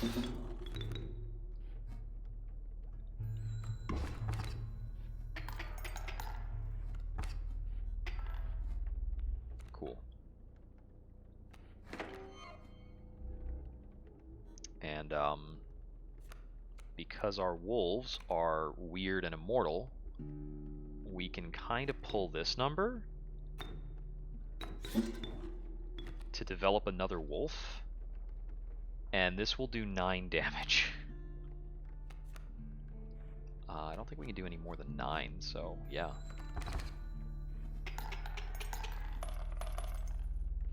And now we get a lot of extra teeth to make up for the fact that I spent more resources than I needed to. So we can see the trapper again, because we just got a lot of teeth. And we'll have a fireplace beyond that. There's a tribe pick up there, which I kind of want to do. I'm less excited about the card remove. Let's do this. The pelts are not exciting. I mean, I have a lot of teeth, but still. What do we got for teeth? I mean, we've definitely got a golden pelt worth of teeth. We've actually got a golden pelt and a wolf pelt worth of teeth. We'll take them.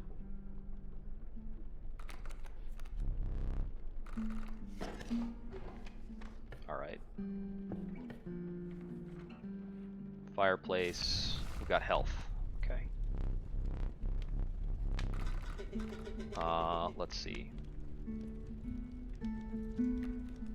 So I could upgrade one of the wolves to make it like a bit more of a defensive powerhouse. I think I'm gonna do that. While I'm thinking about it, are grizzlies also part of that same tribe?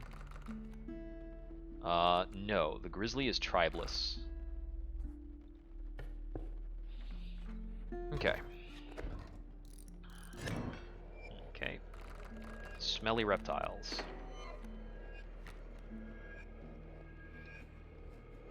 And he's got a rattler coming in. Yeah, this is going to be squirrel into squirrel wolf. And I can use the second wolf to develop a stink bug as well. Now, I need to read this text. Damages another creature. So if it has 0 attack, it can't do damage, right?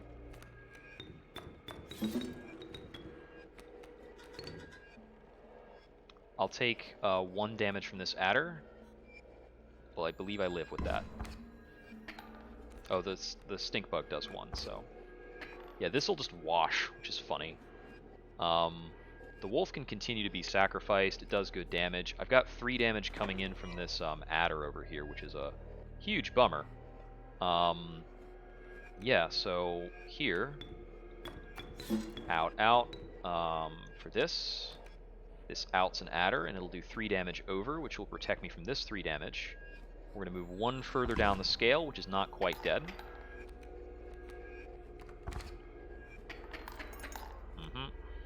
And let's draw more of these. Golden pelt, sure, whatever. I messed up. I was not supposed to draw that. I was supposed to draw a squirrel. Oops. That's not a lethal error, because I'm going to do 6 and take 4. But I lose a wolf on that. Things have gotten more tenuous. Okay, we've got the amoeba that we can play out for 2 bones. The amoeba's not going to stick around. Oh, amoeba came in as a perma-sacrifice, actually. Okay, so I'm just going to do damage with the wolf then. Okay. I messed up a little bit.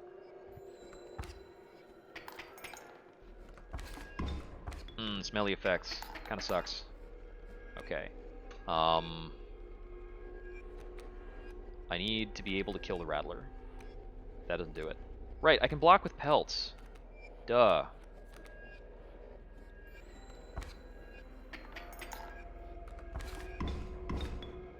Not for long, though, because these things are poisonous. I will take that concede, thank you very much. I think he was out of cards and like seeing the stall on the board. Alright, gonna keep going heavy tribal. These eternally sacrificial wolves are really interesting. It never gives me my tribe when I take the tribal pick. Ugh. It hates it. Alright, let's see. I haven't picked reptiles much. I'm gonna go with reptiles. That's a very useful body. So, going into the woodcarver, I don't expect to get much.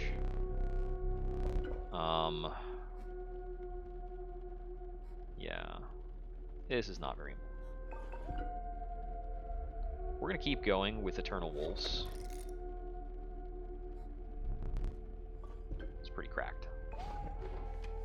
I should have taken this fork on the left instead. That was a big misplay. I forgot that the woodcarver, we can only have 1 totem at a time, so that wasn't actually super useful. Okay, reptiles that block flying, not a big deal. Okay, we've got the amoeba, we've got a wolf pelt, got some just random bullfrogs come in. They already block flying, so they're not even getting anything out of this. Yeah, so I'll throw down a wolf pelt as a blocker. And we'll get up a squirrel.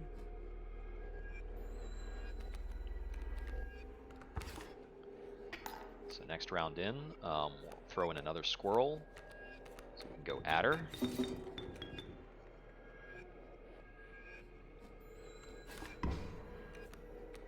Alpha clocks in, losing that. We can play the amoeba, and it is an aquatic amoeba this time, so it doesn't receive, like, it can't take damage back. I need more stuff to play. Okay, there's a wolf. This is pretty solid, because we can just off this stuff, get the wolf on table. Wolf outs bullfrog. Oh, we've got 4 damage coming in from the rattler, because it's moving up alongside the alpha. That is a miss. Okay. I'm going to lose a health on that. Gah. Okay, that is a bummer. And we're stuck with another woodcarver. I didn't think I would dislike running into woodcarvers this much. That cat is deck clutter, pure and simple. I don't actually want to deal with it.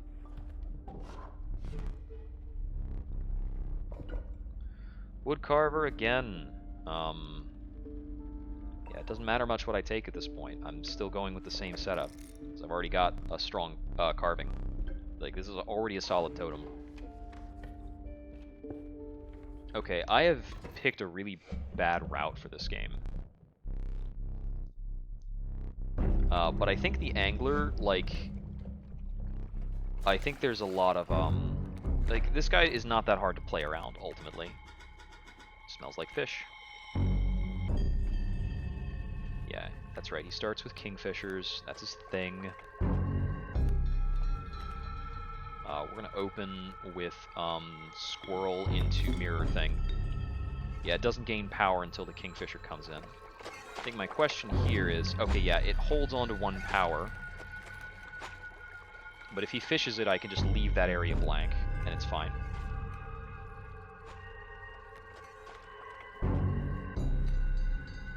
So I'm just going to hand him a squirrel here.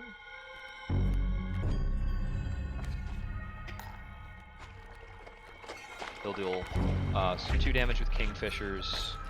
He'll take a squirrel that'll lock down his kingfisher. And I think here I mostly just want to draw into the deck.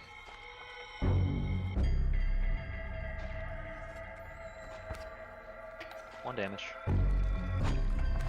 This should be strong against the sharks, so I can keep it on board. Hey there. So if I throw down a rabbit pelt, I'm wondering if he's going to take it. I've got 2 damage coming in from these kingfishers. I'll pull him back by 1. Yeah, he'll take the pelt. Solid.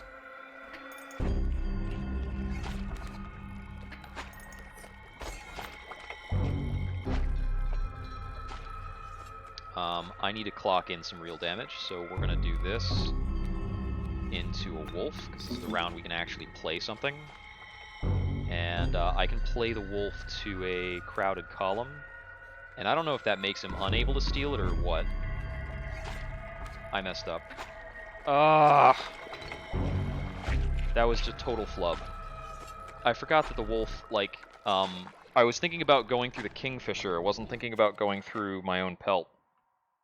I just needed to play the wolf to the blank column to offset the damage. That's just playing too fast. Okay.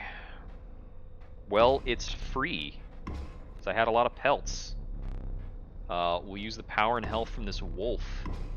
This card is a free 3/4. It's a free 3/4 that cannot die. I call this Mars.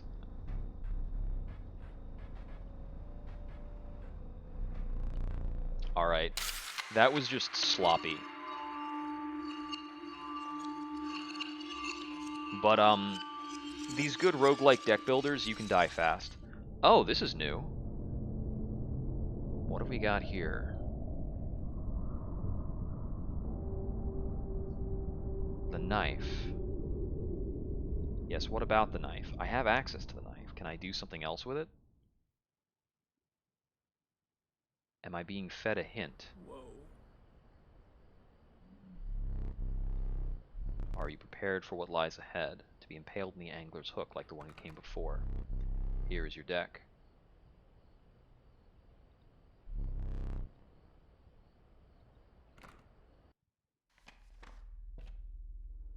So there's like a layered thing going on here, because theoretically we are, like, the perspective character is actually somebody who's playing this game, which is why it sometimes clips out to that.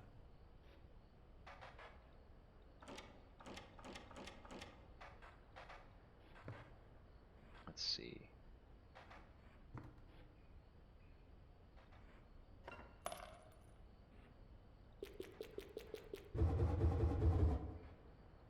Is there any merit to engaging with these further?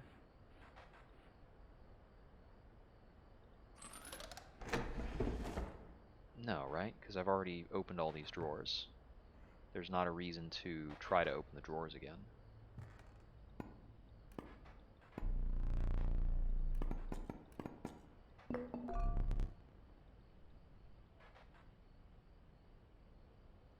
Only for card dueling, yeah.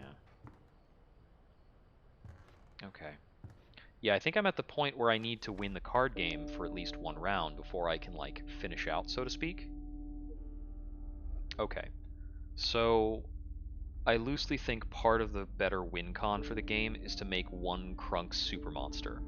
I think stats work a bit better than sigils for doing that, but I'm gonna go this way first because I want to try and get a death card. Ravenade, corpse maggots. They will lurch forth from your hand when your creatures are killed. This has the corpse eater effect. If a creature that you own perishes by combat, a card bearing the sigil in your hand is automatically played in its place. That's exactly the card I wanted. It's the Mars card. I'll take a pack rat.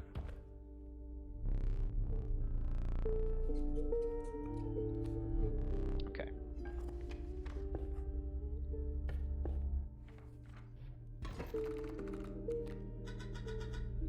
Yeah, great draw? I don't think so.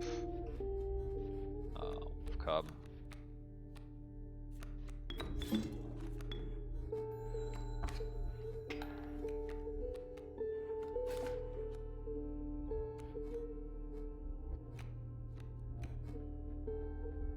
Bullfrog dies here, that's okay. We'll get the bones from that. We can use that to summon the stink bug. That's what I wanted.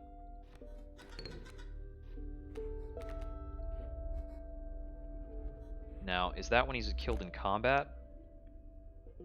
It's just when it dies, so I guess that's like sacrifices included?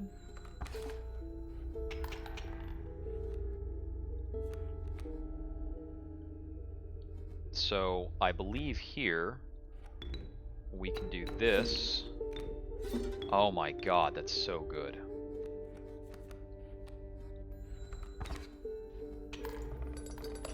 Okay, so from a meta perspective, the meta is get a deck bloated with so from a meta progression standpoint, you can bloat a deck with pelts and then die to try to fish for a death card that clocks in with no cost. A 0 cost unkillable death card. Oh my god. Man, I'm gonna feel so dumb when I lose. When I inevitably lose, it's gonna suck. Okay. I want to take the campfire. Ringworm. Its value is not readily apparent.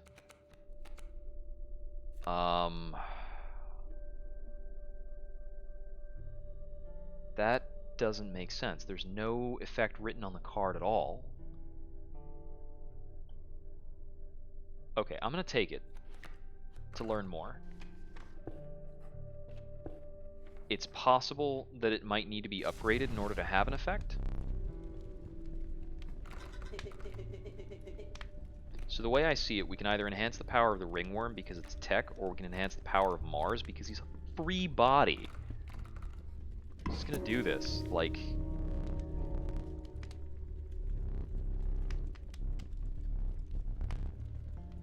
we want to go. Okay, so that's interesting. We're gonna get the option in the future to risk a card, to risk enhancing a card further. Okay, so he has, like, blocking dudes, whatever.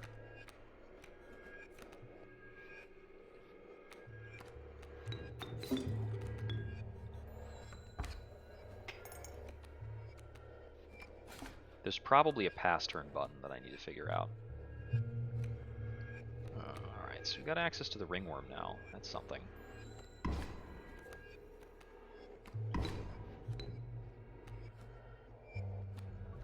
There you are, my champion.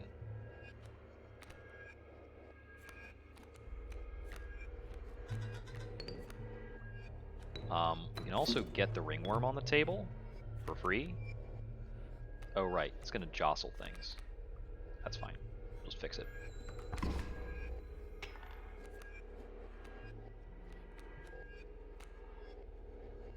So what happens when I offer the ringworm to put something new on the board?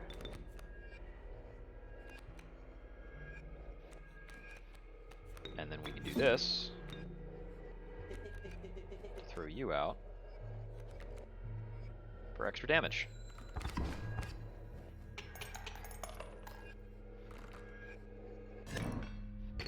This is so overpowered.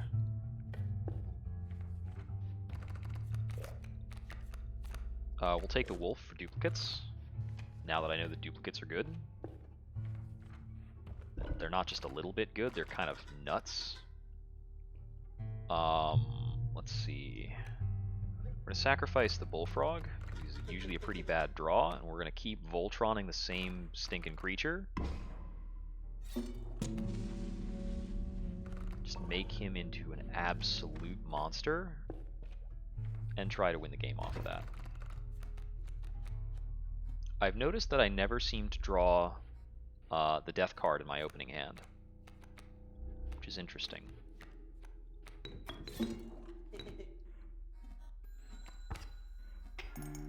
One tooth. Wolf Cub does damage. I draw. Nothing fancy. He's gonna get killed by the wolf. I draw. Didn't get what I wanted. I can play the stink bug, but it's gonna get killed by the wolf. So we'll play the stink bug over here. They can block safely. Do 1 damage. I'll take a slide back from this wolf. Still not drawing the right guy. I can take more damage from the wolf, it's fine. Last card. Yes, I think you've got me this time. Yeah, he knows it.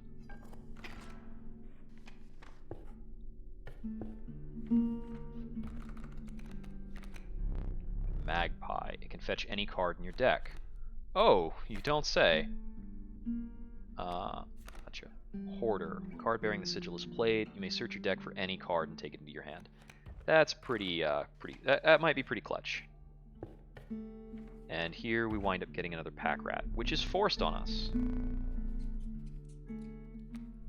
Like, you can't opt to not take the pack rat. You can't take card skips. It's very interesting. Yep, we get a forced Greater Smoke card, which will help us to develop wolves. Okay, we need to make sure that when we need to make sure that our first round we don't play out Mars, or we don't leave Mars on table. Okay. Let's see. Greater Smoke can actually block the Coyote. But I think I just want to develop the wolf right away.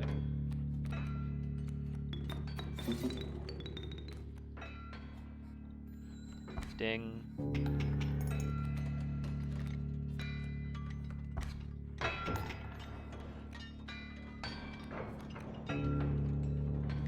Stink Bug takes out Coyote. Seems good to me.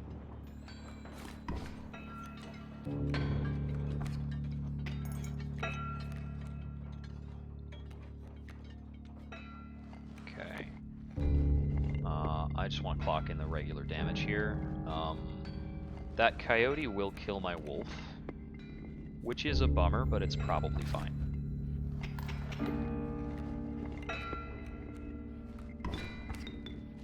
Note to self, wolf cub grew up into a full wolf before attacking. And I'm not finding the card I want. So, let's see. At this rate, I think I need to get the stoat out to kill the coyote. I'm gonna take damage from the wolf.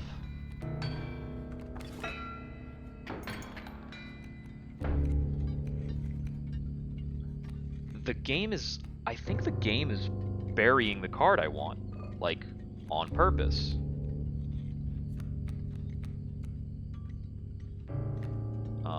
Pull out a pack rat. Pack rat kills wolf. Pair of scissors, nice.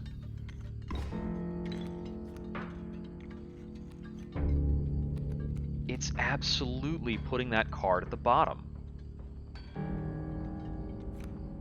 Interesting. Slice this wolf. Buys me the time to get my health back. Okay. I'm not going to play it yet, though.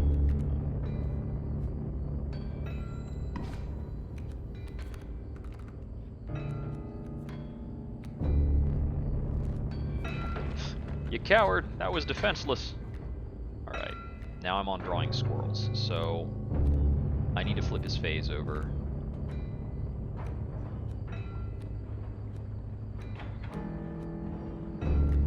So I can play and sacrifice Mars to get something else on the board.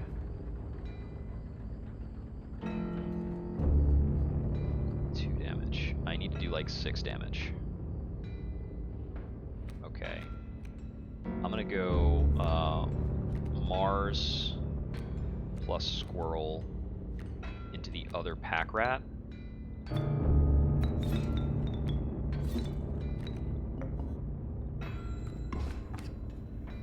And I'll use these guys to push him into next phase without developing the board any further. Just have to draw a few more squirrels. I might wind up going into starvation. Oh no, he can only replace the bodies I have on board with gold. That's important. So now we use Mars and a squirrel to develop a wolf. And wolf plus Mars is lethal.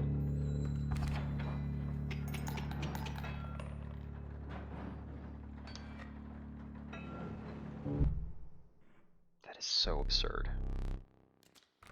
Reignite.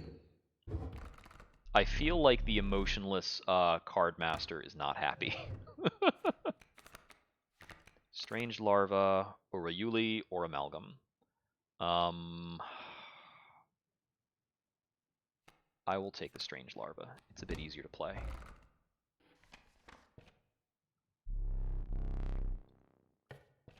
Wiping the dust from your trousers, you continue on your journey. A moment. He sets this up.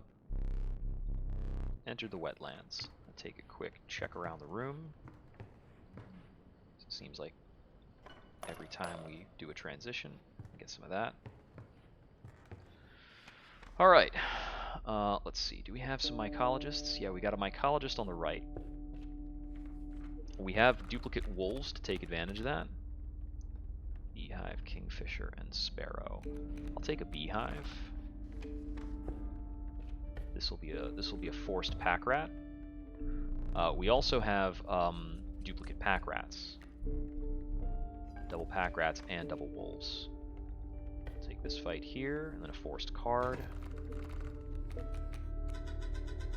Okay, this time we got Mars early. Probably just use that to push for a quick win. Because it's Mars, squirrel, wolf, Mars, win. I absolutely feel like I'm playing Yu-Gi-Oh! with this card. Top deck, win, fishbowl it, done. A mole. The mole is solid. Like, that's useful. And I haven't played with it yet. I played with the cockroach before. The cockroach is good, but I'm gonna take the mole. Head over here.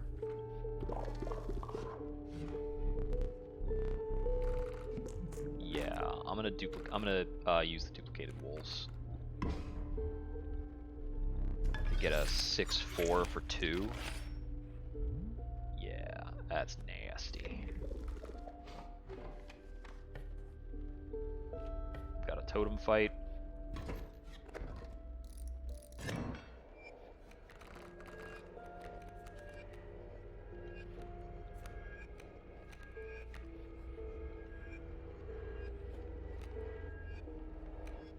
I think I just want to go like squirrel and a mole.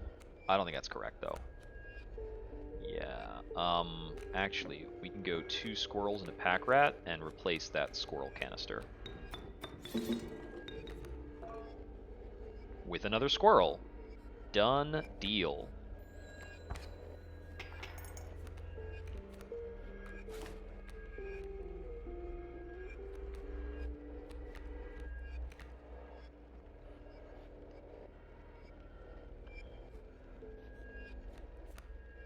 Can't get through to that adder. That adder will come through and take out the stump, which is fine. This pack rat will clock in for 2, and then it'll get killed, which I think I'm okay with. No, that's not really a good way of doing things. I could get the squirrel down, and then use squirrel and pack rat for pack rat. Got scissors, nice. Deal 2, take 1. Adder does a little bit of damage. Okay. I can't commit the wolf, and I think 2 damage doesn't quite win. Nope, 2 damage wins. End game. Forced card. I'll take Kaminsky. Help me get my wolf on board. +1 power.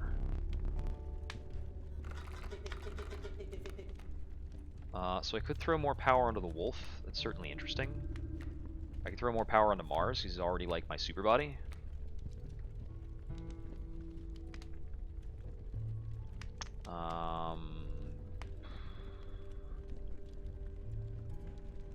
It's valid if I can put power onto a body that's not normally useful and thereby make it useful. Pack rats are definitely combining when we get to the other spot. I could put power on the mole so it can actually hit things. I'm going to put 1 power on the ringworm because I'm going to risk it. I'll take it back now.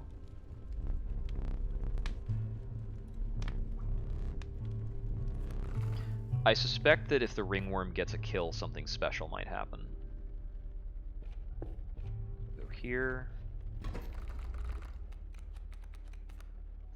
2 pack rats, okay.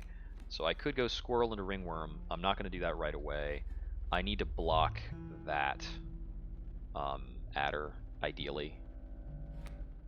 Well, I really don't have a good time of it. Tell you what. I'm going to go squirrel into pack rat. Never mind. Ringworm doesn't have health. I'm just going to throw a ringworm down here to offset the damage I'm going to take then. Ugh. Hurts, man. That hurts. Alright, so here, I'm going to cut the rattler. Ringworm will do 2 damage and die, and then I'm going to take like 3 damage over here. Yeah.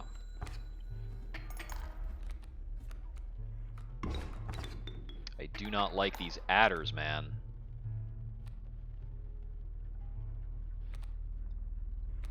I think I need to use Squirrel Stink Bug.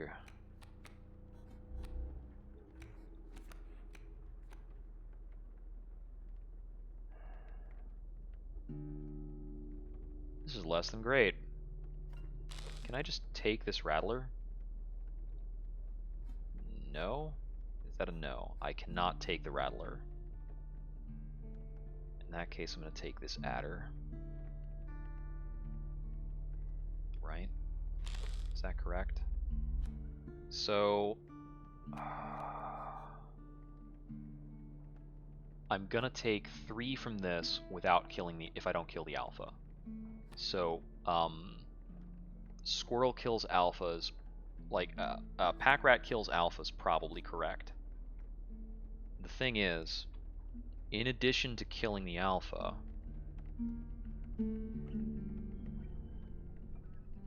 I'm still gonna take 1, 2, 3, 4, 5 damage with the alpha dead, depending on what else I do. So I can try and put something in line to block the rattler, but I've only got 1 creature play, because I've got my line of play for creatures is stink bug into pack rat, basically.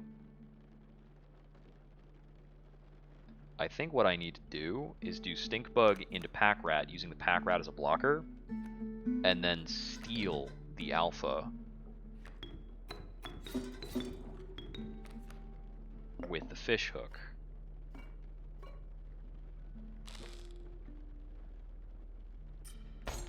Okay. So doing this gets me 4 damage in, which counteracts the fact that I'm going to take, which sets me back to neutral, which means the 2 damage I'm going to take is less of a big deal. Now though, with the black goat, I have another line of play that I think is pretty good. Because now I can offer up the alpha to drop the black goat, and give up the black goat to play the other pack rat, getting me something I've never seen before. Skip a turn. That is bonkers.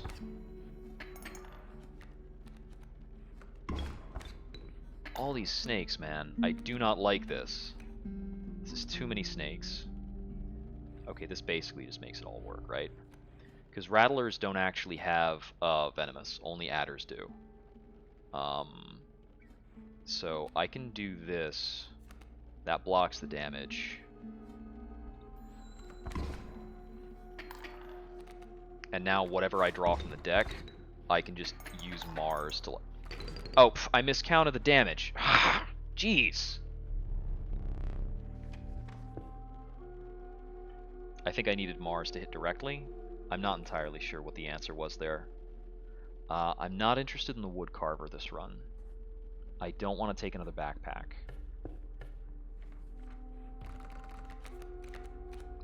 I want more one-blood creatures. Wolf cubs are fine.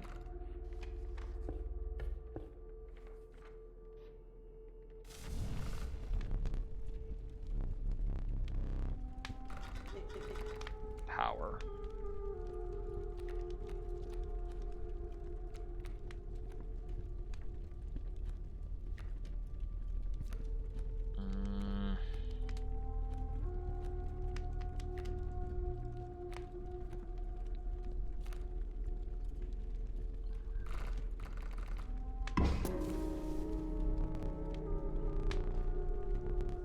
I'm just going to take the 1 power boost here.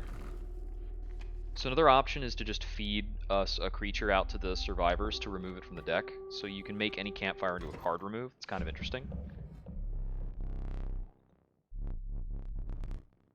Yeah, okay. So we need to not screw up the angler fight this time. Okay. That's very promising. I'm just going to go squirrel into strange larva and see if I can get that to pan out.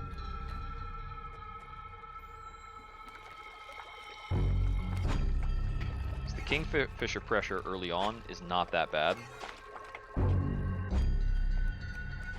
Just hand him a squirrel. Take 2 more damage. And now we've got Mothman on board. So Mothman will crunch in for 7, which will basically reset us back down to the game state that we need to be at.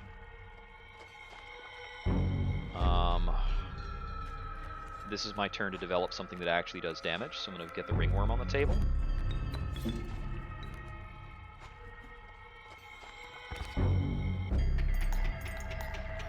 and that'll force him all the way into the second phase, because Mothman's crazy. Go fish.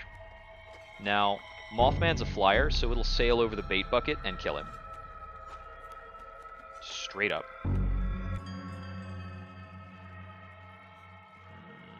Yep.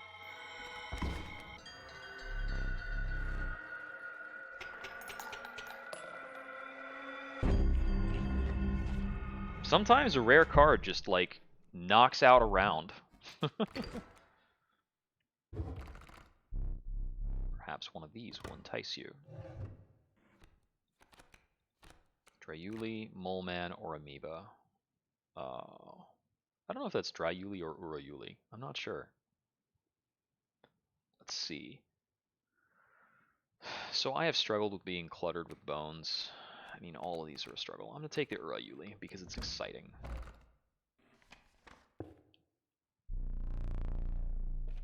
So as far as deck building roguelikes are concerned, the fact that this forces cards onto you, and also I have not gotten almost any card draw mechanics. The mechanic to draw a card is find a way to survive a turn. If you survive another turn, you can draw another card. I want to see the Trapper. I have too much to spend, and I want to avoid the extra pack. So we're going to take the Totem Fight. Cockroach. We'll grab a Cockroach. I don't have a Cockroach yet, so I think it's probably a good idea to get one. Okay, power.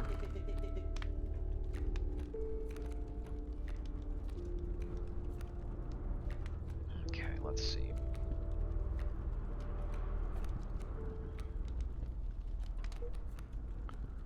I think I want to get power on something that's already got some power. Maybe evasion. There's utility in getting power on creatures that don't already have it. And there's utility in being able to one-shot certain adversaries. I'm going to get more power on this body.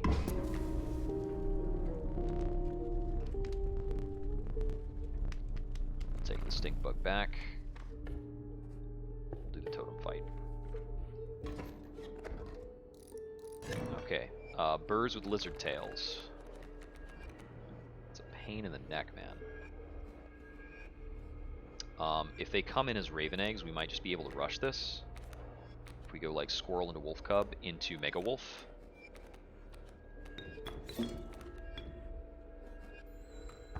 Because that'll get in 1 damage. These move up, but they don't evolve yet. I take 1 damage to reset. And then we take Squirrel. And sacrifice both of those for the Big Wolf. Big Wolf lethal. 1 spare tooth. Before I run into the tracker, I want to check for extra teeth. Plenty of extra teeth.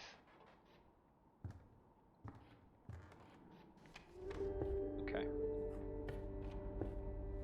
Good stuff. Finest pelts for sale.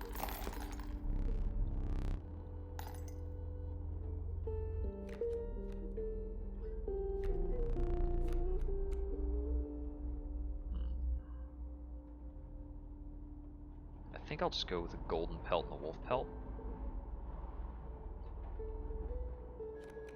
I'll take a rabbit pelt as well.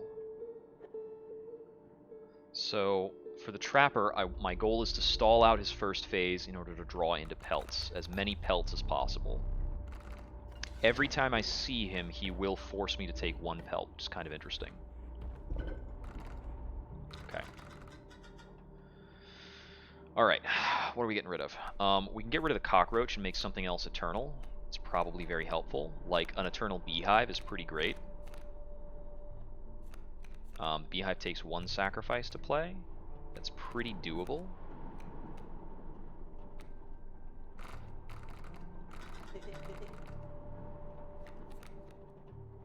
I could theoretically make an Eternal Pelt, which is actually somewhat helpful for the last fight, weirdly enough. No idea what the Ringworm is for. That bugs me, man. There are some other things we could make eternal. Like, we could go with an eternal wolf cub, but eternal means it comes back to hand. It does not mean that you can sacrifice it freely.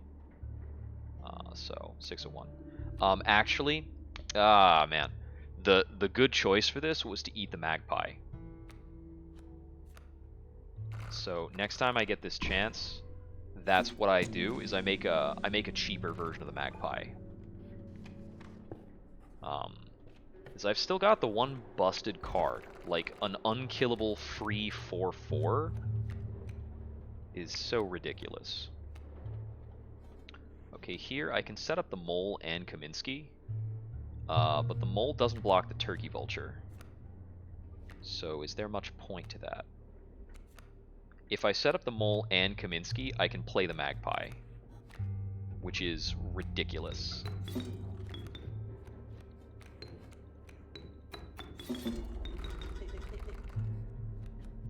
And we magpie for, where are you? Magpie for Mars. Shiny. And now Mars hits table. 5 damage. Round.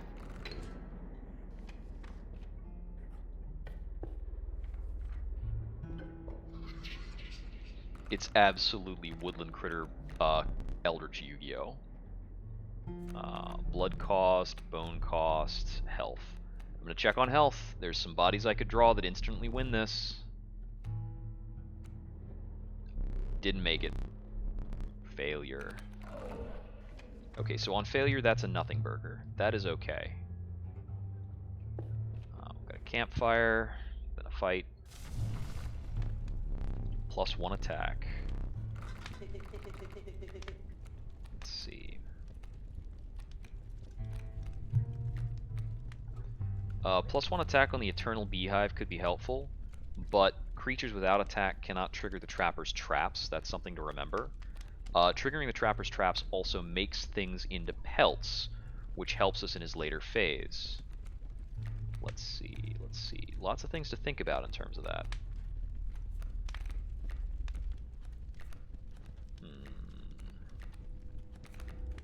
3 power, like, I don't think there's a lot of utility in moving from 3 to 4 power. I think moving from 2 to 3 power is pretty good. I think moving from 1 to 2 power is really good. And I think the Stoats are pretty... Actually, you know what? I want to get rid of a pack rat. I've got too many pack rats in the deck. Surely your creature could become more powerful. You were feeling lucky. There you go. Get out of here.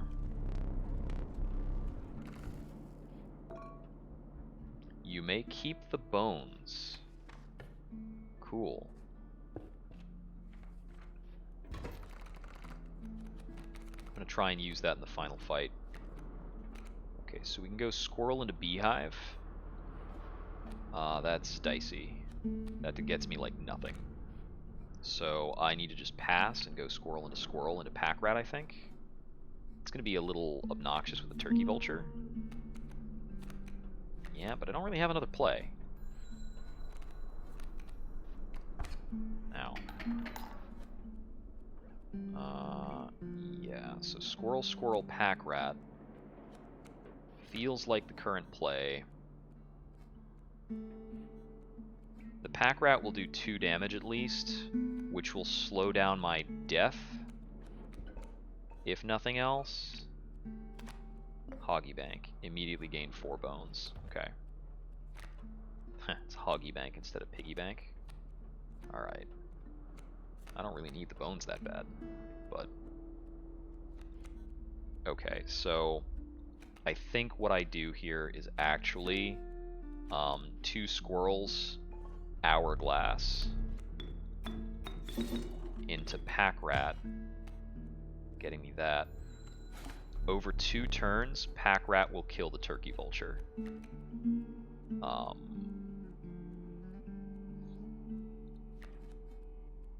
And there's a magpie. Cool.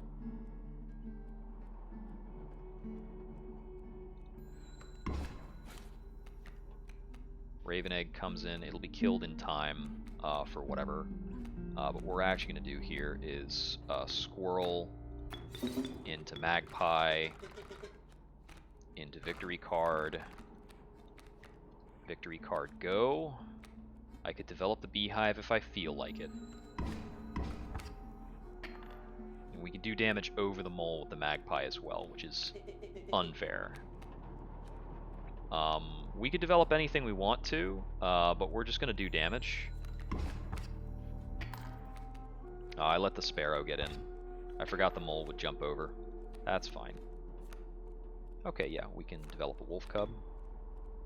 And then put that on board. Yep, this is fine. Skunk doesn't even do anything in that row. Wolf is fully developed. Keep drawing, because it's cool. And that wins fight. Cool. Moving along. We've got somewhat random pick. 1, 2, or 3. I find that usually a lot of my best picks are at 1 blood.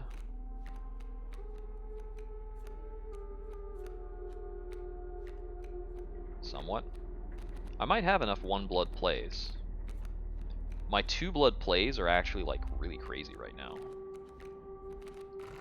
I'm gonna go for a 1 blood play. Warren spawns a rabbit. I actually wanted to check that out because I'm assuming that that's free sacrifices.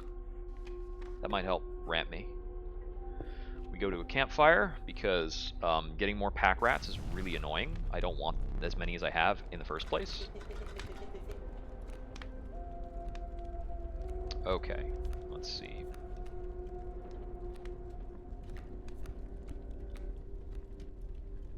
This is power again. I haven't played the mole the entire time. I'm going to see if I can make the mole a 2/4.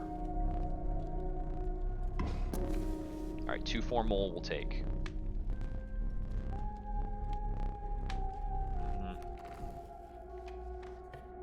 That's a solid way of using the fire. It's like, if I can't get this many power-ups, the creature's not worthwhile. Okay, so I have smoke. I have an absolute ridiculous number of bones for this fight. Alright, trapper fight. Okay.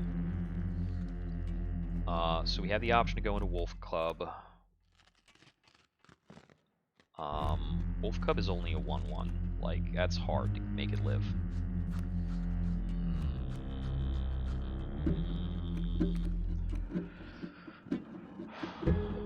We want the Greater Smoke to actually fight for a bit. I can fight with one of the strange frogs.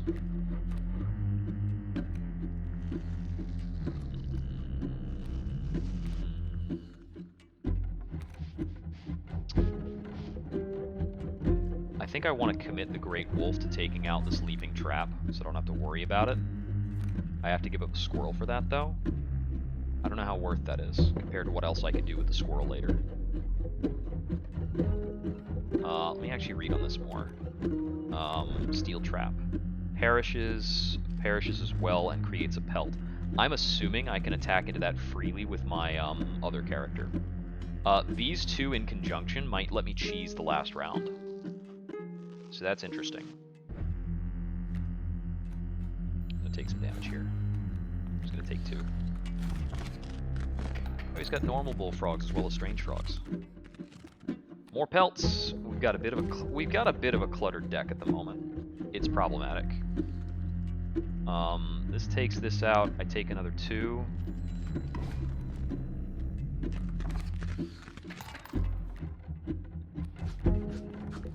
Okay, mole. Mole's solid. So, interesting thing here. I want to leave that Leaping Trap there for a bit. So I just offered that to get a mole on table. Problem here is I'm a little close to death. I actually need to use this to live for 1 extra round against that. Never mind, I didn't need to. The mole was going to cover me. Shoot. Because the strange frog will force the mole over to block it.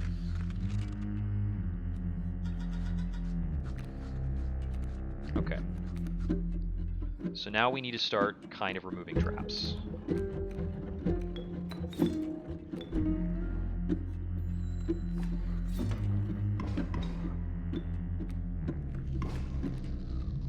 Dealt with that.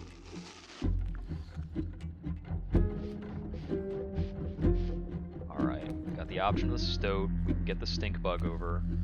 I want to start pushing some damage, so we're going to get the stink bug in. The mole's going to die to the leaping trap. That's fine.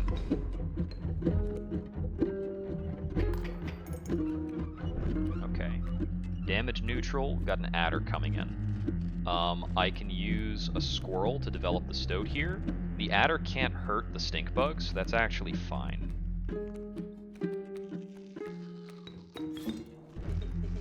So I'm just going to do that to start to clock in a bit of damage. Yeah, adder can't hurt stink bug. I need to trigger the leaping traps. Let's see. Yeah, I'm going to give up both these guys for the pack rat to out this adder. This also buys me a bit of time to draw into more pelts. Beehive is very interesting, and this is the Eternal Beehive too. I don't want to push that damage right now. I'd rather have the Beehive take a hit.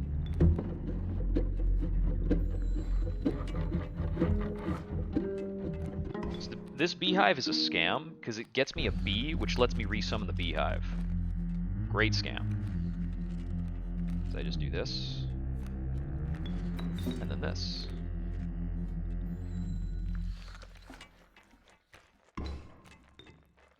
This stall will help me draw into my power. Okay, Kaminsky does some damage, sort of. He is a blocker. I'm gonna use Kaminsky to set up the Beehive again, which lets me put a bee out in front of the leaping trap. The trap will leap to get him.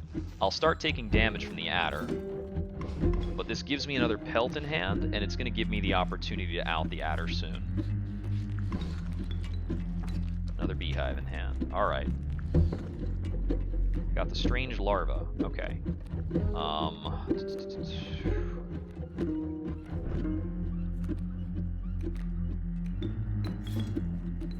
to recommit the Beehive. I'm just trying to draw Mars. Got like 6 turns of stall to make it happen. Okay, there we go. Okay, so yeah, we do Beehive, and the next turn, we don't play the Beehive. We do, what's it called?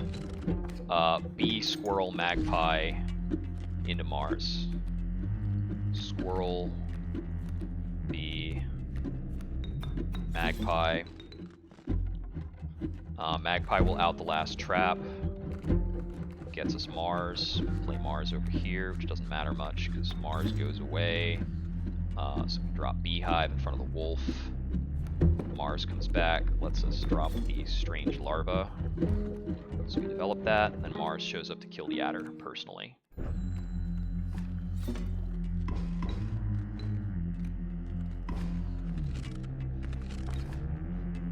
Bullfrog comes in. Done deal. Alright, so now we draw off the top. We've got Urayuli. Let's see. So if we do, yeah, Urayuli is still difficult to summon. We still have to give up a full board if we want him, which we might later, but not now. Let's see.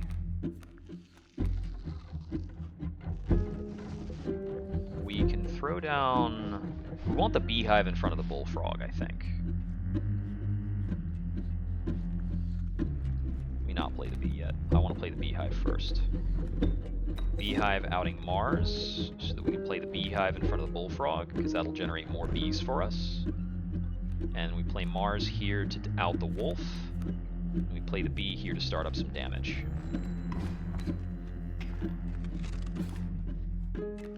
Extra bee in hand. And we have Mothman. Okay. And then the Warren effect is rabbit in hand when you play the Warren. I think I want to go for that here.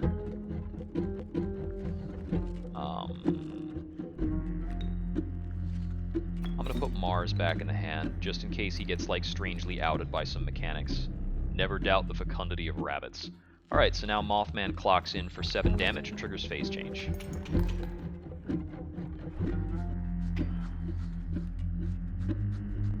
Ah, it is the end of my turn. Wait, I still have the hour... I got a new hourglass, that's right, I forgot that.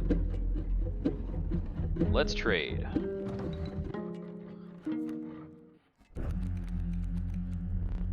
I hope you brought pelts. Kinda, yeah. Kind of a lot. These creatures are prepared to rip your throat out. Trade for what you can, but the rest will fight for me. This. Let me take your entire board. Very well. Yeah, I'll take everything, please. Everything sounds good. How much overkill can I actually dish out?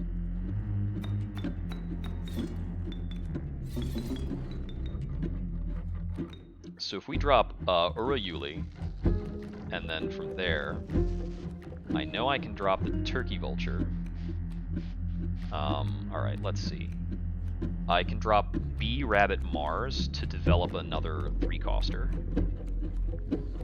B Mars Rabbit.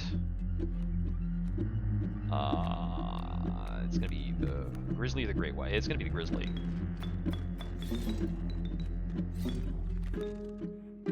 And then I can develop. Then I can play Mars. 1 card per. Oh yeah, I accidentally clicked the draw, but whatever. And then the Turkey Vulture. Ding. The teeth are spilling out. Okay. We got through the Trapper. We got through the Trapper without spending any items, without spending the knife. Face to face. Perhaps one of these will entice you. I could take a double on Strange Larva. The Douse is interesting, because, like, I still don't know what this Bellist thing is actually going to do. And then there's Gek if I just need a sacrifice. What I need is a way to get through my cards faster. I'll take the Larva. Because if I can smash that together with a Mycologist, it'll be card neutral. With the enigmatic Trapper and Trader now bleeding into the snow, you persisted. You could see a light in the distance. The end is near. A moment. Okay, yeah, that's some final boss nonsense. So I can run into a last Trader. There's a cabin. I still have a golden pelt and a lot of other pelts. The Trader will let me get these pelts out of the flippin' deck. So that's almost certainly the best thing to do. Although I thought I just killed the Trader, so that's interesting that that's an option. There are several more teeth available. I keep feeling like the parts of this cage that I broke open would be meaningful.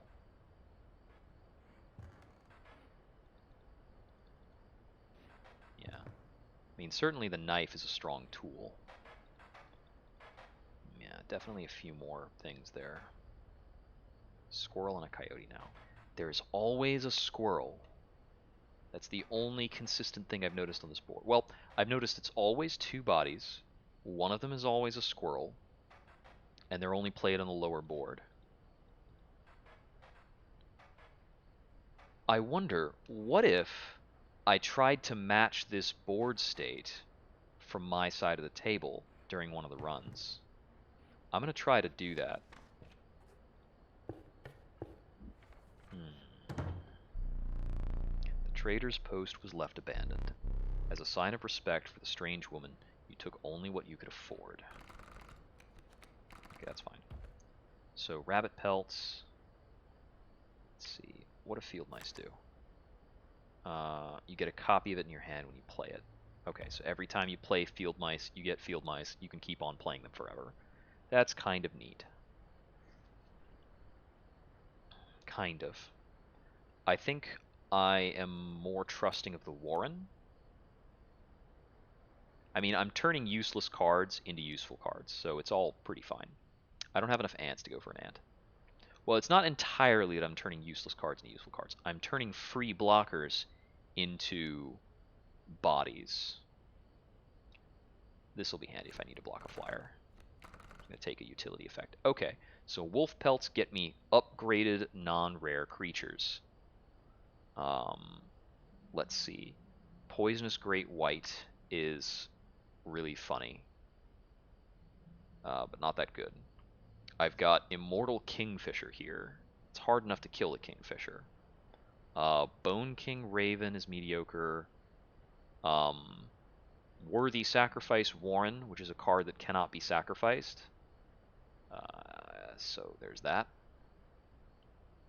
I think the Alpha is like the most valid thing here. The Bloodhound is okay. Like, that's legit. It's between those. I think I'll take the Alpha. As for the Golden Pelt, what the dickens is this?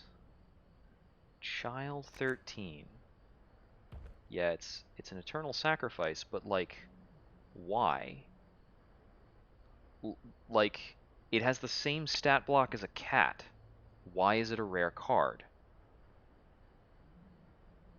Why is this rare?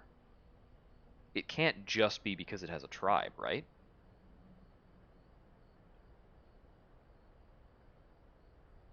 I need to know. Ugh!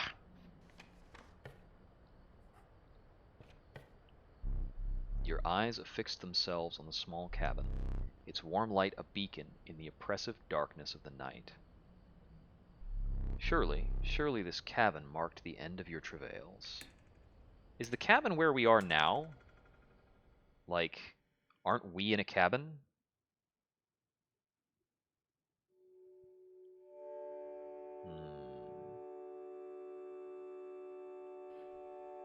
Ah, we're moving. We're mobile.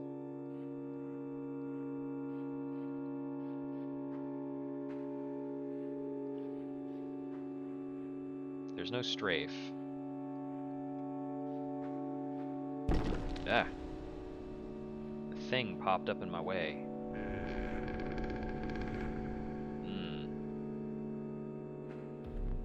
Steps away from the strange cabin, you were presented with an opportunity. There's an 11 there. And I can see what the hands are. I don't offer my boons to just any traveler.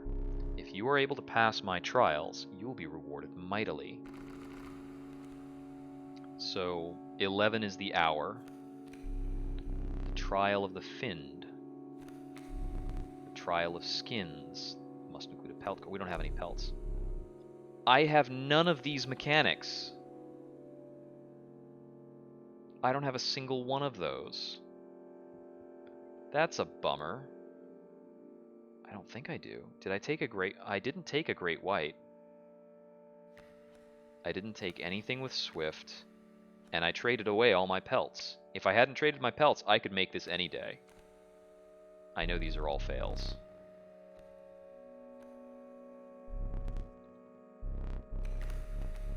Repeat that once more. Winged. Okay, we have airborne cards. We have rare cards. If you have a ring, you pass automatically. Well, I don't have a ring. I don't know how to get one. I have a number of rare cards. There's a rare. Success. One of my most powerful boons. Cards that dramatically alter the game and you don't even need to draw them. Forest. Start the battle with grand firs in all of your spaces. Start with 8 bones. Draw twice at the beginning of your turn. Draw twice is best for us.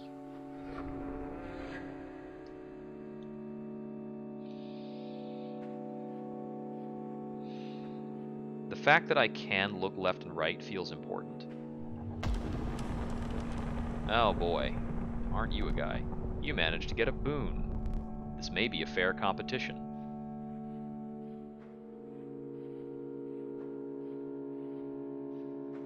If I couldn't get a boon, I'm almost certain it would be unfair. So it has that walk, but it doesn't seem as though I'm able to move on either of the directions. At least this first time, it's possible that a revisit may be arranged differently.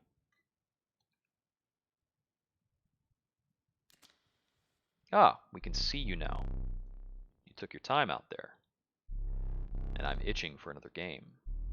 Are you ready to play?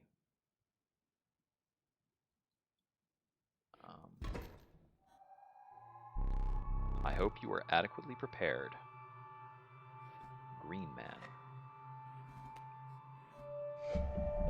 Perhaps one more to be safe. It's got a third candle, held by a bony hand from somewhere. Here we go. And he's rotating through all of his masks. Alright, so he's got a mole man, and he's opening with an amalgam. So let's see. I could develop the amalgam right away. No, he's got the amalgam. What am I thinking of? I could develop the strange larva. I'm going to develop the Warren as a blocker via the Greater Smoke. And then we'll use the squirrel to get the larva on board.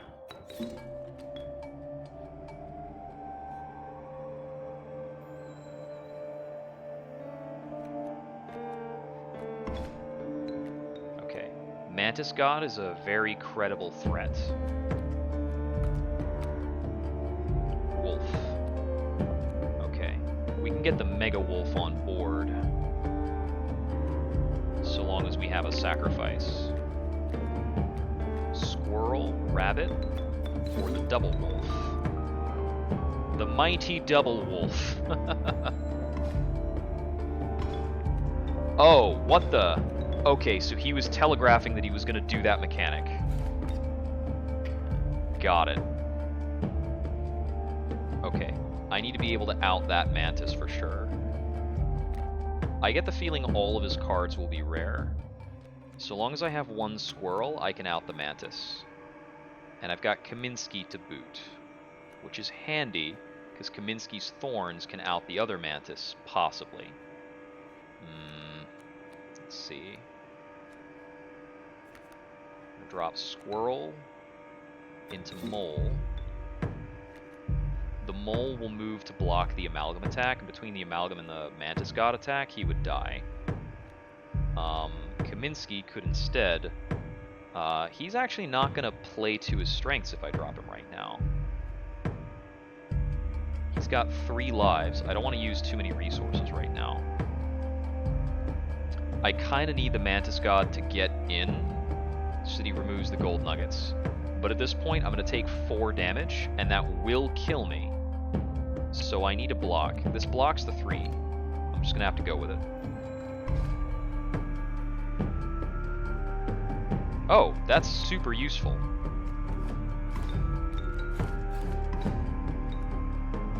Okay, let's see. So he wants to steal the gold nugget, but he'll do that after his next round of attacks, which means the Mantis God's going to get another swing in. The mole killing the amalgam is pretty good.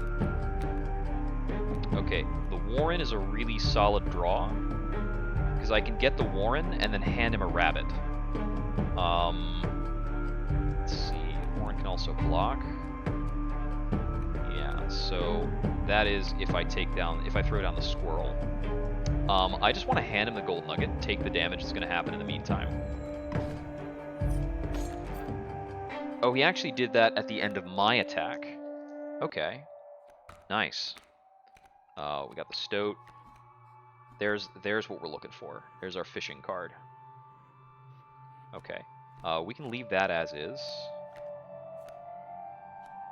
The mole man's going to move around to soak up damage, so this is a good time for us to develop the stoat and put Mars back on. The stoat is just like a little bit of extra damage here. Yeah, I don't know if I'm keeping you alive, buddy. Sorry. We'll see what happens.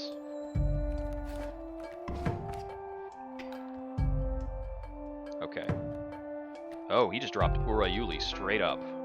Mars can take that shot, though. It's not gonna, like, he's just gonna come back to my hand. Wolf Cub.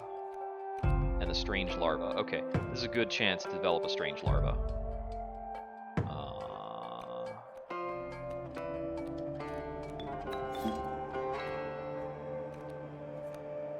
This larva can sit in front of that gold nugget for a while.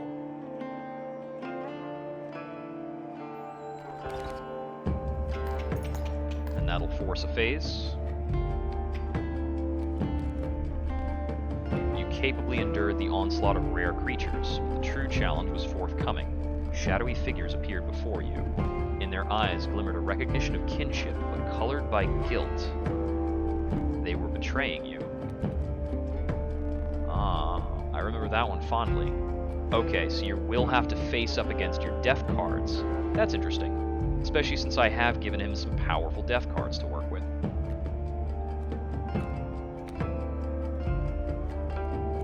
Okay, we've got the alpha. That's good. This is a... So, let's see. I could out the stoat to play in the wolf cub, and that'll give the wolf cub time to mature. Yep, sorry, buddy. You are out of here. Mars can fight Mercury any day of the week. Everything else here is working as intended. Trade for what you can. Okay, well, I did get a pelt. What even is this? That raven's not going to come in until that stump is gone, so I've got a little time to work with it. Guardian... It's holding something. Is it based on number of sigils, number of items? Its power is being derived straight... Okay, it's a mirror effect. Got it, got it. Its power is being derived from the mirror. I'm going to take that. Yeah, Mercury comes in, Reginald shows up. We've got the full Mothman. Mothman will force a phase change by flying over. Wolf is good to go. Mars won't quite out Mercury, and Reginald is poisonous. Good job, Reginald. You're useful. Just drawing 2 cards. We've got access to the Mysterious Child 13, and I suppose a Bullfrog, which is a lot less exciting. Yeah, this is pretty good as is, I think.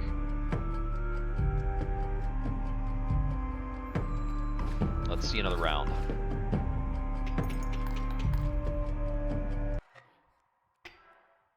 His phase changes usually reset his board, so it's not worth me worrying about what's on his board. This damned moon. It's dramatic, yes, but it provides no value to my board. I wonder... What the heck? He just took a picture of the moon so that he could put the moon on the table. Now that is value. The moon. So it blocks flyers. I think that means it attacks my back row. Will strike each opposing space. Okay, no, it attacks everything. It's got 40 health. Tidal Lock. At the beginning of its owner's turn, a card bearing the sigil will pull small creatures like squirrels into its orbit. What determines a small creature? Is it because it has a moon over it that makes it small? Interesting. Not all squirrels have that symbol. Okay, that symbol I think is on just on the back of cards. Whatever. We've got pack rats. I would like to skip your turn now. This is probably the most valid time to skip his turn. The moon only hits for 1, weirdly enough. And he passes, so we've got another round worth of stuff. Okay, the magpie would let us search things. Do we have a super wolf still in the deck somewhere? I think I might. Didn't I use that on something else earlier? Alright, so... I mean, honestly, I think I could just go for this, right? We're gonna find out what that, like, orbit thing does. Okay, so there's Urayuli. That's an option right now. But I'd have to give up Mothman. So, if I sacrifice Mars and the Wolf, I can get something on the table, and then replay Mars to get his health full. So let me do that. Mars and the wolf out for pack rat. I get a black goat for free. Wait a minute. I can out the pack rat to play the black goat, and then play Mars, allowing me to develop Urayuli and Mars. Crunch! You really destroyed the moon. I suppose all that's left is to finish me off. Go on. In the same attack sequence. Alright. What does that give us? So we got as far as 4 attempts. We had 4 deaths. I think I just beat him.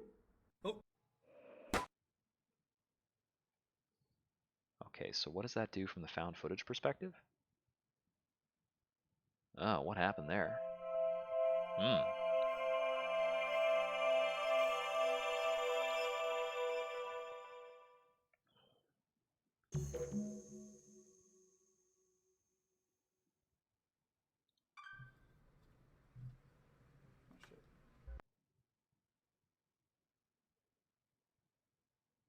He's got dice and like, it looks like maybe cards on the table.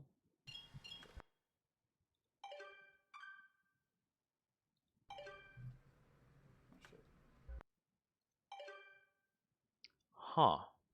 This is something weird. Hey there, card gamers. I'm the Lucky Carter, and this is another pack opening video.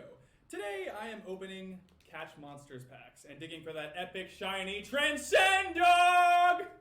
And here I'll add some crazy VFX. What is this? Okay, ladies and got a gentlemen, whole other thing I am going about to on. open my first pack. Feeling good about this one. Feeling real good. I am very much wondering what's about to happen. What do we got here? So we've got a green screen behind him. Okay. He's going and through our stuff. First rare is a Birchkin. Not exactly a viable competitive card, but hey, it's a pretty one. All right. I'm hearing weird sounds in the background. All right. Okay, that's Next like pack. that's like a short rewind. Next pack. Feeling even better about this one.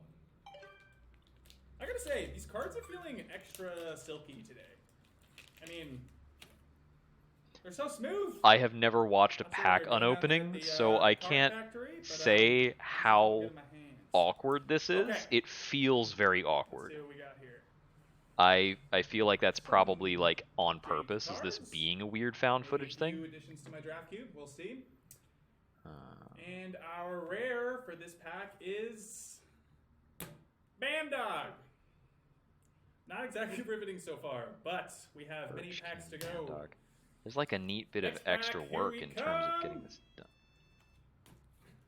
Just cut out this part. Okay. So he's got an alarm that hits at like 1:30. Oh, well, at the minute 30 mark of that video. 9:15, 9:15. So I'm gonna get to this error video in a bit. We'll figure out what's going on with all this stuff. Hey there, card There's gamers. got to be I'm the important Lucky Carter, information in and this here. is a vintage Like, pack why would you put opening this behind video. the final Today I'm boss? opening a few super rare old packs I snagged at a garage sale. I've got 4 packs of Inscryption. Oh. I could not believe the deal I got on these. Now, Okay, not all name of you will dropping. even remember All this right. name. I'm barely old enough to have seen these going around in my childhood. For whatever reason, they only did 1 set of these cards and then stopped printing them. There's not a huge market for them anymore, but at the rate I got them for, there's not really much to lose. That being said, a foil Mantis God goes for a couple $100, so fingers crossed. Okay, so it's referencing the game we're playing now. Really cool art on these. Definitely stands the test of time. And our rare for this pack is Blue Mage. Cool looking card, but not going to be worth very much. Okay, well we haven't seen anything like a blue mage while we're playing. Let's see what we got going on in the second pack.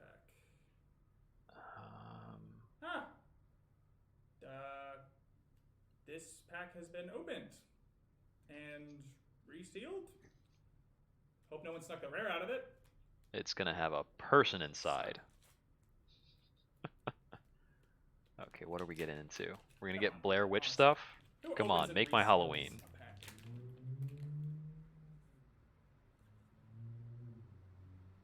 Yeah. There's a set of coordinates on this card. Looks like they were drawn on with a pen. 49 degrees north, 123 degrees west. 49, I 123. I'd have to check, but I think that's pretty nearby.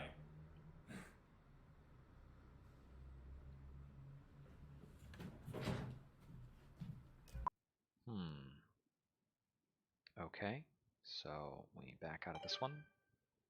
And that puts us up to this one. Alright, you 49, guys. 123. I'm out here living my best life. Got my trusty headlamp and shovel. Always come prepared, kids. Alright. Whew. So in terms of the escape room vibe that's promised with the game, there have been like a total of 3 escape room puzzles. Okay. Wait a sec. Okay. Yeah, so there's the coordinates written on the left there. 939. Okay, yeah. It's just detailing the coordinates. And it's on some sort of skeleton thing. Okay. Yeah, I can barely make that out. Whew. Getting close. I think. Assuming there is a thing to get close to. This very well may be a Well, whatever it massive- is, buddy, it's the kind of thing you need to talk to the police, possibly your next of kin, before you go check it out. We have error. Okay, yeah. Nothing in that is going to be remotely visible. It's only like a second and a half. All right. That's why you always bring an extra battery, boys and girls. Every time. You gotta come prepared. Yeah, it's a battery thing, sure. Okay.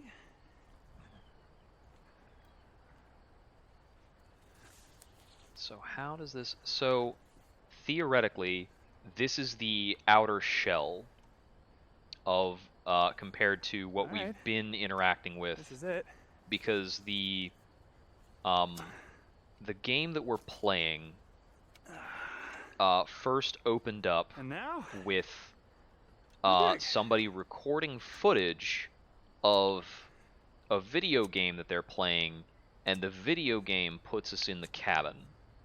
And then so we snapped back out of it. It's like, I beat him, I I beat give the a game. 75% chance it's a rock. And we get back out to But this layer only one way to find out. of the narrative. So the inner layer of the game is you're playing a game where there's this antagonist that's like some sort of Is that? treant guy who's got you imprisoned you guys, I in can't believe a it. cabin There's to actually play a something card here. game, and he can turn people into cards using a camera, but you can make people stop being cards. But that's an inner layer, and this is an outer layer on that. Presumably this is him finding the game cartridge. Okay, it's him finding the floppy disk that is What? going to be the inner layer of what we've been playing. What the fuck? Guys, are you seeing this? And it's a floppy titled Inscryption. I'm a little confused.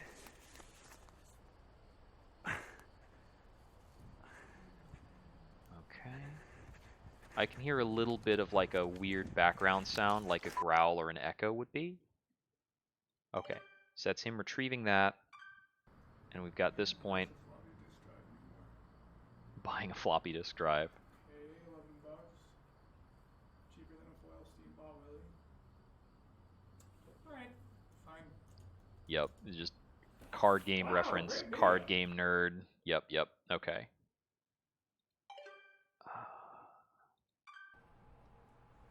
Okay, time to figure out what's on this thing. So the difficulty level of an escape room can almost be exclusively defined by superfluous information. And this set of videos is like possibly a lot of weird bits of information, because you've got like the video durations, the timestamps, things like that.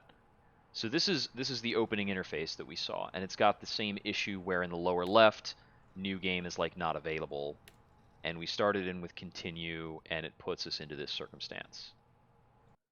So that's the video of how the outer layer and the inner layer match. And that's the last thing we saw there. So what does that put us at?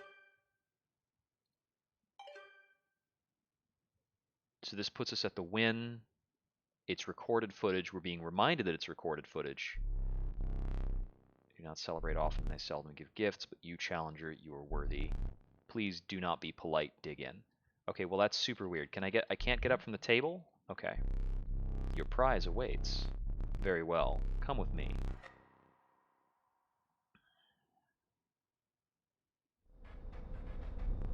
Stand right there.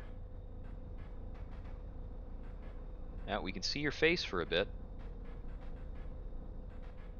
Oh, and okay, so now we're on the other side of that door from before.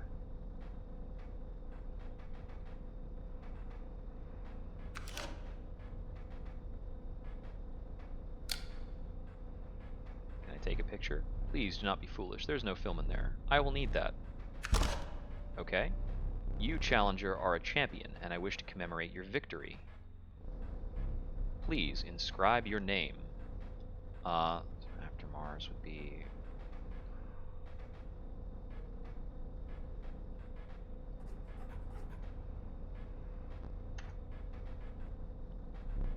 Shh, do not despair. You are a winner. Okay, so you win and you get turned into some other kind of card. Probably seems to be a rare card. How is this game not over yet? The last challenger managed to defeat me, a rare event. Go and ask how they did it. You will find them hanging from the door over there. Your pitiful deck. Okay, so the game persists. As expected. And the outer meta layer is referencing, like, the game in a continuum. What the? Okay, so for a moment we had something else showing there. I do want to try turning this to 11, which I think is, this is the hour hand, right? Does it fit? Okay, a ring. So rings were mentioned before. Now that was inscribed on the table when we made it to the end game. I have a suspicion there might be some other hint in the found footage. Okay, moose, buck, and squirrel. So let's try to get moose, buck in our deck and see if we can trigger some other condition. We still don't know how to access these. Okay. I noticed that I've been streaming for more than 5 hours, but I'm having fun. It is... Crap, I have to work tomorrow, don't I?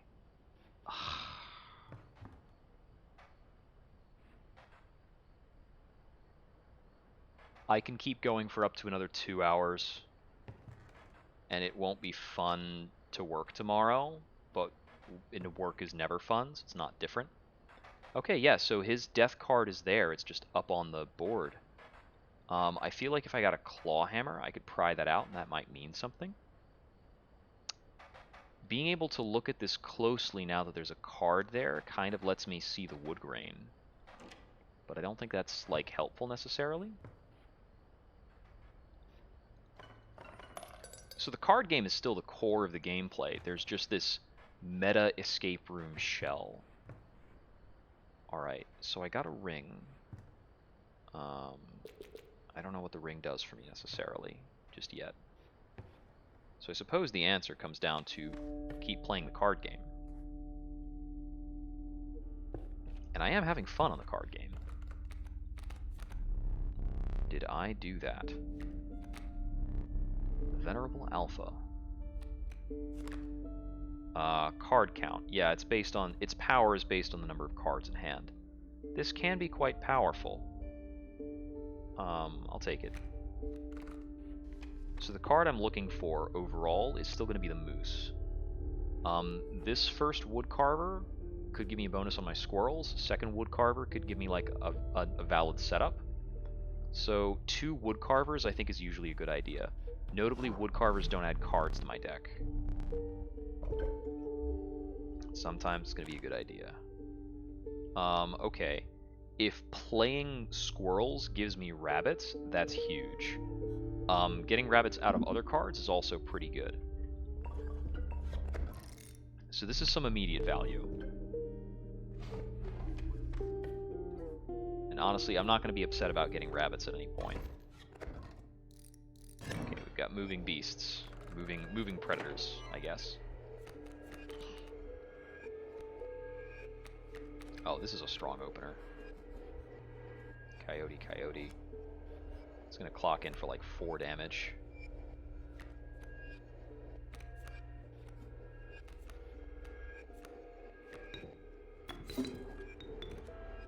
Yeah, so that's coming in for 3, easy.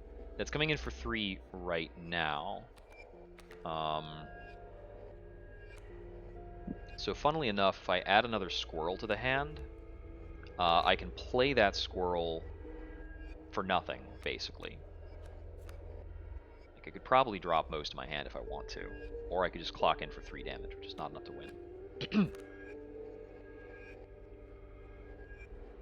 So if I add this squirrel to my hand, I can do 4 damage. But I don't see an out for me to do 5 damage. These rabbits are 0/1s.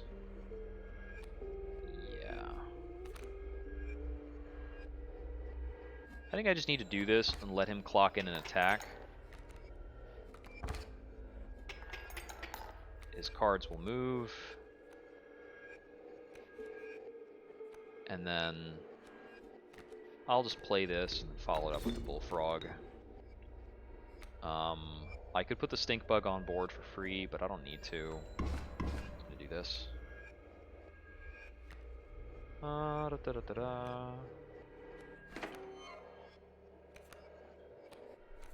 So here we can go Squirrel, Rabbit, Wolf.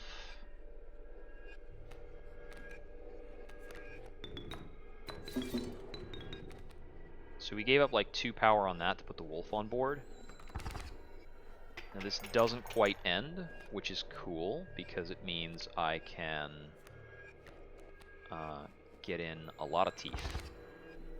It should be 4 teeth. It's pretty good. Alright. So now we're going to cut over this way so that we can get a second look at the Woodcarver. Okay. This one has the Bell Ringer effect.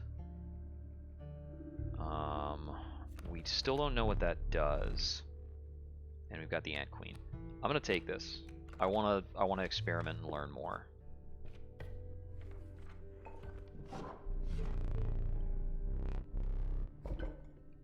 So here I was mostly wanting to take a head, so we're going to take the reptile head. But we're going to keep using the squirrel thing. Nested Squirrel Rabbits is a perfectly good Woodcarver figurine. Like, I could have actually skipped the second Woodcarver. We've got a trader there that we cannot make use of because we don't have any pelts. So we'll take the ordinary fight probably into the campfire.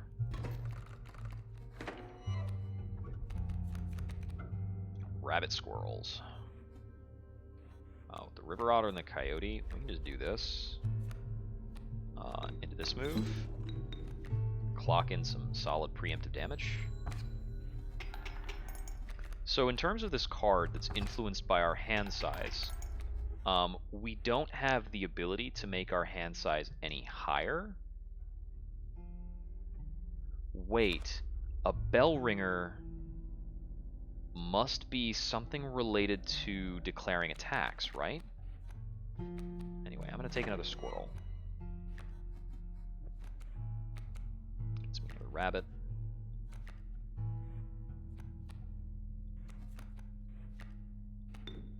Sacrifice this for a bullfrog. Sacrifice these other two.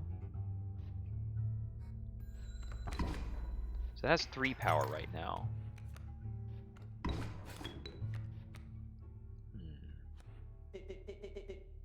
Yeah, whatever, buddy. I win the fight now. I get the feeling the power of this is based on how many times I've rung the bell before I play it. So it's every turn it will get stronger, I am assuming, is the way that works. I think that sounds reasonable. Skink. Or corpse maggots. Or a double of this guy. Doubles are good. I'll take it. Alright, so getting this, I'm not sure if I'm able to fold in the tentacle cards to one another. Usually if I'm taking a sacrifice this early, I'm adding the bullfrog to something. I think stats will be more valuable right now.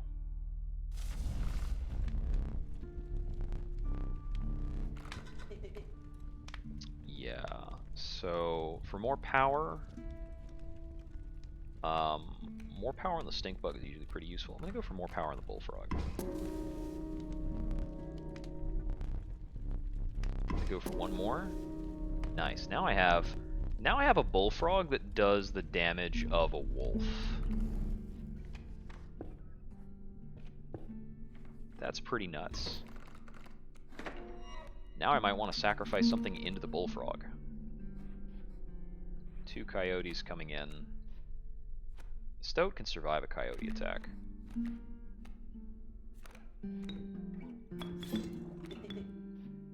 Yeah, you're gonna get a little messed up. That'll just be light damage for now, but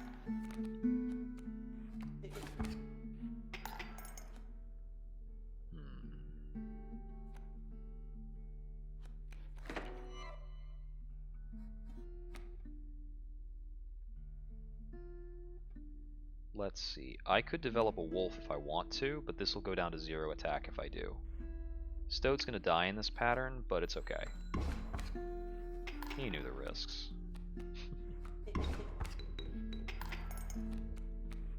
Let's see what we got.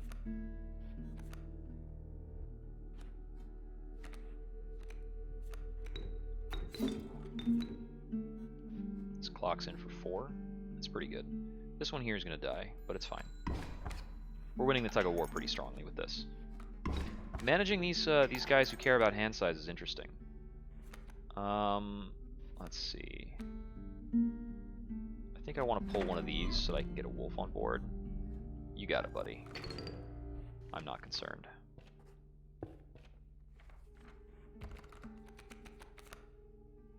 Alright, elk fawn or pronghorn. I'm going to take the elk fawn.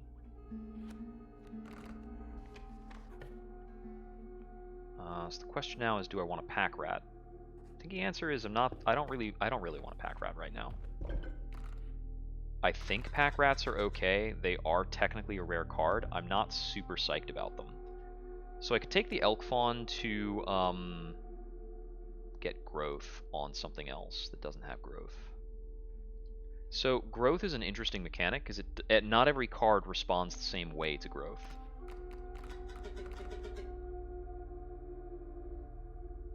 I want to apply growth to one of these guys.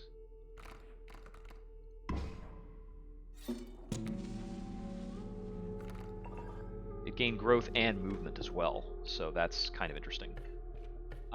Movement, I think, is going to be a little difficult to manage. Or Swift is the actual name of that mechanic. We got some greater smoke. I'm so sick of this boss. Looks like we're getting more peeks outside the curtain, so to speak. Okay, so we want to have as few bodies on board as possible to clear the phase. Because whatever I throw down is going to get golded. So I'm just going to try to punch through this phase really fast. and see what I can get done.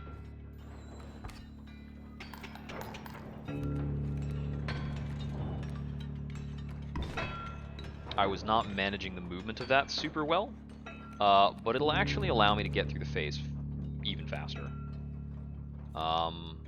Taking a squirrel keeps me hand neutral and allows me to drop this body, which will clock in for another 4 damage to end the phase.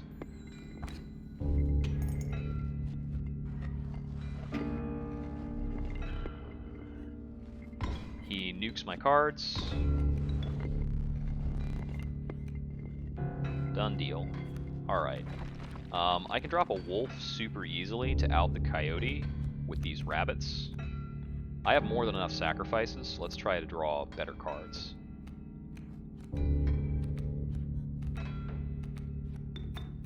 I want to try and see if I can out this boss without killing the pack mule.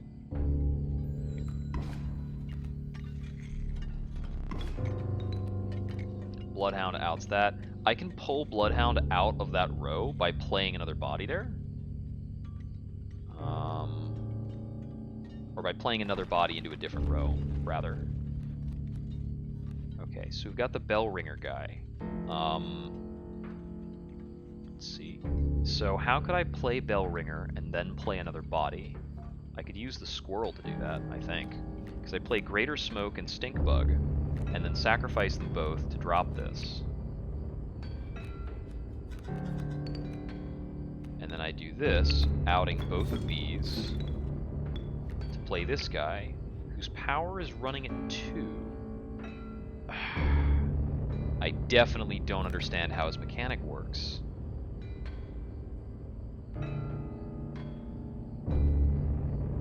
Bell ringer. Anyways. Throwing down a squirrel over here, pull him out of the way. I get in a sneaky 2 damage. He slides out, the wolf gets me the other 3 damage. And that actually wins me the round without killing the mule. Oh, I technically killed the mule at the end. Arrgh, I should have sacrificed that for a bullfrog. Okay, I didn't beat my personal challenge.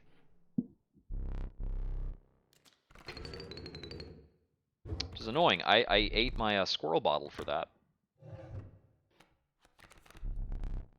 Mantis God. The Holy Mantis Guard. A perfect incarnation of terror. Poor abandoned child does not die when sacrificed. But do you have the heart to try? I'm going to try the Great Douse because it's using this Bellist mechanic. And I want to know what the chimes are all about. Yada yada. Prospector down. A moment.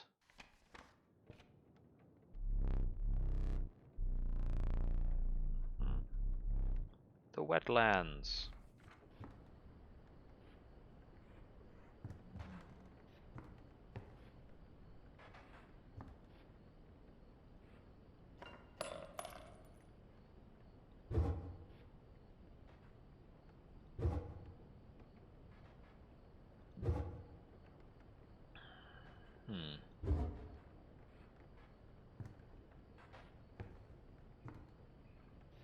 So I'm still on the lookout for a moose buck to try and create that board state.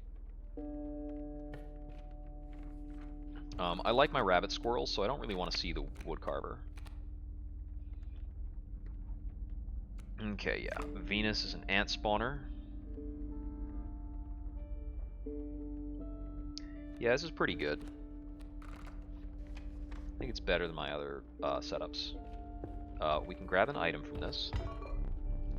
Oh no, you can't use that. What is this? I want to know what that is, so I grabbed it. That's all there is to it. Smelly reptiles. Problematic. Failure. To the user, nothing will happen. This bottle of goo has no use. Okay. I had to know. We've got a stump here and an incoming bullfrog.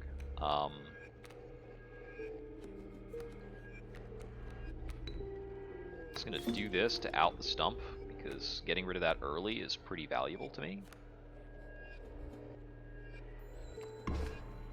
So I'm guessing that the bell ringer gains power in hand every time you ring the bell, but maybe not out of hand. So it'll be 3 damage, 1 damage there. That's a bit of a bummer, but it's just a thing.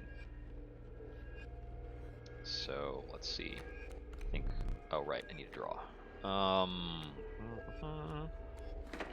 Keep drawing rabbits and squirrels and such, so that we can keep that power high. That's part of why I picked up Venus, because I can keep my same cards in hand. Oh right, Stink gets Venus's power lowered. So meh. All right, I'll still run this as is. I am serious. You cannot use that. There's no possible use for that. Ah, he put it on a shelf. Interesting.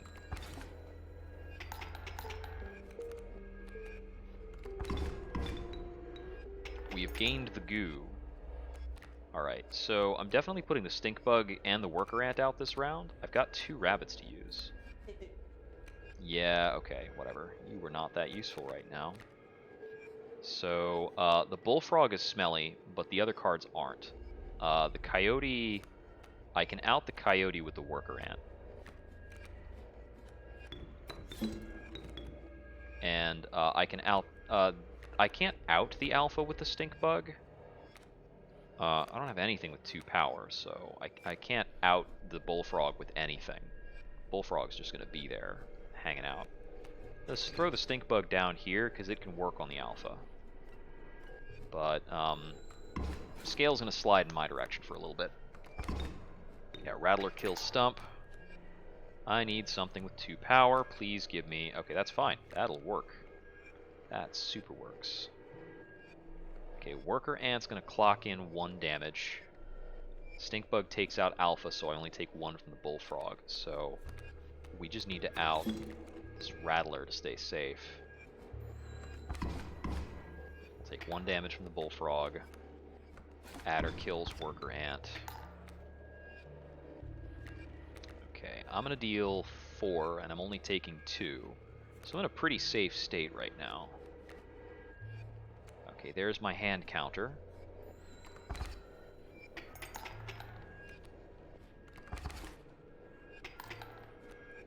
Okay. We can put the hand counter on the board using a squirrel. I'm going to put him in between stuff so he can't move around. We'll do 1 damage that outs the adders 1 damage. Bullfrog coming in, I guess. A little surprised we haven't just gotten a scoop yet. Throw this down. I can just use that as a blocker without diminishing my hand size. And that'll get me some teeth. A couple of teeth. Done deal. Okay, I could do a check over here. I would like to see the Trapper, but I don't want to see the Woodcarver. So it looks like I'm going to do, like, trial card remove, tough fight, probably. Let's see what we've got in the trial. Trial of blood, 4 blood combined, 6 health combined, or 4 attack power combined. I think my contextual attack power cards probably don't work with this. I'm going to go for blood. I know I don't have high health pools. 1, 2, 3, 4. Got it. Okay, let's get an upgraded card. So we've got a wolf cub that creates rabbits, a raven egg that creates insects, or an ant queen that moves to block. Okay, we've got a solid, like, hand creation sub-theme going on, and I totally dig it. I think out of these options, the raven egg I think is the best. So we've got some ants going on, because we've got 2 ant creators now. Card sacrifice. Bullfrog is strong.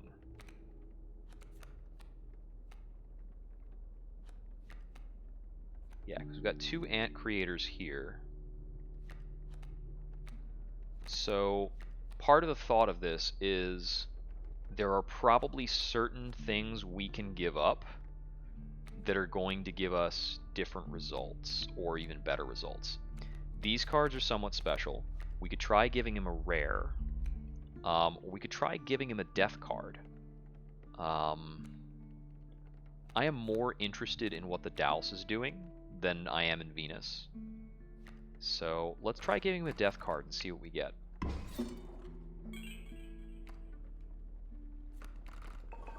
Looks like we got the boon that gives us 1 bone per fight, which is okay.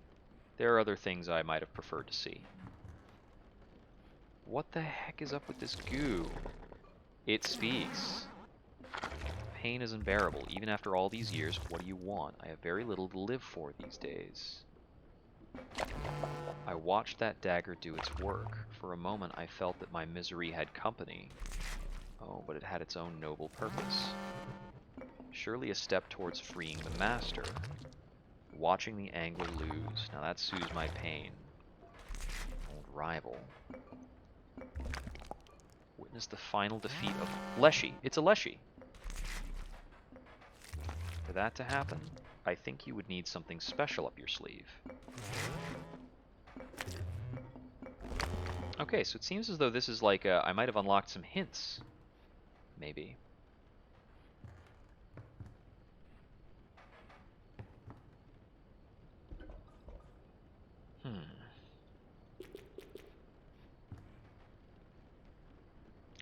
I think there are other times on this clock that are valid, because we've got this upper thing to open, but not the lower one. So, keep an eye out for anything else that looks like a clock.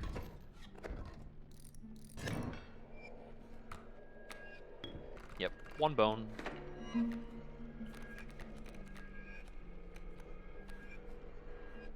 Got 2 worker ants. All of his cards grow. Okay. Oh, you know what? We've got a growing ringworm. We might get to see what that turns into if we let that happen, which is probably a bad idea. We're definitely going to develop a bullfrog early. Those worker ants are going to hit hard. We have the ability to start off with a wolf if we want.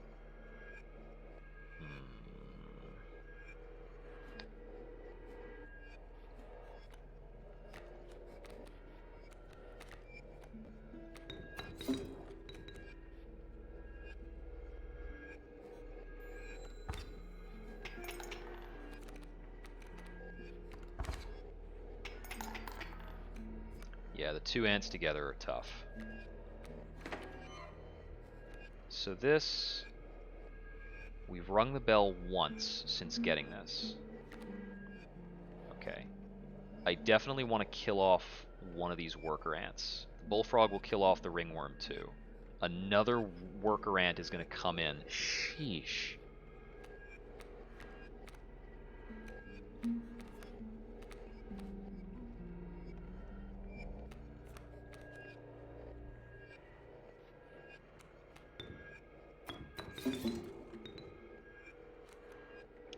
So, I don't want to let the ringworm turn into something. So, we're just going to go with this, I think. Let's see, I've got 4 health to spare. So the thing is, this worker ant is going to come in with the alpha effect. And because there will be 2 ants on board and that, it's going to clock in for 3 damage. I do not appreciate that. I'm just going to yoink this to make things work better for me. I forgot about the overkill damage from the bullfrog. I was fine. I didn't need to worry about that. Well, anyways. Let's see. If we play the rabbit and then play the hand size game, we'll only have 1 power on this, which is not great. Just ring the bell as is. Overkill damage does not come up very often, so it's a bit of an easy mechanic to forget about. But dang if it isn't good. Okay, we can use a squirrel and a rabbit to throw out the bell ringer, and I think that's probably like a GG, right? So, I've been holding this in hand for a bit, but I haven't really been counting. So it's got 3 power now.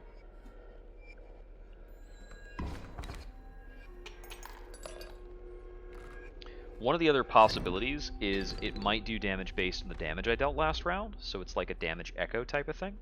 I'm not sure. Trial. Bones, power, blood. I think blood is still our best bet. Oh, strong draw. Nice.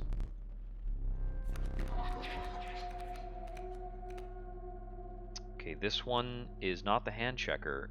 It's the bell ringer. But it's got the deck search effect. Poisonous corpse maggots, like Touch of Death corpse maggots, is also really solid. Like, that is pretty lit. Okay, Corpse Eater requires that it perishes by combat, specifically. Blocking Kingfisher does nothing. I go with the corpse maggots. I have an easier time understanding the corpse maggots, honestly. Although the bell ringer I could, like, duplicate together.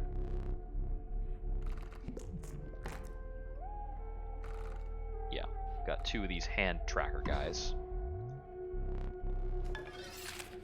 So, does this, like, duplicate up in an important way?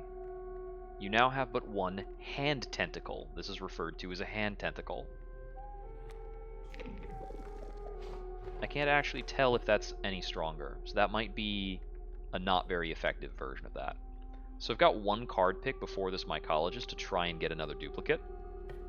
Let's see what we can do. This is a bit of a high roll setup then. Squirrel. Okay, we've got a skink and a rattler coming in. Rattler is a bummer, but I can actually just set up for it to kill something and have a fine time. Like, I can just use this squirrel to give me a raven egg, and then, like, throw down a rabbit over here. The rattler kills the rabbit, which gives me corpse maggots instantly. Pretty great. Ding. Yeah. Corpse maggots will take out the rattler, no problem. That develops into Raven. Raven will not actually hit the skink because it's flying, which is fine. Let's see. I don't care to develop the bell ringer, but I could put the worker ant on the table. It's only like 1 power. Corpse maggots are going to get killed by the adder. That just happens.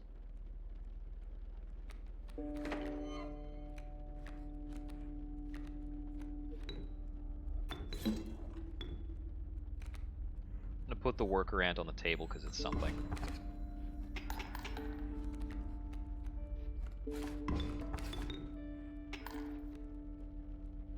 Let's see.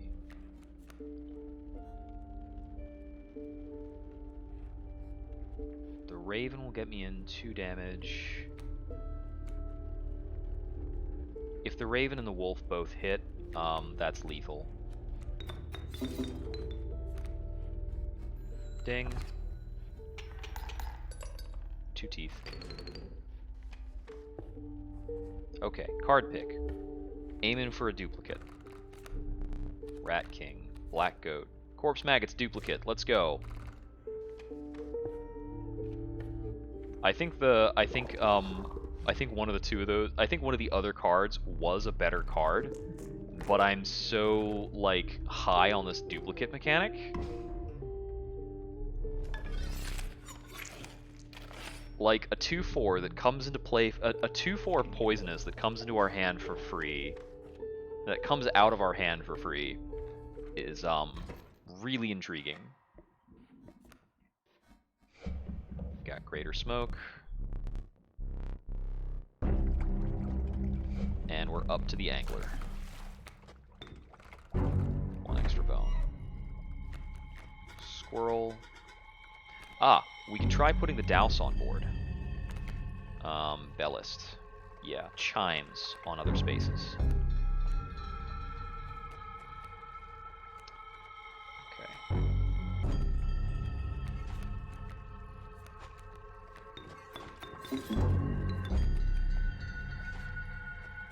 So yeah, these chimes are still fairly non-specific. They're not sacrificable, which I kind of expected. So let's see.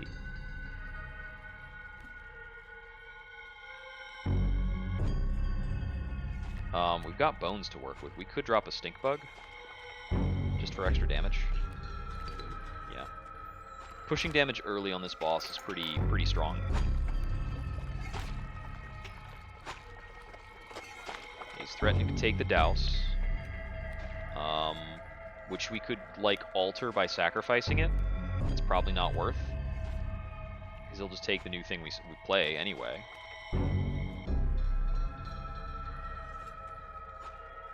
Does he still take it if we change the phase? Die already. Ha! Yeah, okay, so we change the phase so he doesn't take it. We get another card draw. So, yeah, this will kill both the bait buckets. It's actually way stronger for me to replace this with a Raven Egg. Well, flying bodies murder this dude hard. So, the Douse and his chimes seem very ineffective here. I feel like the chimes are still something special. I don't know how they work.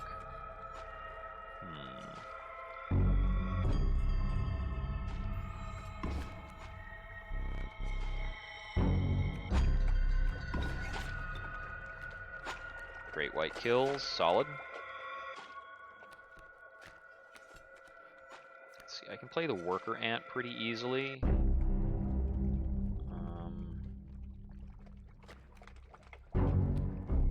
Corpse maggots is pretty good.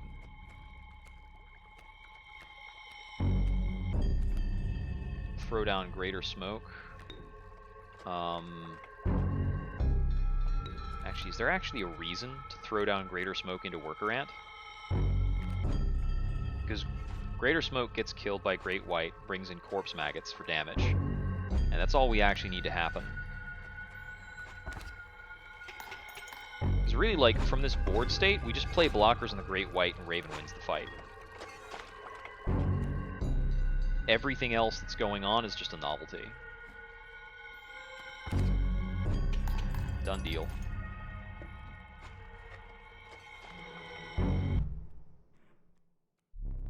He did not get to steal a single creature. Perhaps one of these will entice you. Amalgam, Mantis God, and Mole Man. Amalgam would get the effect that is creating an extra rabbit. So I'm going to take the Amalgam.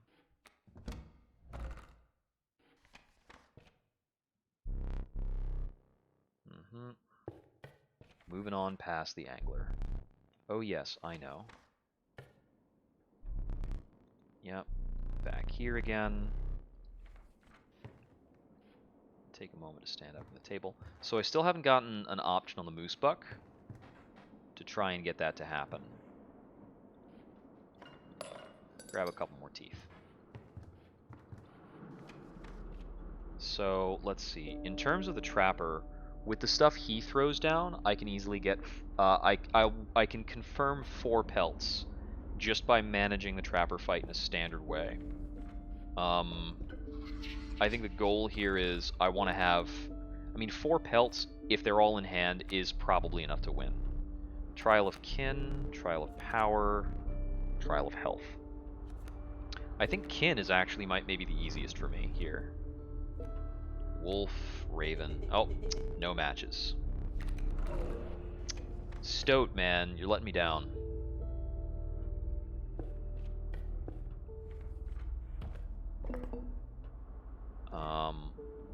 Yeah, Scissors is Crunk. Pitiful Opossum. Bone tokens.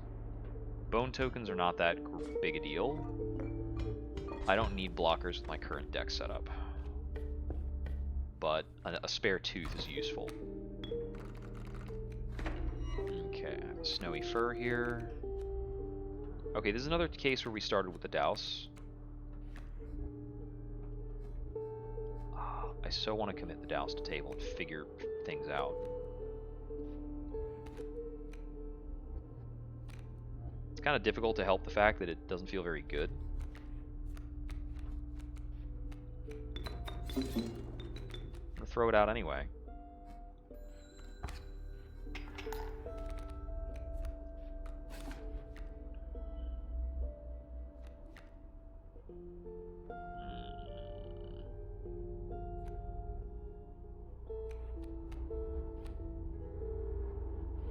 That's handy. So the elk fawn will actually take out one of these chimes. I'll have to deal with the raven over here, but I think I can just outpace that for the most part. Ah, the douse attacks anything that breaks a chime. That's his mechanic. Okay. Let's see. I need sacrifices.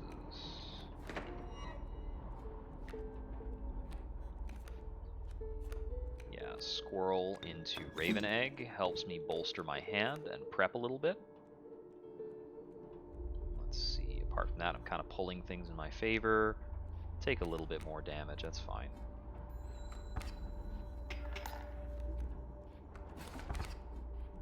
Raven egg matures into full-blown raven.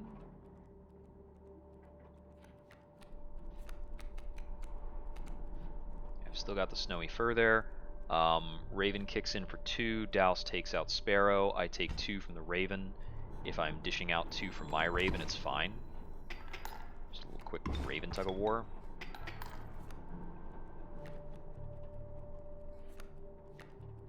And now, since this is like kind of combined with stuff, I can throw down this guy over here to murder that porcupine. And he won't die. And let's see. Got 5 there. Why did his power go up? He tried to move left, that's why he wiggled, right? But I only have 4 cards in hand. Why did his power go to 5?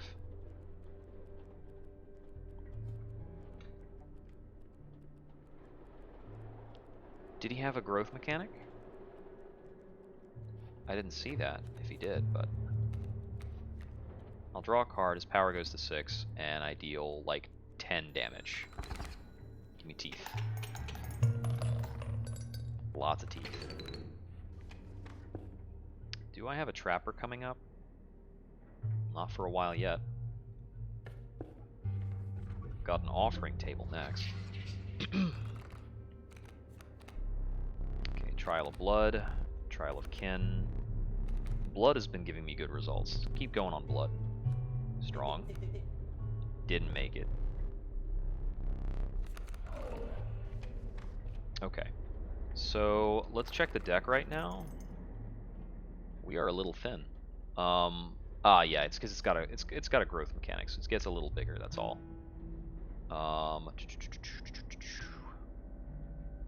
I do not have great mechanics to staple from one creature to another.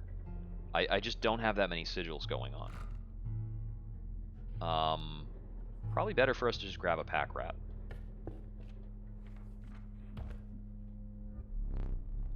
So it's interesting that I fished out a progression thing by getting a useless item from one of those. I progressed the meta context. Lots of clever things to kind of explore at. Okay. With these raven eggs coming in, I can kind of just push damage, right? Kind of, sort of. Let's do this. We'll throw down the bullfrog because it's big. I can get this on board too. It's only 1 for now, but it'll mature next turn. And it steps out of the way. Alright, so it's up to 2 damage, and my draw will put it up to 3 damage, which is lethal for the win. Or for it to move right along.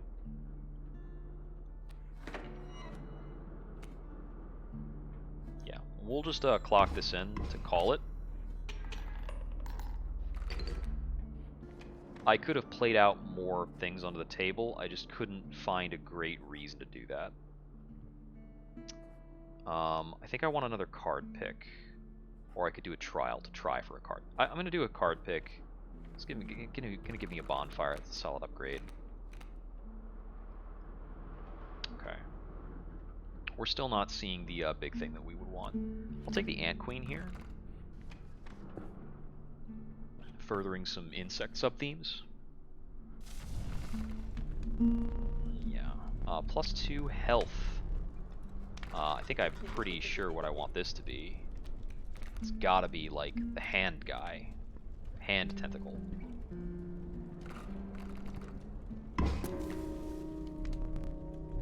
Yeah, I'm taking it right there. Like it's already a good creature. We're just making it into a monstrous creature. Like real good. Okay, I want to see the trapper up here.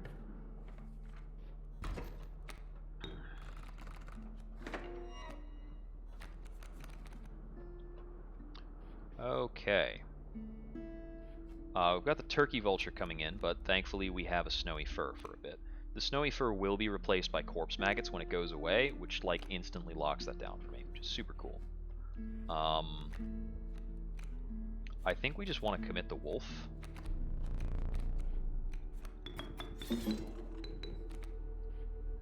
Yeah, go to town.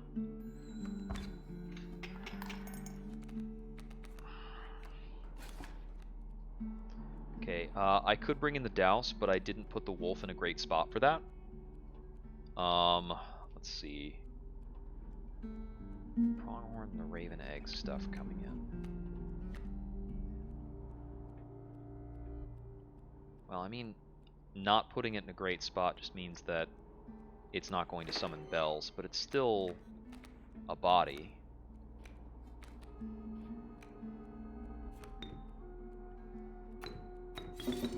I'm going to put it over here to deal with... Oh, actually, doesn't matter. Oh, no, never mind. I'm taking out the mole. Pronghorn does some damage to the wolf. And to the corpse maggots, I guess. Wolf takes out Pronghorn. I actually take out all this stuff, and then the elk fawn comes in.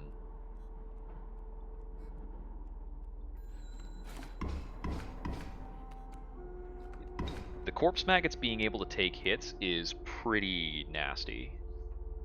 I'm gonna draw an extra card off the top because it'll help me push for more overkill.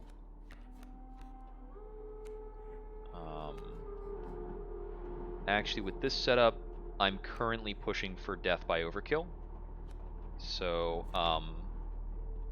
I just sacrifice this to move that out of the way to deal a full 5.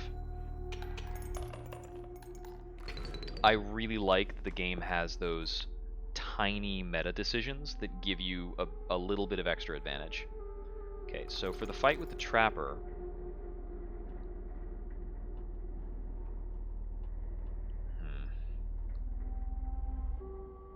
The Trapper fight's going to be rough because I'm actually very low on... I'm fairly low on actual bodies. I can manufacture some bodies, but a lot of my manufactured bodies don't have an attack value. Going this way gives me, you know, another creature to work with. Going this way gives me pelts. I don't need my own creatures to work with. I can trade pelts for his creatures and win with his creatures. And that's the game plan.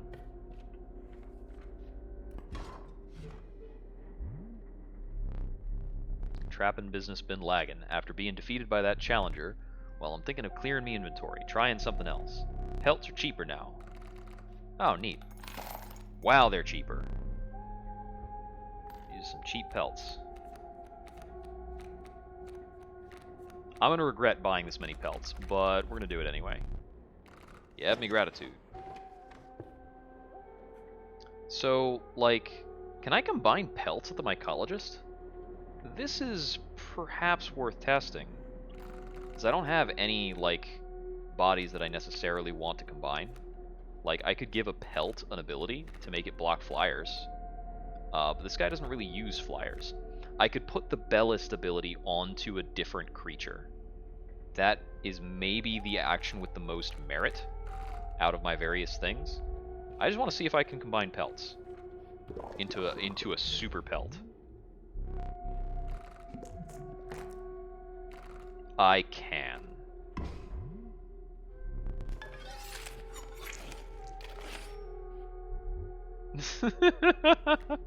Okay, so that's doable.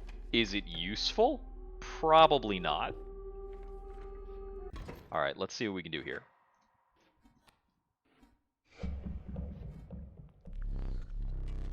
Yep, trapper stuck. Trapper stuff. We got bones, we got smoke, we got squirrels, and we've got a lot of extra pelt cards. So yeah, we're just gonna start by throwing down a pelt as a blocker. As much as we want to keep pelts in hand, we'll get more pelts. It's fine. I'm gonna go squirrel into stoat to beat this frog, and I'm gonna throw down the greater smoke because the greater smoke can actually just do that fight fine.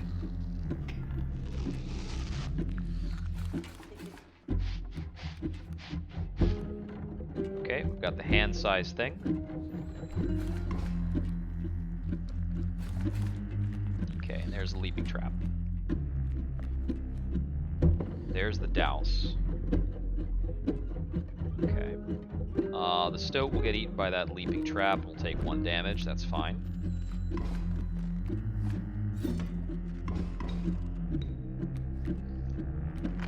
Bullfrog's coming in.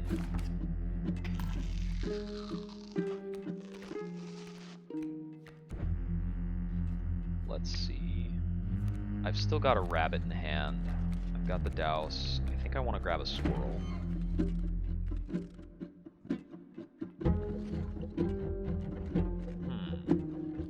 I want to pass this turn. Just trap my greater smoke. There we go. Take some damage. Card off the top. Got another pelt into the hand. I'm going to play out a squirrel. And a rabbit. Followed up by the douse. So this play of the douse should kill the bullfrog and the wolf. It sets up a chime in front of the leaping trap, which I think is possibly problematic. So what do I do about that? The chime will get attacked when he's in phase 2 anyway. Adder's going to kill the douse. Strange Frog's going to finally finish off that pelt. We need to try and draw all the rest of the pelts out. I need to push a bit more damage.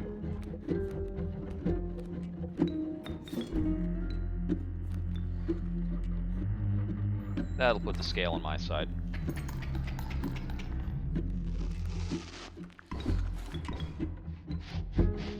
Adder comes in. Alright. We can get the phase push with this. Is that right now? With 5 pelts, I think I can win phase 2. Not to mention, I've got 5 pelts, scissors, and pliers. Skinning knife turns. Let's trade. Okay. Let's see, what do we want? What can we not deal with is kind of the important question. So, the turkey vulture is very easy for me to get down on board. So I've got 1, 2, 3, 4, 5, 6 pelts. I only need to leave 2 creatures on his entire board. Yoink, yoink, yoink. Yoink. And the raven we can just kill, probably, right? Well, heck, this kills whatever it wants. I'll take the bloodhound. Strange choices. I think so. Alright, so the Turkey Vulture we play super easy, barely an inconvenience. But it doesn't out anything, it's just a Turkey Vulture. So I kind of want to try and get the Moose Buck and Squirrel relationship on the board. This will kill the Pronghorn, no problem. That'll kill the Pronghorn and then some, actually. Let's see. I mean, so I kind of get it. I want to draw a Squirrel. So that I can do Squirrel, Rabbit, Wolf. Wolf kills Raven.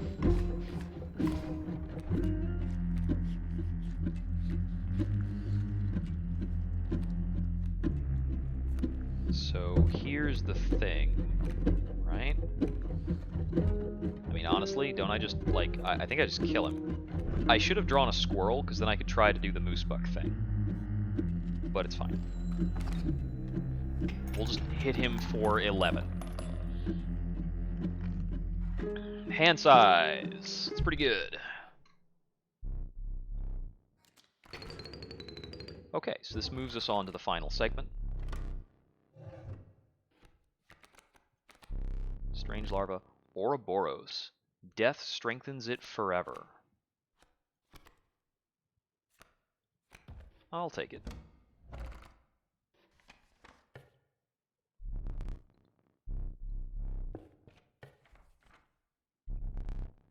Let me see. Okay, so we've got a trader here to get rid of my pelts, which is going to be very strong to do because I've got an utter buttload of valuable pelts.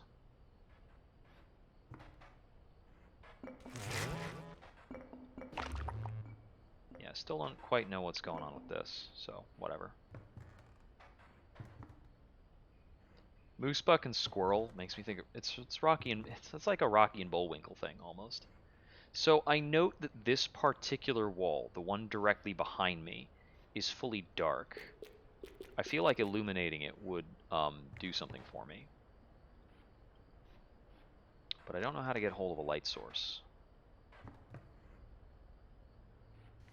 Oh well. Yeah, I have full items. I don't need to combine anything. We just trade.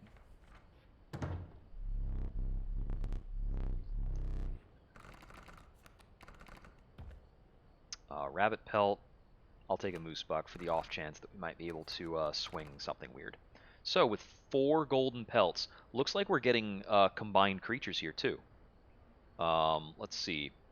We've got the long elk, which is apparently poisonous. That's neat. 2/2 Gek is like the least valuable thing here. Everything else is pretty fine. Oh, actually, I guess I'm just getting all 4 of these.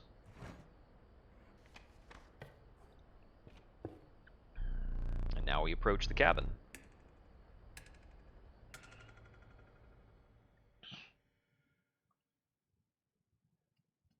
So let's see what we can get in terms of boons. I still think drawing 2 cards is going to be the best boon we can pick up. It's like we don't have terribly strong plays on bones.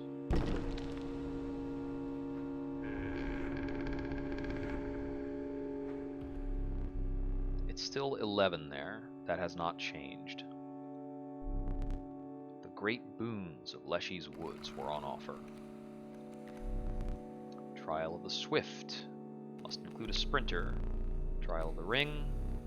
Trial of the Winged. We've got a ring. Oh, you're wearing a fine ring. You pass. Boons. Goat's blood. Start a battle with a black goat on the board. Okay. 8 bones. When you draw from your deck, you may choose any card from your deck to draw every time you draw? Dude, that is insane. Like, how does that lose? I have to know. Trial of the Finned, Trial of Skins, Trial of Rarity. We just picked up 4 rares. There's one of them. So we can get 2 boons. We can start with Grand Furs. We can draw twice. Search 2 cards per turn out of your deck. Just do it. Oh my god. Let's go. Hey buddy, how you doing? You managed to get both of my boons. I rarely say this, but I'm impressed. You've been a worthy adversary, but unfortunately I must soon put you to death.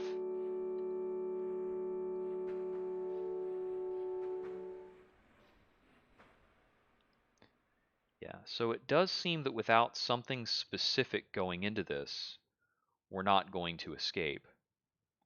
So it seems as though, you know, the finishing condition, if we could get a hold of film for the camera, we could put the Leshy in the camera. So how do we get a hold of camera film? Perhaps there's some in the room? Okay, I can't move any other direction here except to sit down. Well, looks like I'll have to beat him again.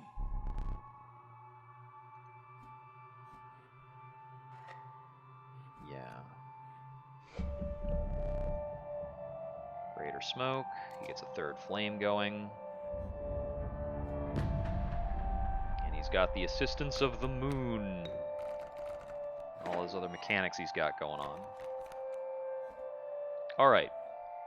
He's got a Mole Man, an Amalgam coming in. This is the trial of rare cards where he does all sorts of rare stuff. Oh man, the Long Elk looks a lot more threatening when I can see it in hand. Ugh. Like when I saw it before, all I was seeing was neck, but now that it's in my hand, I can see the face. Nasty. Alright, so we've got 2 sacrifices.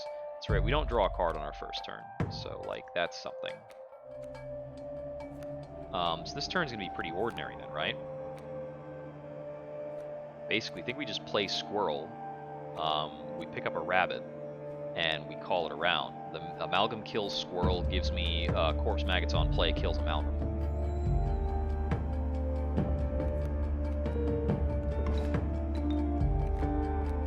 Okay, Prospector's about to cut in. We've got Mantis God in the back.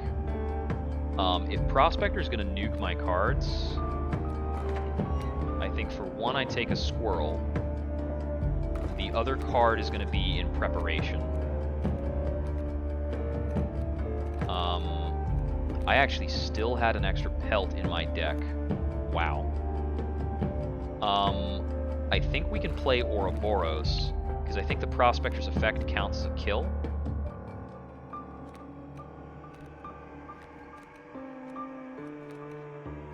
In which case we Rabbit and Squirrel into Ouroboros.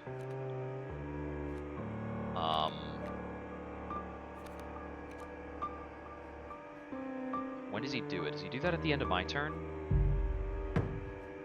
I don't know. I'm going to find out. Well, let's see. Yeah.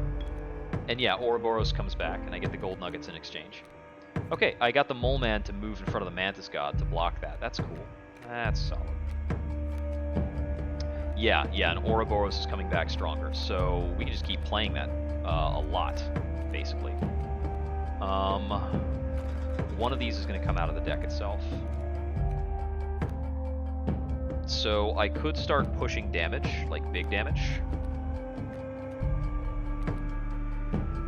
I could try and get the what's it called? You know what? Let's just start pushing big damage. And with that, we want our second card pick to be a hand neutral card, because we can play that out of a yeah, because this thing's able to take a hit.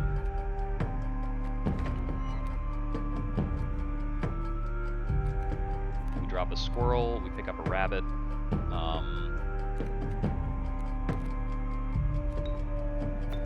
We get this kind of nuts thing on board, and actually this pushes 5 damage and cuts out the phase. Oh, never mind. It kills a mole. Yeah. He takes gold nugget. Oh, I missed the Mantis God effect. I wasn't thinking about that. Okay. Alright. So he's gonna take something from me here. Let's think. So I want to get Ouroboros on the board to kill this Amalgam. And then I need to play something afterwards.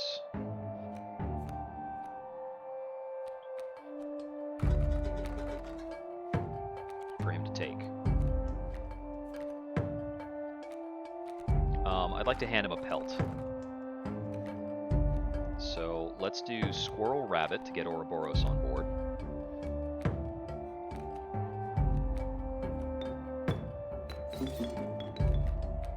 And then follow it up with a pelt over here for him to take the pelt.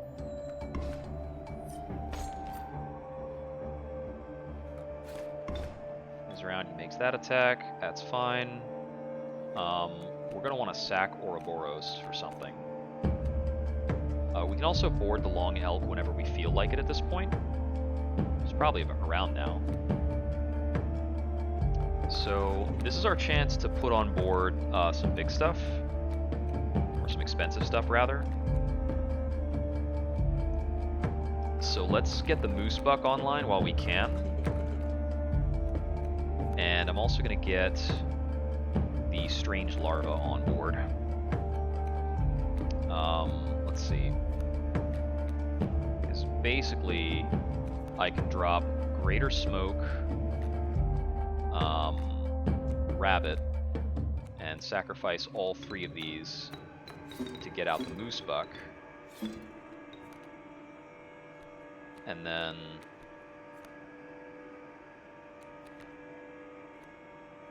we'll do Rabbit and the Strange Larva, I think. And we can drop the Long Elk somewhere. Rabbit here into Strange Larva. And then I'll throw down the Long Elk as well. To push damage.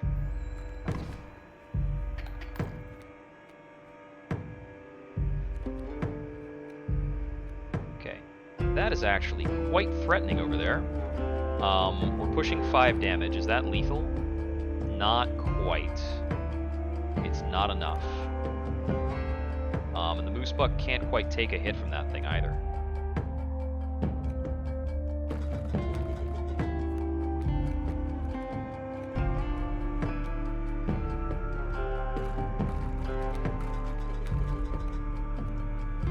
I'm just going to start getting a couple of things out of the deck. At this point, we're kind of just holding for Mothman. Moose Buck's going to get wrecked, but that's alright.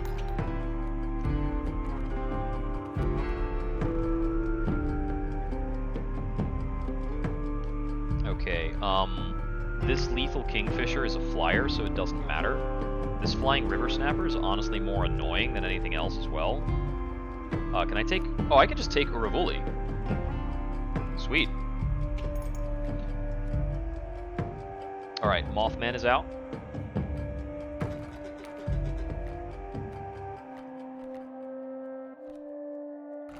We'll take a Pack Rat and one of those.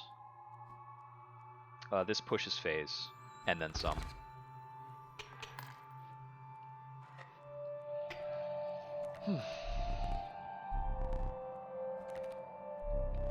Okay, now we have dead cards phase.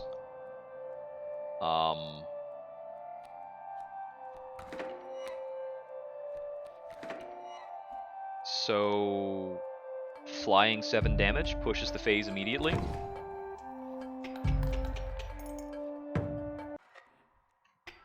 Yeah, I mean, I got a Mothman, so... yeah, he brings down the moon. So, funnily enough, I kind of think I could try to cut the moon, which is just really hilarious. Other thought is Long Elk has an instant kill, and I don't know how the moon is immune to that, if it is at all. I'm gonna draw both of my speaking cards just to have them in hand. Just to be like, hey buddies, how's it going? So, like... Okay, I'm gonna test if the Living Elk just beats the moon. It does.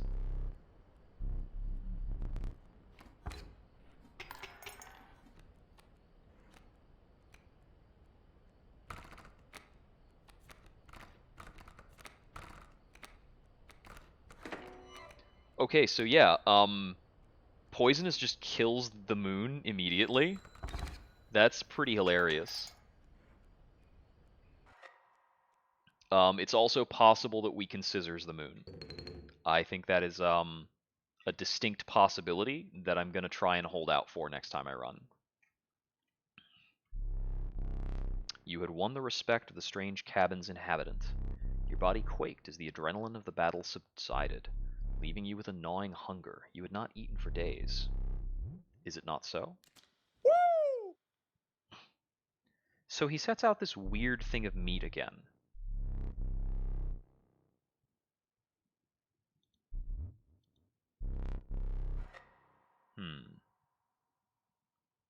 And he's going to put us back in the flickering room with the camera.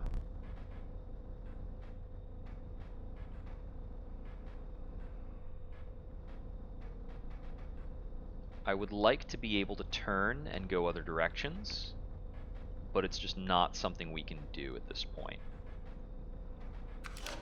Yeah, all we can do is grab the camera and try to take a picture. Yes, that is my legendary camera. Does not function without a loaded film roll. You are a champion, and I wish to memorialize you. Well, that'd be the one.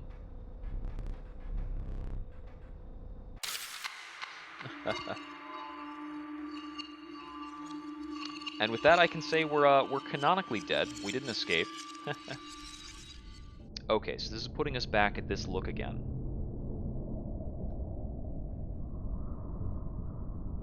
Okay, it's still showing us the knife. Is there something about the knife that I'm missing? Some kind of hint about, some kind of hint in or around or on the knife. Another challenger approaches. Maybe there's another use for the knife, or there's something else about the knife I haven't understood. Okay. I'm going to take a moment to stand up from the table and look around. Yeah, I already set this to 11 and got the ring, which is going to make some of the subsequent final boss fights pretty simple.